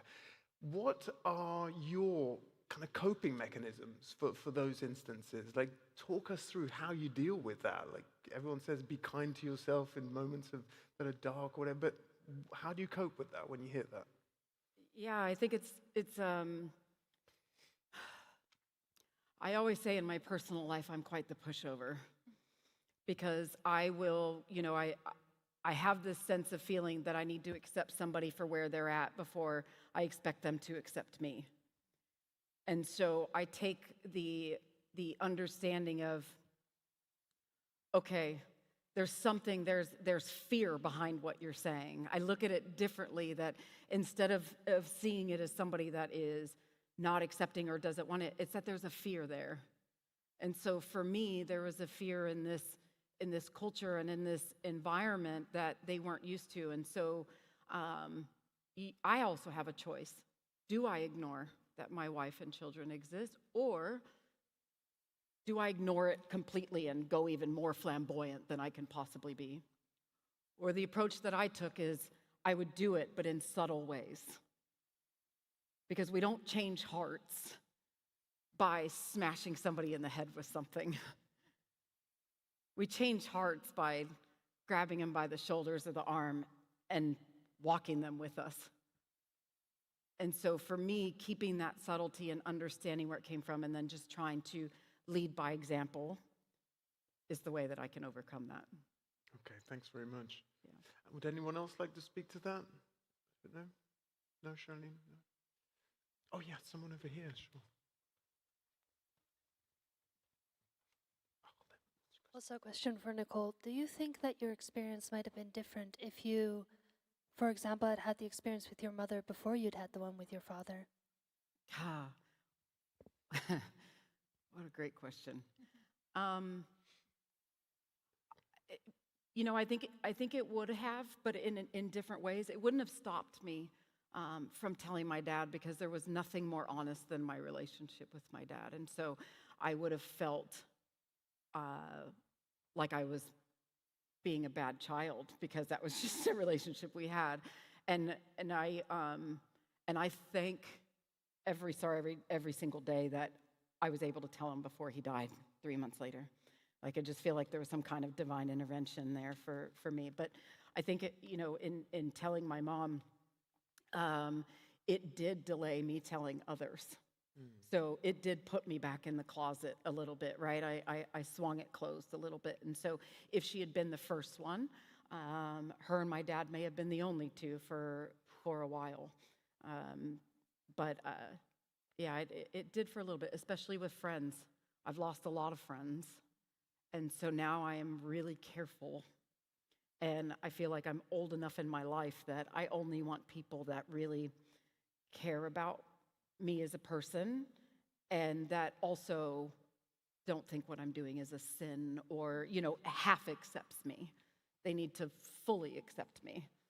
I remember asking Anne, because she's got a partner, her partner for so long, and I said, is he okay if we're friends? Because I can back up. And almost the offensiveness that she felt from even thinking that would be, it was like, okay, that's a friend I want to have. One final question then from me before I send you guys off to a break. Ippolito, you gave us another euphemism that people are using in Uganda. A party member. Earlier today we heard, maybe it's an old one, but a friend of Dorothy is another one. It made me think about, or made me wonder, what that does to a community when everyone knows that certain things can't be said out loud. Like, how does that change the community? What impact does that have, that silence? Oh, sorry, yeah. Hello. Yes, I'm not sure if I heard you well. What does it do to a community knowing that there are certain words that you just can't say out loud? Like, what impact does that have on you and your friends and colleagues? Okay.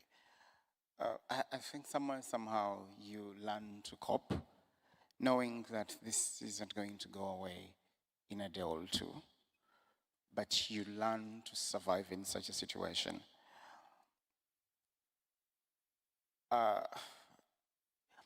Okay, in Uganda we have two types of homophobes.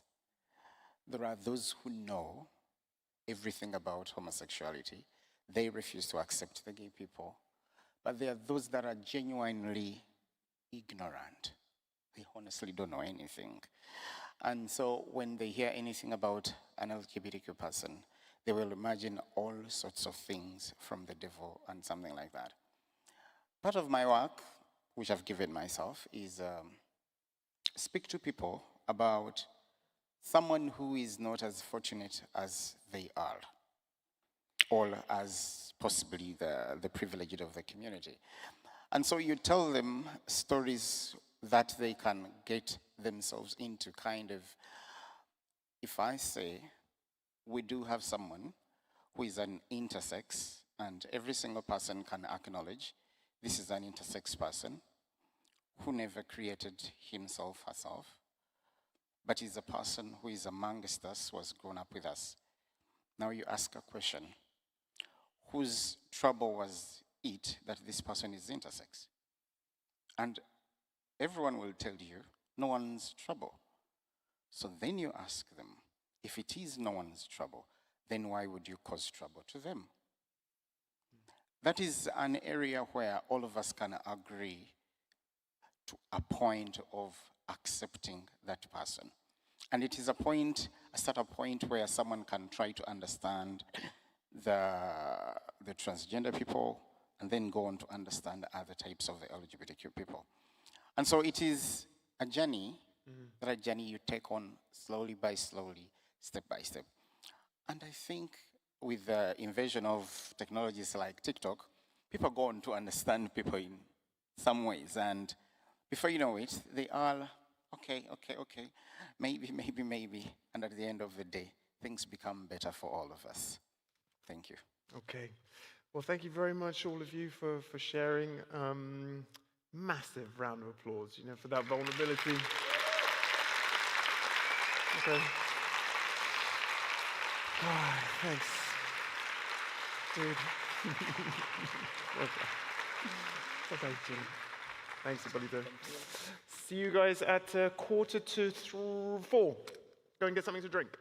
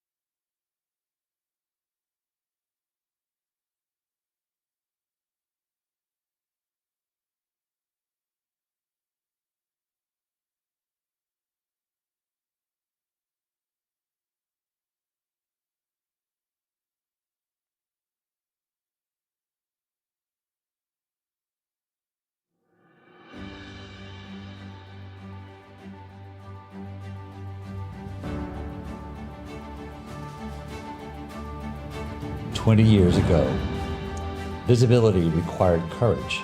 Belonging was still out of reach for many. Workplace Pride was founded on a simple belief. When workplaces become more inclusive, people, organizations, and communities all thrive. They started conversations. Those conversations became partnerships. Partnerships became action. And action became a movement. Together, we transformed workplaces. We inspired leaders. We challenged assumptions. We helped more people bring their whole selves to work. Together, we proved that inclusion creates better workplaces for everyone. But progress is never guaranteed. Around the world, many are still asking,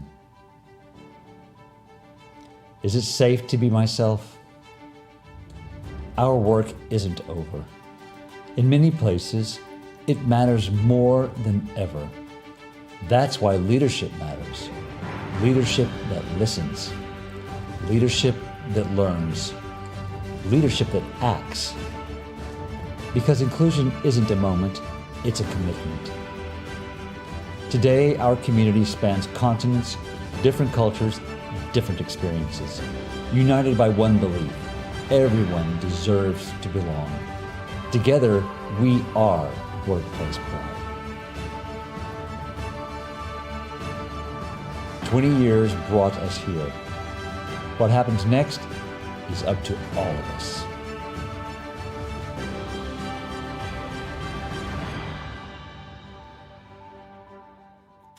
Welcome back, everybody. Yes, another round of applause. Good, good. Welcome back, and welcome back to any newbies in the room. Participants from the Human Rights Conference. Hands up if you're from the Human Rights Conference. Not yet? Oh, 1, 2, 3. Good. All right. Okay. Well, I'm sure some more will potter in during this next hour and a half. Right. Time to move on to our penultimate panel of the day, and this one focuses on a region of the world which is an oasis of political calm and stability right now. The Americas. Please give our participants, 2 of them are physically here, the last one is joining us digitally from Sao Paulo. Please give them a big round of applause. They are His Excellency Hugh Adset, who's the Canadian Ambassador to the Netherlands, Associate Director of Customer Success at Wolters Kluwer, Leslie Martin, and the Country Holding Officer for Brazil with ABB, Luciano Nassif. Come on stage, everyone. Go ahead.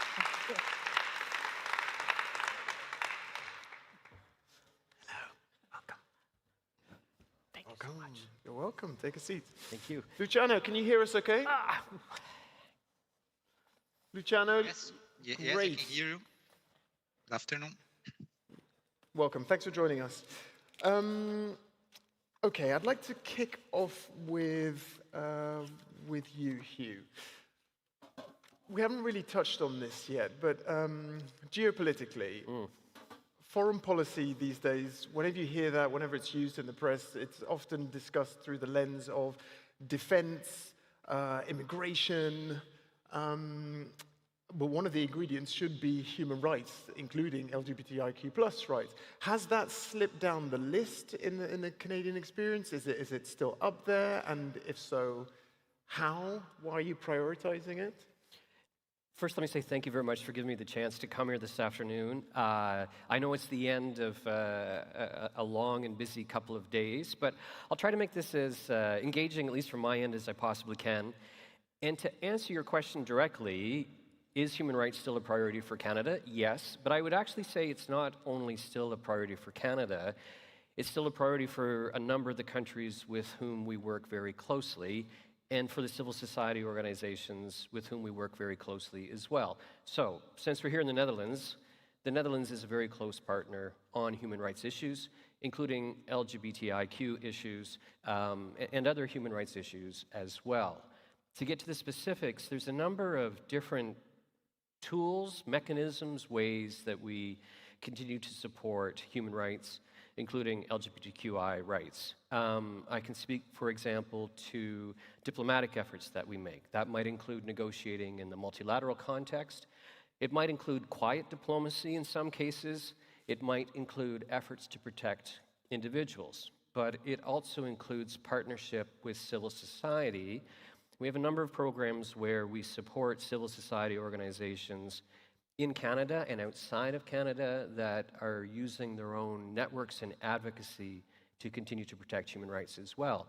And on the point about defense and security, which is absolutely critically important, it's important to our country, I think it's important to a lot of countries these days, but I would put human rights protection as part of the responsibility to ensure security, because I think our own experience is that to ensure stable, prosperous, peaceful societies, human rights protection has to be part of that. And so I don't see a disconnect between the two. I actually see them as being potentially reinforcing. You don't see the disconnect, but I think there are other countries around the world, powerful countries, that do see that disconnect. So how do we change their minds? Well, I think diplomacy sometimes is a long game. And I think diplomacy involves continuing to make the arguments and to continuing to advocate, sometimes publicly, sometimes quietly, but I think always consistently. And I actually think that's a big part of it, is not only individual countries, but other countries that share the same interests and values, working together, building networks outside of government to continue pushing the issue. You have to have tactics that differ depending on where you're working. But I don't think that's new, and I think, again, if I can just refer to civil society and businesses as well, I think if you're with an organization that's trying to achieve a goal, you can adjust your tactics to meet that objective depending on the environment in which you're working. And I think smart diplomacy is sometimes about that as well. Yeah. And is there a kind of Canadian flavor to how you do diplomacy on the ground? Well, it's maple flavored. It's maple syrup flavored, of course. Is there Canadian flavor? I mean, I would blush to say in a way that there is, in the sense that I think what we're trying to achieve is a universal objective, which is support for human rights. What I might say, though, is I do think there is a consistency in Canada's long-term support for diversity and inclusion, which reflects our own experience in some ways. I think those of you who've had the chance to visit Canada would recognize it as a very multicultural, a very diverse society. We have a long history and tradition of doing our best with weaknesses and faults and errors to try to build a society that is inclusive, including linguistically inclusive and diverse as well. So I think if there is a Canadian flavor, it's that, if I can say that, that ideal objective of transmitting that sense of the value from openness and inclusion in our relations with other countries and in the discussions that we have. But I'd really want to go back to what I said at the beginning. I do think what we're trying to support here are actually universal values. They're not Canadian-specific values. Respect for human rights is something I think that we all share and that we all have an obligation to promote and to protect. Okay, let's pick up on a word that you used there, consistency. Leslie, in terms of a consistent approach to LGBTIQ+ rights, you're based in the States. Perhaps you can talk to us about what the situation currently there is, without using expletives, perhaps. Can we go with inconsistent? I think the U.S. presents some very unique challenges. Not only do organizations need to navigate federal laws and policies, but every single of the 50 states also have their own rules and restrictions and all. The great thing from a corporate perspective is that a lot of companies have really laid the framework for LGBTQ+ inclusion within their policies, their benefits, their structures over the past 2 decades already, and have been very resilient. They, even with the, I would say, attack on DEI, or at least the polarization of the word, organizations haven't pulled back benefits. They might have changed how they talk about things. They may have softened their external talk tracks, but employees are still getting the same benefits that they were receiving even before the current situation. Can we say that? But I think it's really important, because what we're seeing from employees is that younger generations in particular still have the expectations that their companies provide them with the policies, the benefits, the support structures, the speak up lines, the ERG networks, the mentoring circles and all. And if a US company is not providing that, even in this current landscape, that talent is going to go elsewhere. And so I think I would say it's complicated. I think it's inconsistent, but it has been very, very resilient. Yeah. And have there been any kind of strategic shifts to ensure that that resilience stays, or any innovations in order to retain or attract new talent? So yes, because the term DEI or DEIB has become so polarized in the United States, I think a lot of companies, Wolters Kluwer being one of them, we've shifted and expanded how we talk about diversity, equity, and inclusion to more engagement and belonging, where all those core benefits that were included in our DEIB policy still exist, but we're also extending it to building culture, where we're sponsoring a more robust network of ERGs, a lot of listener feedback, employee feedback sessions with leadership, and all to ensure that we're not just focusing on diversity and equity, but also we're seeing the entire big picture. And the great thing about that is that while people might have a knee-jerk reaction to the term DEIB in the United States, they don't have that with the term engagement and belonging. So we're able to continue all the good work just by changing the picture a little bit. Yeah. And in terms of innovations, or are there any particular programs that you think are particularly working, or perhaps at other companies that you say, oh, I'd really love us to use that? Absolutely. I think as far as innovation, a lot of things we've put in place are the peer-to-peer mentoring, a lot of the employee listening sessions with leadership,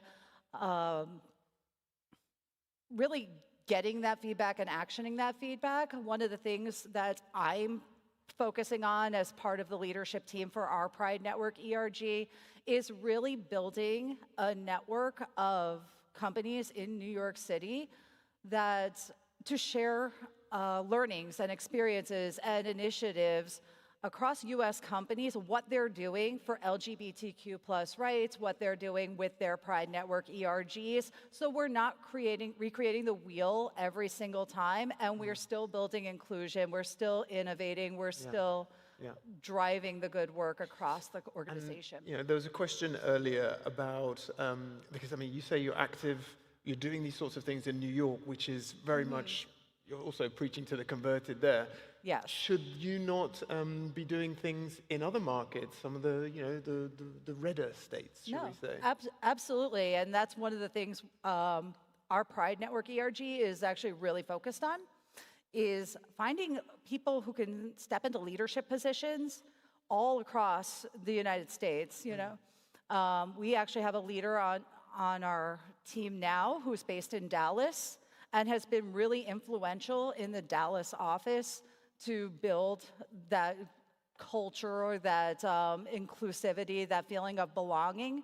Because really, I think a company can build a lot of inclusive policies, but we really need to change the question from, does our company have inclusive policies, to, do we have a company where employees feel included every day? And that's going to take people in all different offices across the United States, across Europe, across Asia, to really build that. Okay, let's move to South America then.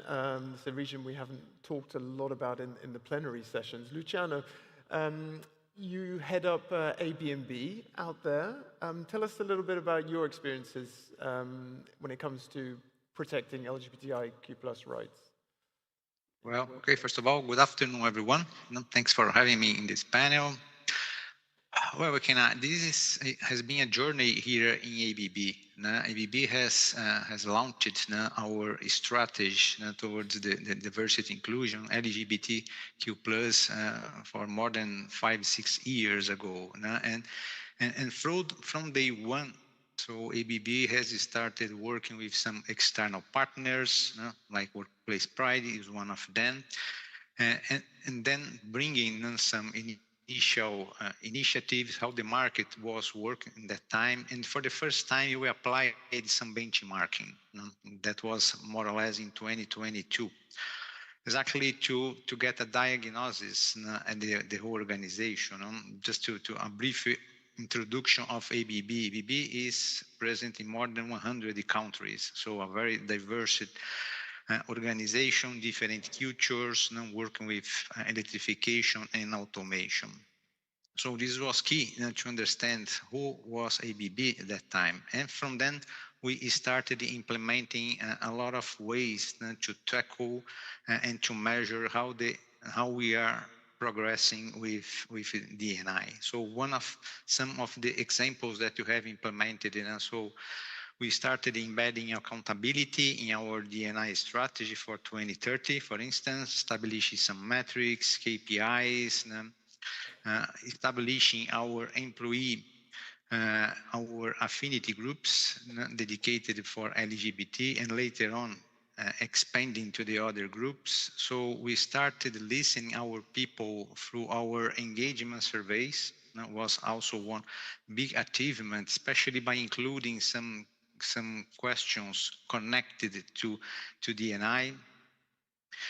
One big event that we have implemented a few years ago was exactly the Encompass Pride Network, where we started contributing and measuring the number of participation, the engagement that we have involving people from the bottom to the top size of the organization, and some other measures that we have been implemented exactly to connect the whole organization, to change the culture, to mobilize for the purpose of the strategy. And when it comes to growing the impact of the work that you're doing, data is clearly important. I'm hearing, we've heard it as well from other speakers, there is a business case you've got to sell. Moral leadership isn't enough, unfortunately. But I lost my train of thought, what was I going to say? But, oh, lordy. What was it? It's a really good point as well, Luciano. No, I can't remember it. It's gone. But listen, thanks. If I remember it, I'll bring it back. I want to bring back, then let's talk about ERGs, because you mentioned the importance of ERGs as well. But sometimes I get the feeling that it feels a little bit like outsourcing the heavy lifting to volunteers when it should be the company doing it. Okay. I definitely hear that. It's definitely something that I've heard from many, many people. I would say Wolters Kluwer has a little bit of a superpower in this space, that we are a Dutch company, even though 40% of our employees are located in the United States. So we can have a global approach to inclusivity and belonging. When it comes to the ERGs, it is crucial for us to have leadership buy-in on those networks and a clear vision for those networks. So it's not just employees activating a pride party every June or, chatting with each other on Teams. We really need to figure out what is the intended purpose of the ERG. And speaking at least for Wolters Kluwer, is that we use our ERG as a vehicle to build connection with our employees, to take it away from, are we doing things that are just fun pride things that we're expecting employees to really, organize and celebrate themselves?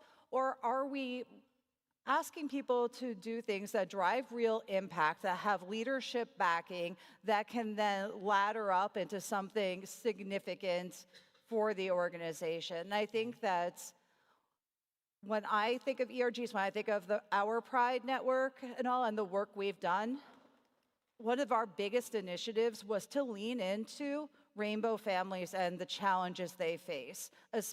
What does lean into mean? lean into to really drill in on, to As in, focus in on? yeah, I mean, Sorry. no, I understand. In practice, does it mean giving them money? okay. Does it give them access to data? Does it mean, yeah? Yeah, for us, it meant actually sponsoring a bunch of peer-to-peer mentoring circles, having people come in and present on our HR counterparts, talking about the benefits available to individuals in the LGBTIQ+ community when it comes to starting a family, really building that knowledge and the peer support when it comes to maybe you're going down the path to surrogacy, maybe you're going to adoption, maybe you have a child that just came out and you need to know how to support them. Yeah. Maybe your child has a friend who's in the community and their parents don't know how to support them. And really building the foundation where people have connections in their workplace that can act as a support system. Because one of the things we found, especially in America, is that people who live in those, non-New York states, we'll call them, they don't have those support systems they can easily, reflexively go to. Someone in one of those red states might not know somebody in the LGBTIQ+ community that they can ask for help when they have a question, when their child is going through something. So the ERG spending time building out that mentorship, that connection circle was super impactful to all of our employees. And I think that is a great win and a real reflection of what ERGs can do to support employees without it just being, well, leadership doesn't want to do this, so we're going to have these people do it instead. Yeah, okay. Luciano, I remember the point you're being glad to know. Really, it wasn't that great. but it is a question I'd like to ask you. Is what's the hardest part about growing the impact that you can have? Well, yeah, some of the challenges that we have faced during this journey, that certainly for a number of years as we operate in a global company, so certainly was the different cultures that we had to manage, to deal with. So, and then we can bring the unconscious bias and the lack of the inclusive mindset that you had, and definitely this was the first finding that you could identify with the benchmarkings by mapping the diagnosis. So we started addressing a lot of rolling unconscious bias trainings in a high scale. One important topic that we emphasized is to set the culture from the top management. Definitely this has been helping a lot to evolve our strategy year after year. But one other challenge that you have faced is the limited awareness among the senior leaders. This definitely has been influencing the hiring process, how they are leading day by day with their teams, and this brings the lack of ability to manage a diverse And do you organization. mean limited awareness that there's an issue, or limited awareness as to how to solve it? To do, how to bring and convince and mobilize more people in a diverse way.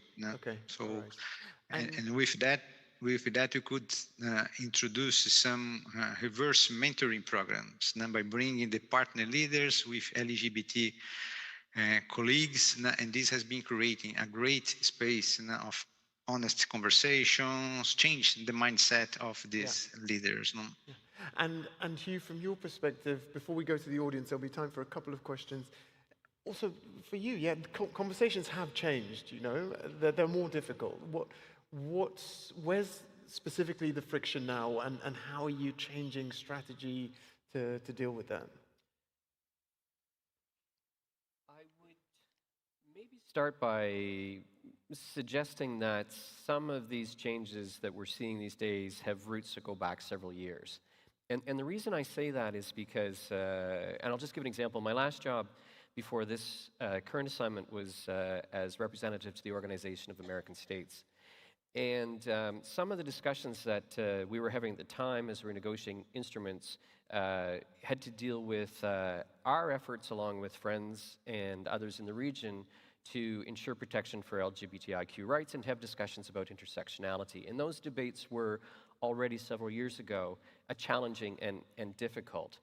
And I think what we are seeing in part, and what we're, I guess, trying to do in part as well today, is to ensure that we are focusing our efforts not simply on ensuring that what we have gained so far is not lost, but looking for ways that we can progress. And that, in some cases, may mean that we are looking at different ways of achieving the outcome that we're trying to achieve, different tactics that we might use to try to do that.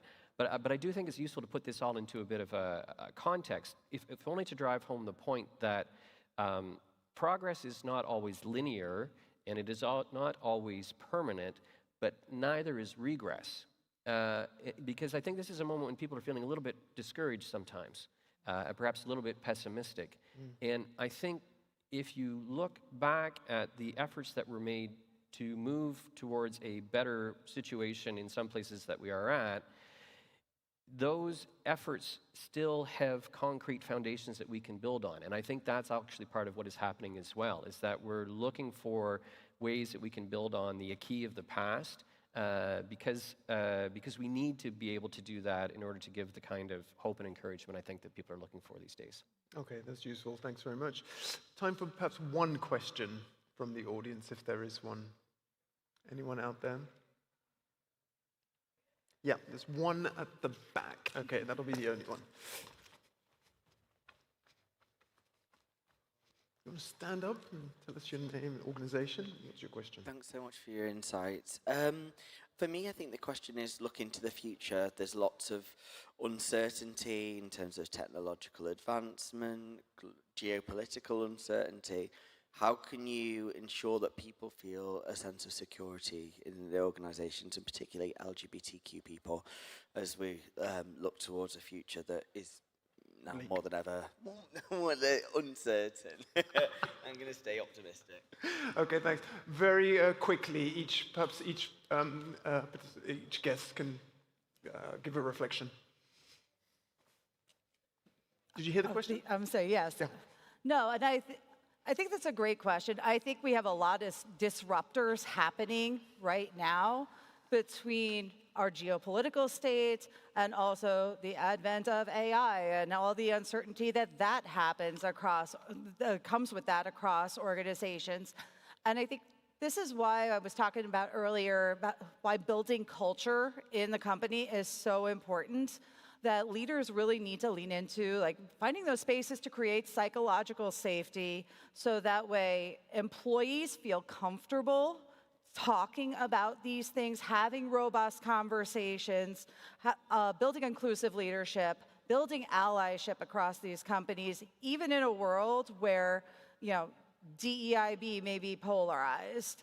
I think that is really going to start alleviating some of the anxiety that happens, outside our control in the day-to-day in the world. Okay. And very briefly, Hugh and Luciano. Very briefly, I agree. Well, very briefly, I agree with everything that was said. And I would add one other thing. And you have a voice. All of you have a voice. Use it. That absolutely is critical. It's always been critical. I'd say it's more critical now than ever. But use your voice. You've got one. Great. Be vocal. Luciano, last remark. Yeah. Just to complement, I believe you should also bring more and more the Gen Z as allies to keep the safe environment that you have built so far. Okay. Thank you very much for all of that wisdom. Give it up, please, for our panelists. Thanks, guys. Thank you very much. Thank you. Okay, unbelievably, it's time to move into our closing session. Can I get a collective "oh"? But it's going to be terrific because we have more fantastic speakers to come in that closing session. So let's get straight on with it. Good to know, though, to preface this closing session, Workplace Pride and Pride Amsterdam have worked super closely on bringing the Human Rights Conference and Workplace Pride Conference together today. So we thought it would be appropriate for those organizations to be represented in this final session and bring together really the theme of the entire Pride Amsterdam event, which is unity, both in this segment with our next speaker and the final panel. So those are positive notes to end on. Our guest in this session, our first guest, needs little introduction to anyone who pays attention to LGBTIQ+, globally, human rights, because he was the head of a government that oversaw a lot of progress when it comes to marriage equality and gender recognition legislation. He is the former Taoiseach of Ireland. Please give him a massive round of applause, Leo Varadkar.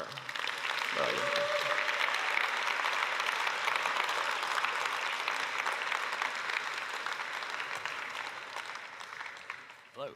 Welcome. Hi, how's it going? Good to meet you. Good, man. I go here? Yeah, go for it. You can pick. I mean, I like this one because you're close. Yeah. Feel Works. Okay, Leo, we just heard about the current situation in, where there's a little bit of social friction. It's a country in between Canada and Mexico. Don't want to mention any names. But as someone who oversaw so much progressive legislation, what would be your message, your lessons as to how to make the transition from to something that progressive? Yeah, well, look, first of all, as somebody who spends a lot of time in America, I'm a fellow at the Harvard Kennedy School, and I'm in America probably every month or two, travel around a lot. I have not given up on America yet.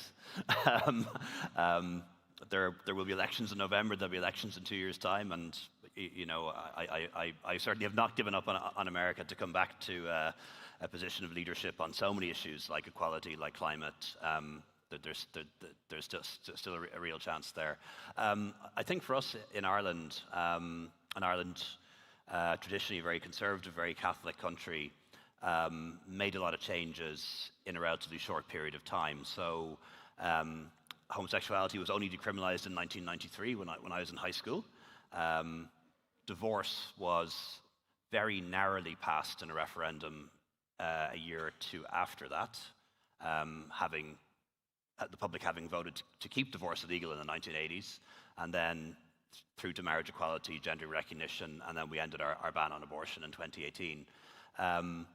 So the country that I was born in was a country in which trans people didn't exist. It was illegal to be gay. You could beat your children, rape your wife. Teachers could beat children as well. And never mind anything to do with abortion or marriage equality or any rights like that. What caused the country to change so much? It didn't just happen overnight. There were setbacks. There were referendum victories and referendum defeats.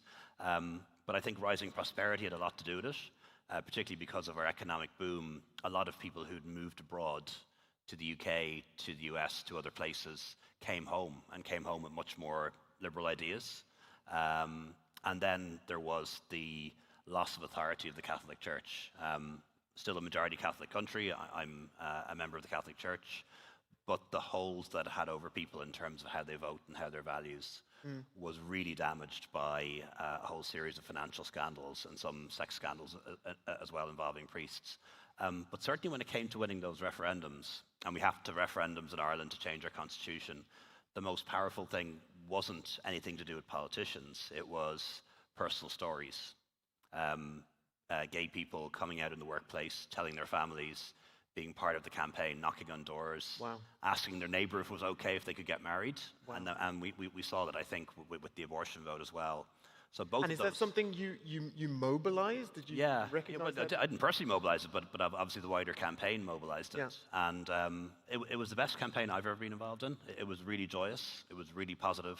People knocked on doors who'd never knocked on doors before, and essentially knocked on the doors of their neighbors and asked them, would it be okay if we could change the law so we could get married. It's very hard to say no to that. So real people, personal stories make an enormous difference, I think. And one thing I always say to people, and I say it to a lot of activists as well, those referendums in Ireland, they passed 62, 64%. Half those people would have voted no 5 years before. And I might have even voted no myself 10 years before. So never give up on people. Don't assume that because people hold certain views that they can't be convinced. Some people can't, but other people can, and you don't know until you talk to them and engage with them. And do meet them where they are, but provide an off-ramp. Well, that's very positive, right, guys? That's very hopeful. You didn't mention corporates in that, ambassadors for change. What role do you think did they play, if any, in the transition? Yeah, definitely when it came to LGBT rights, marriage equality, the business sector was largely supportive. Different businesses, different groups. The trade union sector was very supportive, by the way. I should acknowledge that from the outset. But certainly a lot of the US firms, a lot of the multinationals who didn't want to get directly involved in politics were willing to make the point that a lot of their staff are international. And a lot of their staff, say for example, working in Google or working in Meta or working in a big pharma company like Pfizer, they were being posted from California, they were being posted from Boston, and they wanted to be able to say that Ireland was a good place for you to come to if you were gay. You could bring your partner. In some cases, they may have been married abroad, and they wanted to know that would be recognized in Ireland. So in kind of a clever way that they were able to be helpful without sort of telling people what to do or how to vote. They were pointing out that we're in a globalized world, we're in an international labor market, and being able to move staff around the world matters, and people's partnerships being mattered. And one thing I always say to people, it is not a coincidence that the countries that are the most advanced and the most forward when it comes to LGBT rights are market economies. They're capitalist countries. The Stonewall riot happened in a small business. So this is not a coincidence in my view. And are there things that can be done to lower the bar even more for these companies to become ambassadors? Were there any strategies that you used? Yeah, like for the more conservative companies. Yeah, like it really was around soft power. There are some you can't force people to do things they don't want to do. And there are some companies who will just want to stay out of politics and say this isn't our thing. But there are others, and we'd always try to appeal mainly to their economic interests, that you have customers from all sorts of backgrounds. They should be represented in your ads, represented on your boards. You want to be able to recruit and retain the best staff. And it makes much more sense to have inclusive policies and to have inclusive HR policies in particular.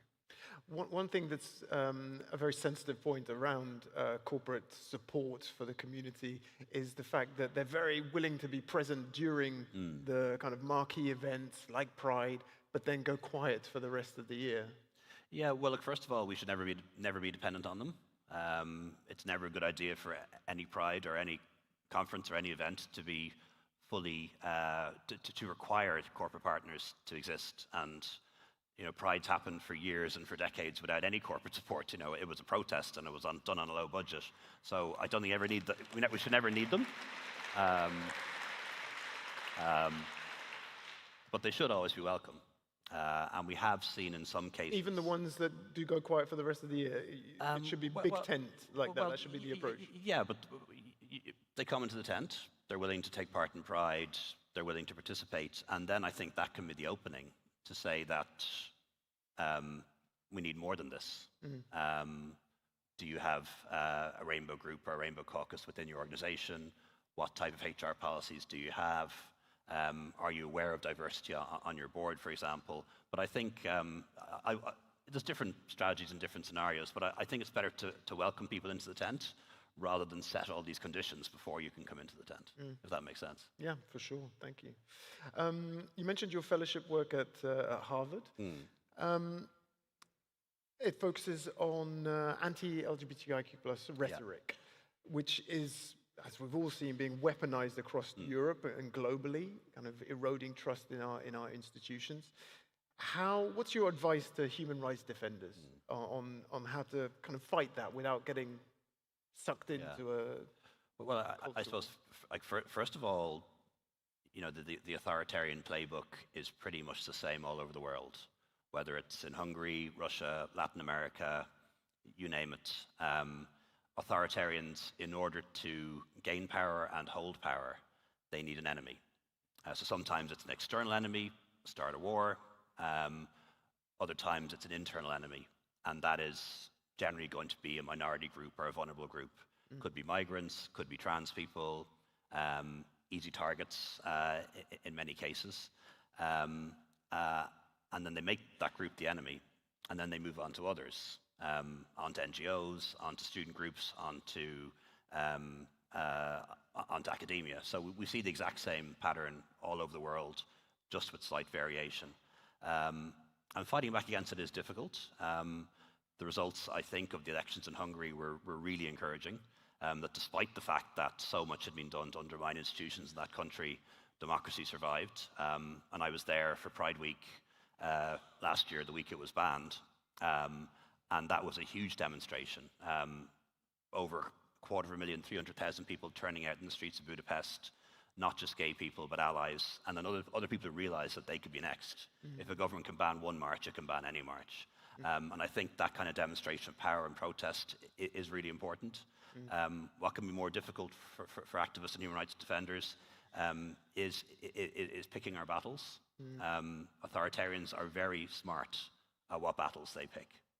And we need to be wise about which ones we pick and whether we're willing to fight on their ground. On what basis should we be making that decision? Yeah, well, look, that's a hard one. I'm a strong believer, for example, of inclusion in sport. But there's a reason why authoritarians are targeting trans participation in sport, because they've done the maths, they've done the polling, they know this is one of the areas. So defend our position on that, absolutely. But don't let that be the only fight that's happening. Yeah. Make sure when it comes that we're fighting and pressing in other areas for intersex recognition, for people being able to have their documents changed, their preferred gender. If we always allow ourselves to fight on their chosen battlefield, that's where you're more likely to win. That doesn't mean you concede on any of these issues. Yeah. But you pick your battles. When you can, you can't always. Yeah. And on a personal level, you said the authoritarian playbook requires an enemy. You were an enemy. You were on the receiving end of a lot of hate. How did you cope with that? How do you kind of, or do you harness that somehow and turn it into, and allow it to motivate you? How do you deal with that? Yeah, look, I wouldn't have admitted this when I was in office, but there were times when it got me down. Like when things were going well, you don't really mind the criticism, but when things are going tough for some reason, then you scroll down through those comments and it can really make a bad day a lot worse. Try to ignore it a lot of the time, not to engage with it. But then also there were other times where it actually strengthened my resolve. I wasn't going to give in and let these people have a victory. And sometimes it actually strengthened my resolve when I was my better self. I was talking to Rob Yetten earlier about this, and he faces a huge amount of it online, being very high profile, being a gay man who's Prime Minister of this country. And one thing he's found and detected, and we would have known this to be true as well, like there's a lot of bots. There's a lot of this is contrived. Russia, others, determined to divide our societies and weaken our democracies, and are trying to create an environment online that is hateful towards lots of different groups. And I just hope that we as a wider society wise up to that. Yeah. Okay, thanks for that. And finally, before you go, I don't know if we have time for any questions here, but I guess a piece of strategic advice for everyone in the room. The last question someone asked about what does the future look like, or can you give us some advice from a young person at the back there? What's your advice for people in this room, advocates, corporate leaders, organizers, when it comes to safeguarding these human rights? Well, I think above all, mine would be a message of hope. Despite the setbacks that are happening in large parts of the world, there's probably never been a better time to be gay than is the case now. We have 40 countries in the world that now have marriage equality, up from 0. 25 years ago. Countries like Botswana, some countries in the Caribbean are decriminalizing. So I think it was Martin Luther King said that the arc of the moral universe bends towards progress, or the arc of history bends towards progress. But always be aware that progress is not inevitable. It's also not reversible, and the fight is never over. So we can never afford to be complacent. Every generation has to fight the same fight and fight it again to defend what's been achieved and then to press on for more. Beautiful. Always nice to get a Martin Luther King quote in there at the end. Do we have time? Yes, I think perhaps we do. Perhaps is there one question? Otherwise, we will wrap it up there. No? No one dares ask the former Taoiseach of Ireland a question. Then we're going to wrap it up there. Leo, thank you very much indeed. Thanks a lot.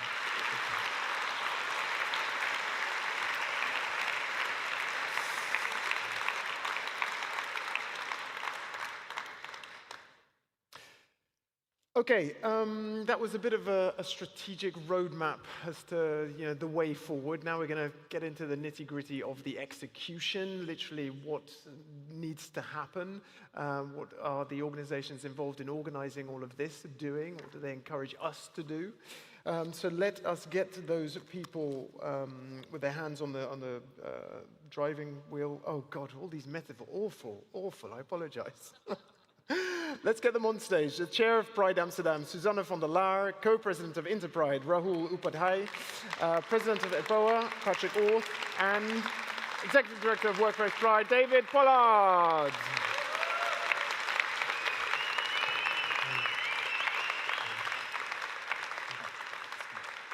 Should we sit in any particular order? Well, apparently we've got lots of reading to do. What is that book that you've brought over, Margot? It's not a book, it's a T-shirt. A T-shirt? It's a very important T-shirt. We have maybe later on a film about it, so it will come. Okay. The reveal is later. Okay. Mentioned it there in our conversation with Leo. This is a huge event, marquee, fabulous, glamorous, lots of great speakers, super well attended. Give us a picture, paint us a picture of the day-to-day once all of this is gone. How are you protecting LGBTIQ+ rights on a day-to-day basis for the most vulnerable? Perhaps you would like to start, Susanne? Of course, I would love to start. For me, on a day-to-day basis, it's important that we see people, that we look around who's sitting next to you, because a lot of the time, people are still in the closet. They're not free to speak. And if we say, you're free with us, you're safe with us, I think that's a very important question, because it's Pride now, and everybody sees each other around. But remember, Pride doesn't stop tomorrow. It will go on the next 365 days, because when the flags come down, we're still here, and we're not going anywhere. Thank you. Great, thank you. Yeah. Okay. David, anything to add to that? Well, I think we've heard a lot, those who have been able to attend the Workplace Pride Conference today at least, that there's a real danger for a lot of us, a lot of our companies and employers, to only celebrate during the Pride season. But it's really indeed the time afterwards that counts the most. It's when you go back to your office and you ask yourself, okay, that was so fantastic, but what now? The reality kicks in. And this is when what's truly important for organizations, but also people from the LGBTIQ+ community ourselves, to say, as Leo was referring to as well, that this battle never will stop, actually. I actually find strength in that, to know that it'll go on forever. Rahul and Patrick, when it comes to the future, for the activists in this room who perhaps feel just knackered, I mean, it is, we talked about it earlier, the body keeps a score. It's exhausting sometimes to do the work. What can you promise them about the future? What are your organizations doing? Okay. Well, hello everyone, and this is so fancy. This is probably the first time I'm using this mic. But thank you for the question. And with my voice, you can imagine how much I've partied last night.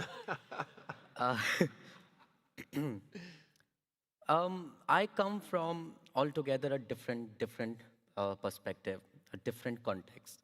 And maybe in 1 minute, if I can tell, we were talking about pride, right? For some people, pride is an opportunity to come together, to network, to celebrate. But also for some people, it's an opportunity, or it's actually a matter of survival on a daily basis. For some people, it's an act that going out in the street, making a statement, a bold statement, but also for some people, it's an opportunity to make a very strong statement to the dictators, to the homophobic governments, that your policies suck. And this is where I come from. Future, okay.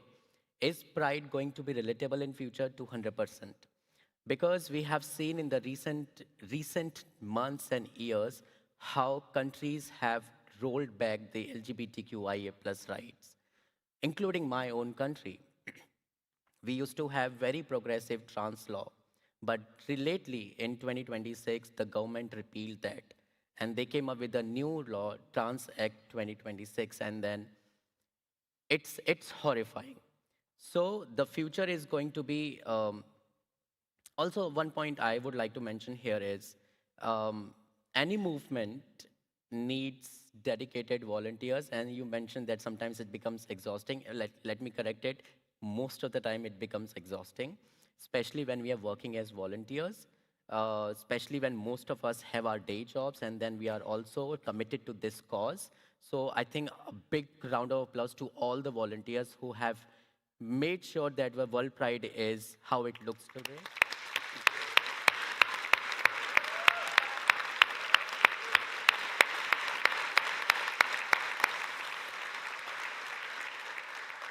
The future looks and has to be very intersectional.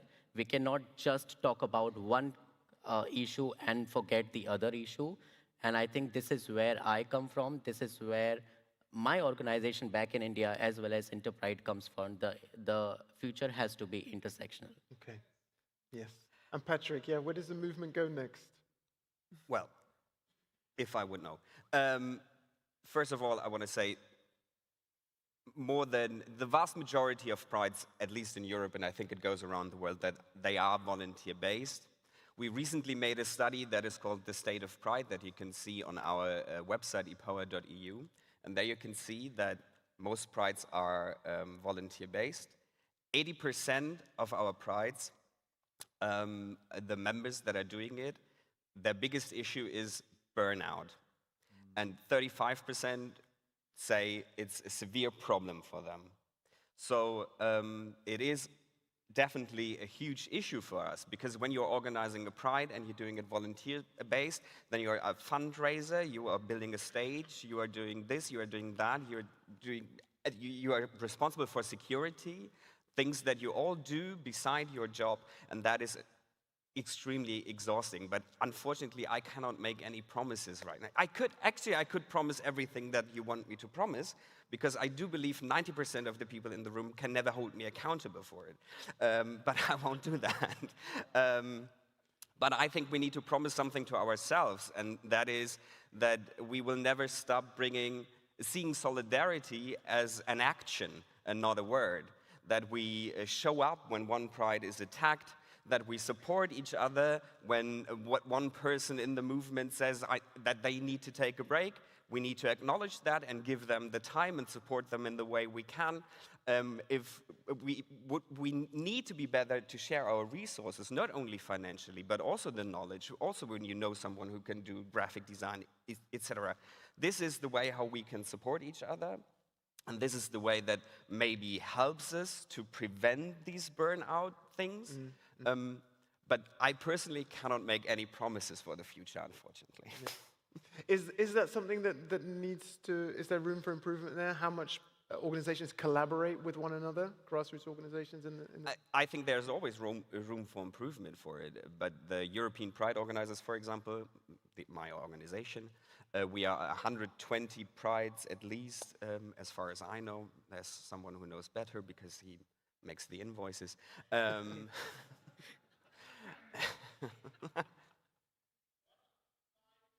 150. Oh, wow. So, and we meet regularly, and it's, for example, when someone needs something and they reach out to us, we always find someone that can help. But of course, we can improve the system. Yeah. Of course, we can be better in doing that. But yeah, I think it's the most important thing is that we show up for each other and understand what solidarity can mean. Yeah. And your organizations, Rahul and Patrick, are responsible for picking the next city, right? That's going to host. Like, is it going to be Thailand in 2030? Ah. Oh, look at he likes the power. That's me. He's like, yes, that's me. So who else is in the running, and on what basis are you going to make that decision? Because it's a big thing, which is great. Like, everyone is kind of hustling and. Indeed, I think WorldPride is a wonderful opportunity that brings literally the entire world at one place, right? And Interpride has this huge, huge responsibility. And kudos to the board members, kudos to the WorldPride committee and the chairs and the secretary who have been doing phenomenal work at Interpride. So there is this entire process, application process, and it takes almost a year to finally get to know which city is going to host the next WorldPride. For 2030, there are 2 candidate cities, Bangkok and Barcelona. And well, we wish both the cities very luck. Both the bids have been really, really competent. And in the coming AGM in Phuket, they will be presenting a bid in front of the members. The members will have the right to vote. They'll exercise the right to vote. And finally, within a week or so, we'll get to know where the next WorldPride is going to be in 2030. Yeah. Yeah, super. Oh, great. Before we go to what's in that box, I want to ask each of you, on a personal level, everyone on this stage, I'm sure, has a moment for themselves when things shifted, when you felt more comfortable in your own skin. For David, I know for you, it was when you attended the Gay Games. Yes. As a young man back in 19... Well, young. 68? Yeah. Watch it, Ikena. No, In actually, I was. No, talk us through that, because I know that was... I'm going to tell you my life story, but in a very short word. So I actually was 19 years old when I came out. It was a long time ago. And even though I was out of the closet, the moment that really changed for me was the Gay Games here in Amsterdam. And I know a lot of people from my generation, it was the same thing. It was in 1998, right? And that was really the moment that I think we all felt and looked around and saw, my goodness, there's 2 men walking hand in hand, 2 women walking hand in hand. There's trans people that are not afraid to be out on the street. It was such an eye-opener for us, for me personally as well, that I was working at ING, at a bank back then, and that a couple of years later, I thought, this is so important for my personal identity, but also for the identity of our community, that it made me want to become an activist. Yeah. What's the moment that could come out of an event like this, you think, that you hope could be equally inspiring for? Well, I mean, we're probably preaching to the converted here, primarily. But I think, certainly WorldPride has been so instrumental in those people who have seen the city, seen Amsterdam transform over the past 2 weeks. And if there's a moment that there was somebody like me... That would be great. Oh. You'll get me going, so don't do that. It always happens. But it's such an important part of your life, you know. Yeah. I hope that happens for somebody else as well. Yeah, I'm sure it will.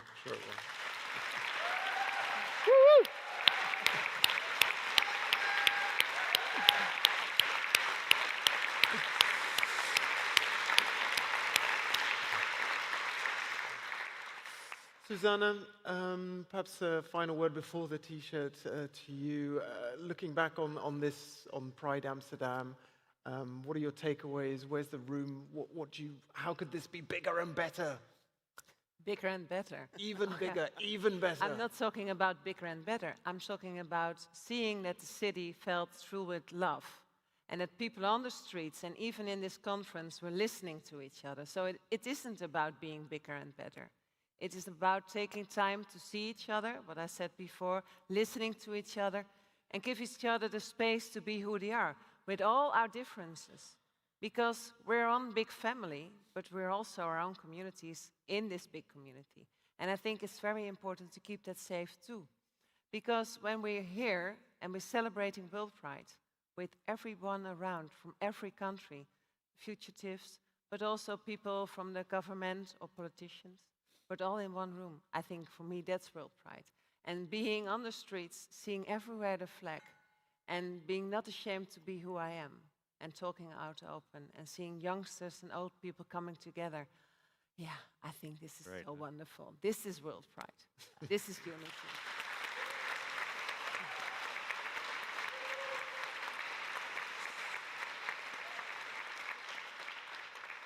And perhaps you can tell us, you said that's an important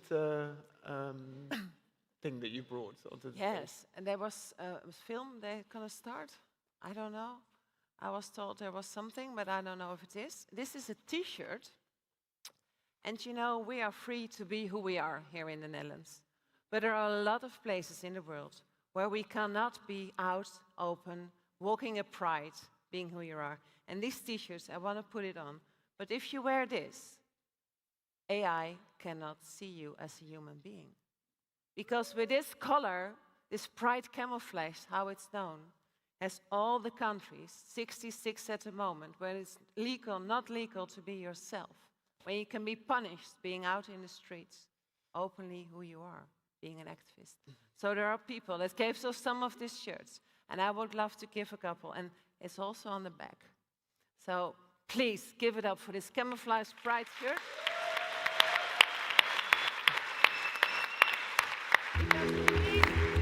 In many countries, LGBTQIA+ rights are still under attack. Pride marches are banned, activists are surveilled, every step, every move, under constant government watch. How can you fight for freedom when the system is always watching? Together with KU Leuven, we created a loophole, introducing rainbow camouflage.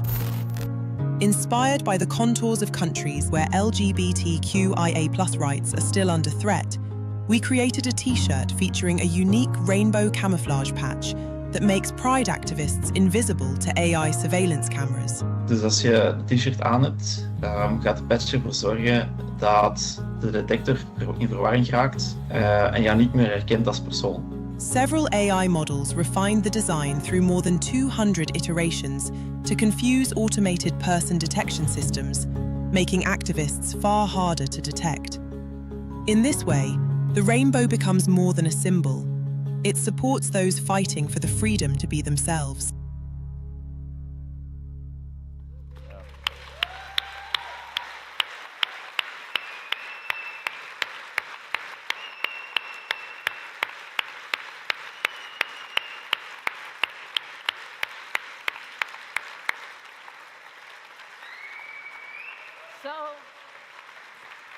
So, I don't have any noise. I can't hear. It's going out. Okay. So if there is any activist here who wants a T-shirt, there are people from this company being around with the drinks. So find them, because we're all of us. Thank you. Super. Thank you very much. Great. Well, if I can ask Rahul and Patrick to leave the stage, and Susanna and David to stay on the stage for a moment. Thank you very much, guys. Okay. For some closing remarks, because it's been a terrific day. It's been emotional. I've shed a few tears. I know people in the audience have certainly learned a lot, heard a lot of wisdom. So I'm very grateful. Thank you for allowing me to be your host. Wish all of us, when I say you, us, the very best in the future. Give it up, please, for Susanna and David.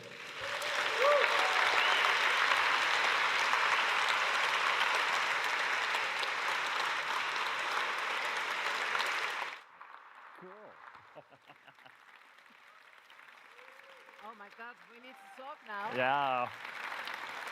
I do. Suck it up. Okay, come on. Yeah, we need more. We need more. Evidently, we need more. I do want to say a word or two. Is it going? Yes, Yeah, it's working. All right. A quick word or two I do want to say. You know, when we first started with working with Pride Amsterdam, and I heard that the theme was unity, I thought, oh, it's very, very vague. But you know, I now realize how actually important and how loaded it really is. And I think, at least in this conference today, but I've also from the rest of the Human Rights Conference, unity has really been what's brought us together. And it's something that will continue to take us forward. And I want to thank Pride Amsterdam for working so well together, and the other organizations as well, but this is what it's all about, isn't it? It's not about unity, and unity brings us together, because if you can be safe at your workplace, it's about unity, seeing who is in office, and it's looking like you. It's so important. And standing here on stage with this proud man, I am proud, because together, in unity, we can change the world. Absolutely. Not from tomorrow, but starting now today. But look at that, all these people, we must do that together. So in unity, In unity. always. Happy World Pride. Yeah.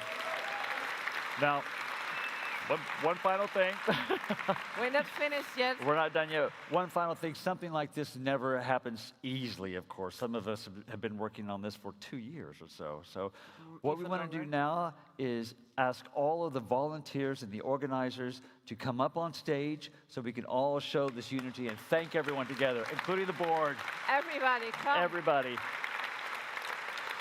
From all Come on. organizations, not just Workplace Pride. Yes, Workplace here we go. Pride, everybody. Everyone. All the volunteers. Come up on Jeroen, stage. that means you too. You're not coming. Okay. Yes. It's without come. them we can't do this. Martijn. Thank you. Kom maar. Come. Kom maar. Come. There's a lot of Aaron. Aaron, Marja, Camille, Kijk everybody. eens, er zijn zoveel. Het zijn er zoveel. En er Fantastisch. komen er steeds meer. Yes. You see? Dankjewel. Dankjewel. Thanks you. Dankjewel. Goed hè? We doen het samen. Thank you so much. Thank you for the beautiful Thank you. Dankjewel. Dankjewel. Ja, hè? Dankjewel. Because together. Oh, heerlijk. I smell good, they say. Thank you. Thank you. And So last but everybody not on least, stage. I want to thank our amazing moderator, Ikenna Azriki. Ikenna, come up here.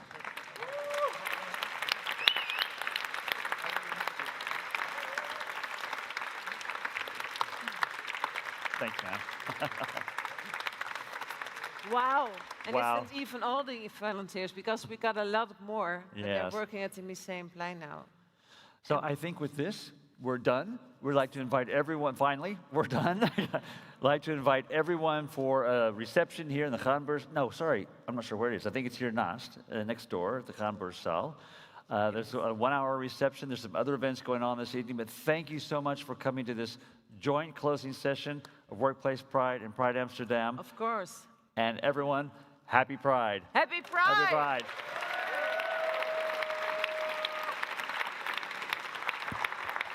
Leuk, hè? Heel erg leuk. Let's go. Music, music. Zo. Vacation time. Zo. We zijn een man nu. Oh, thank you.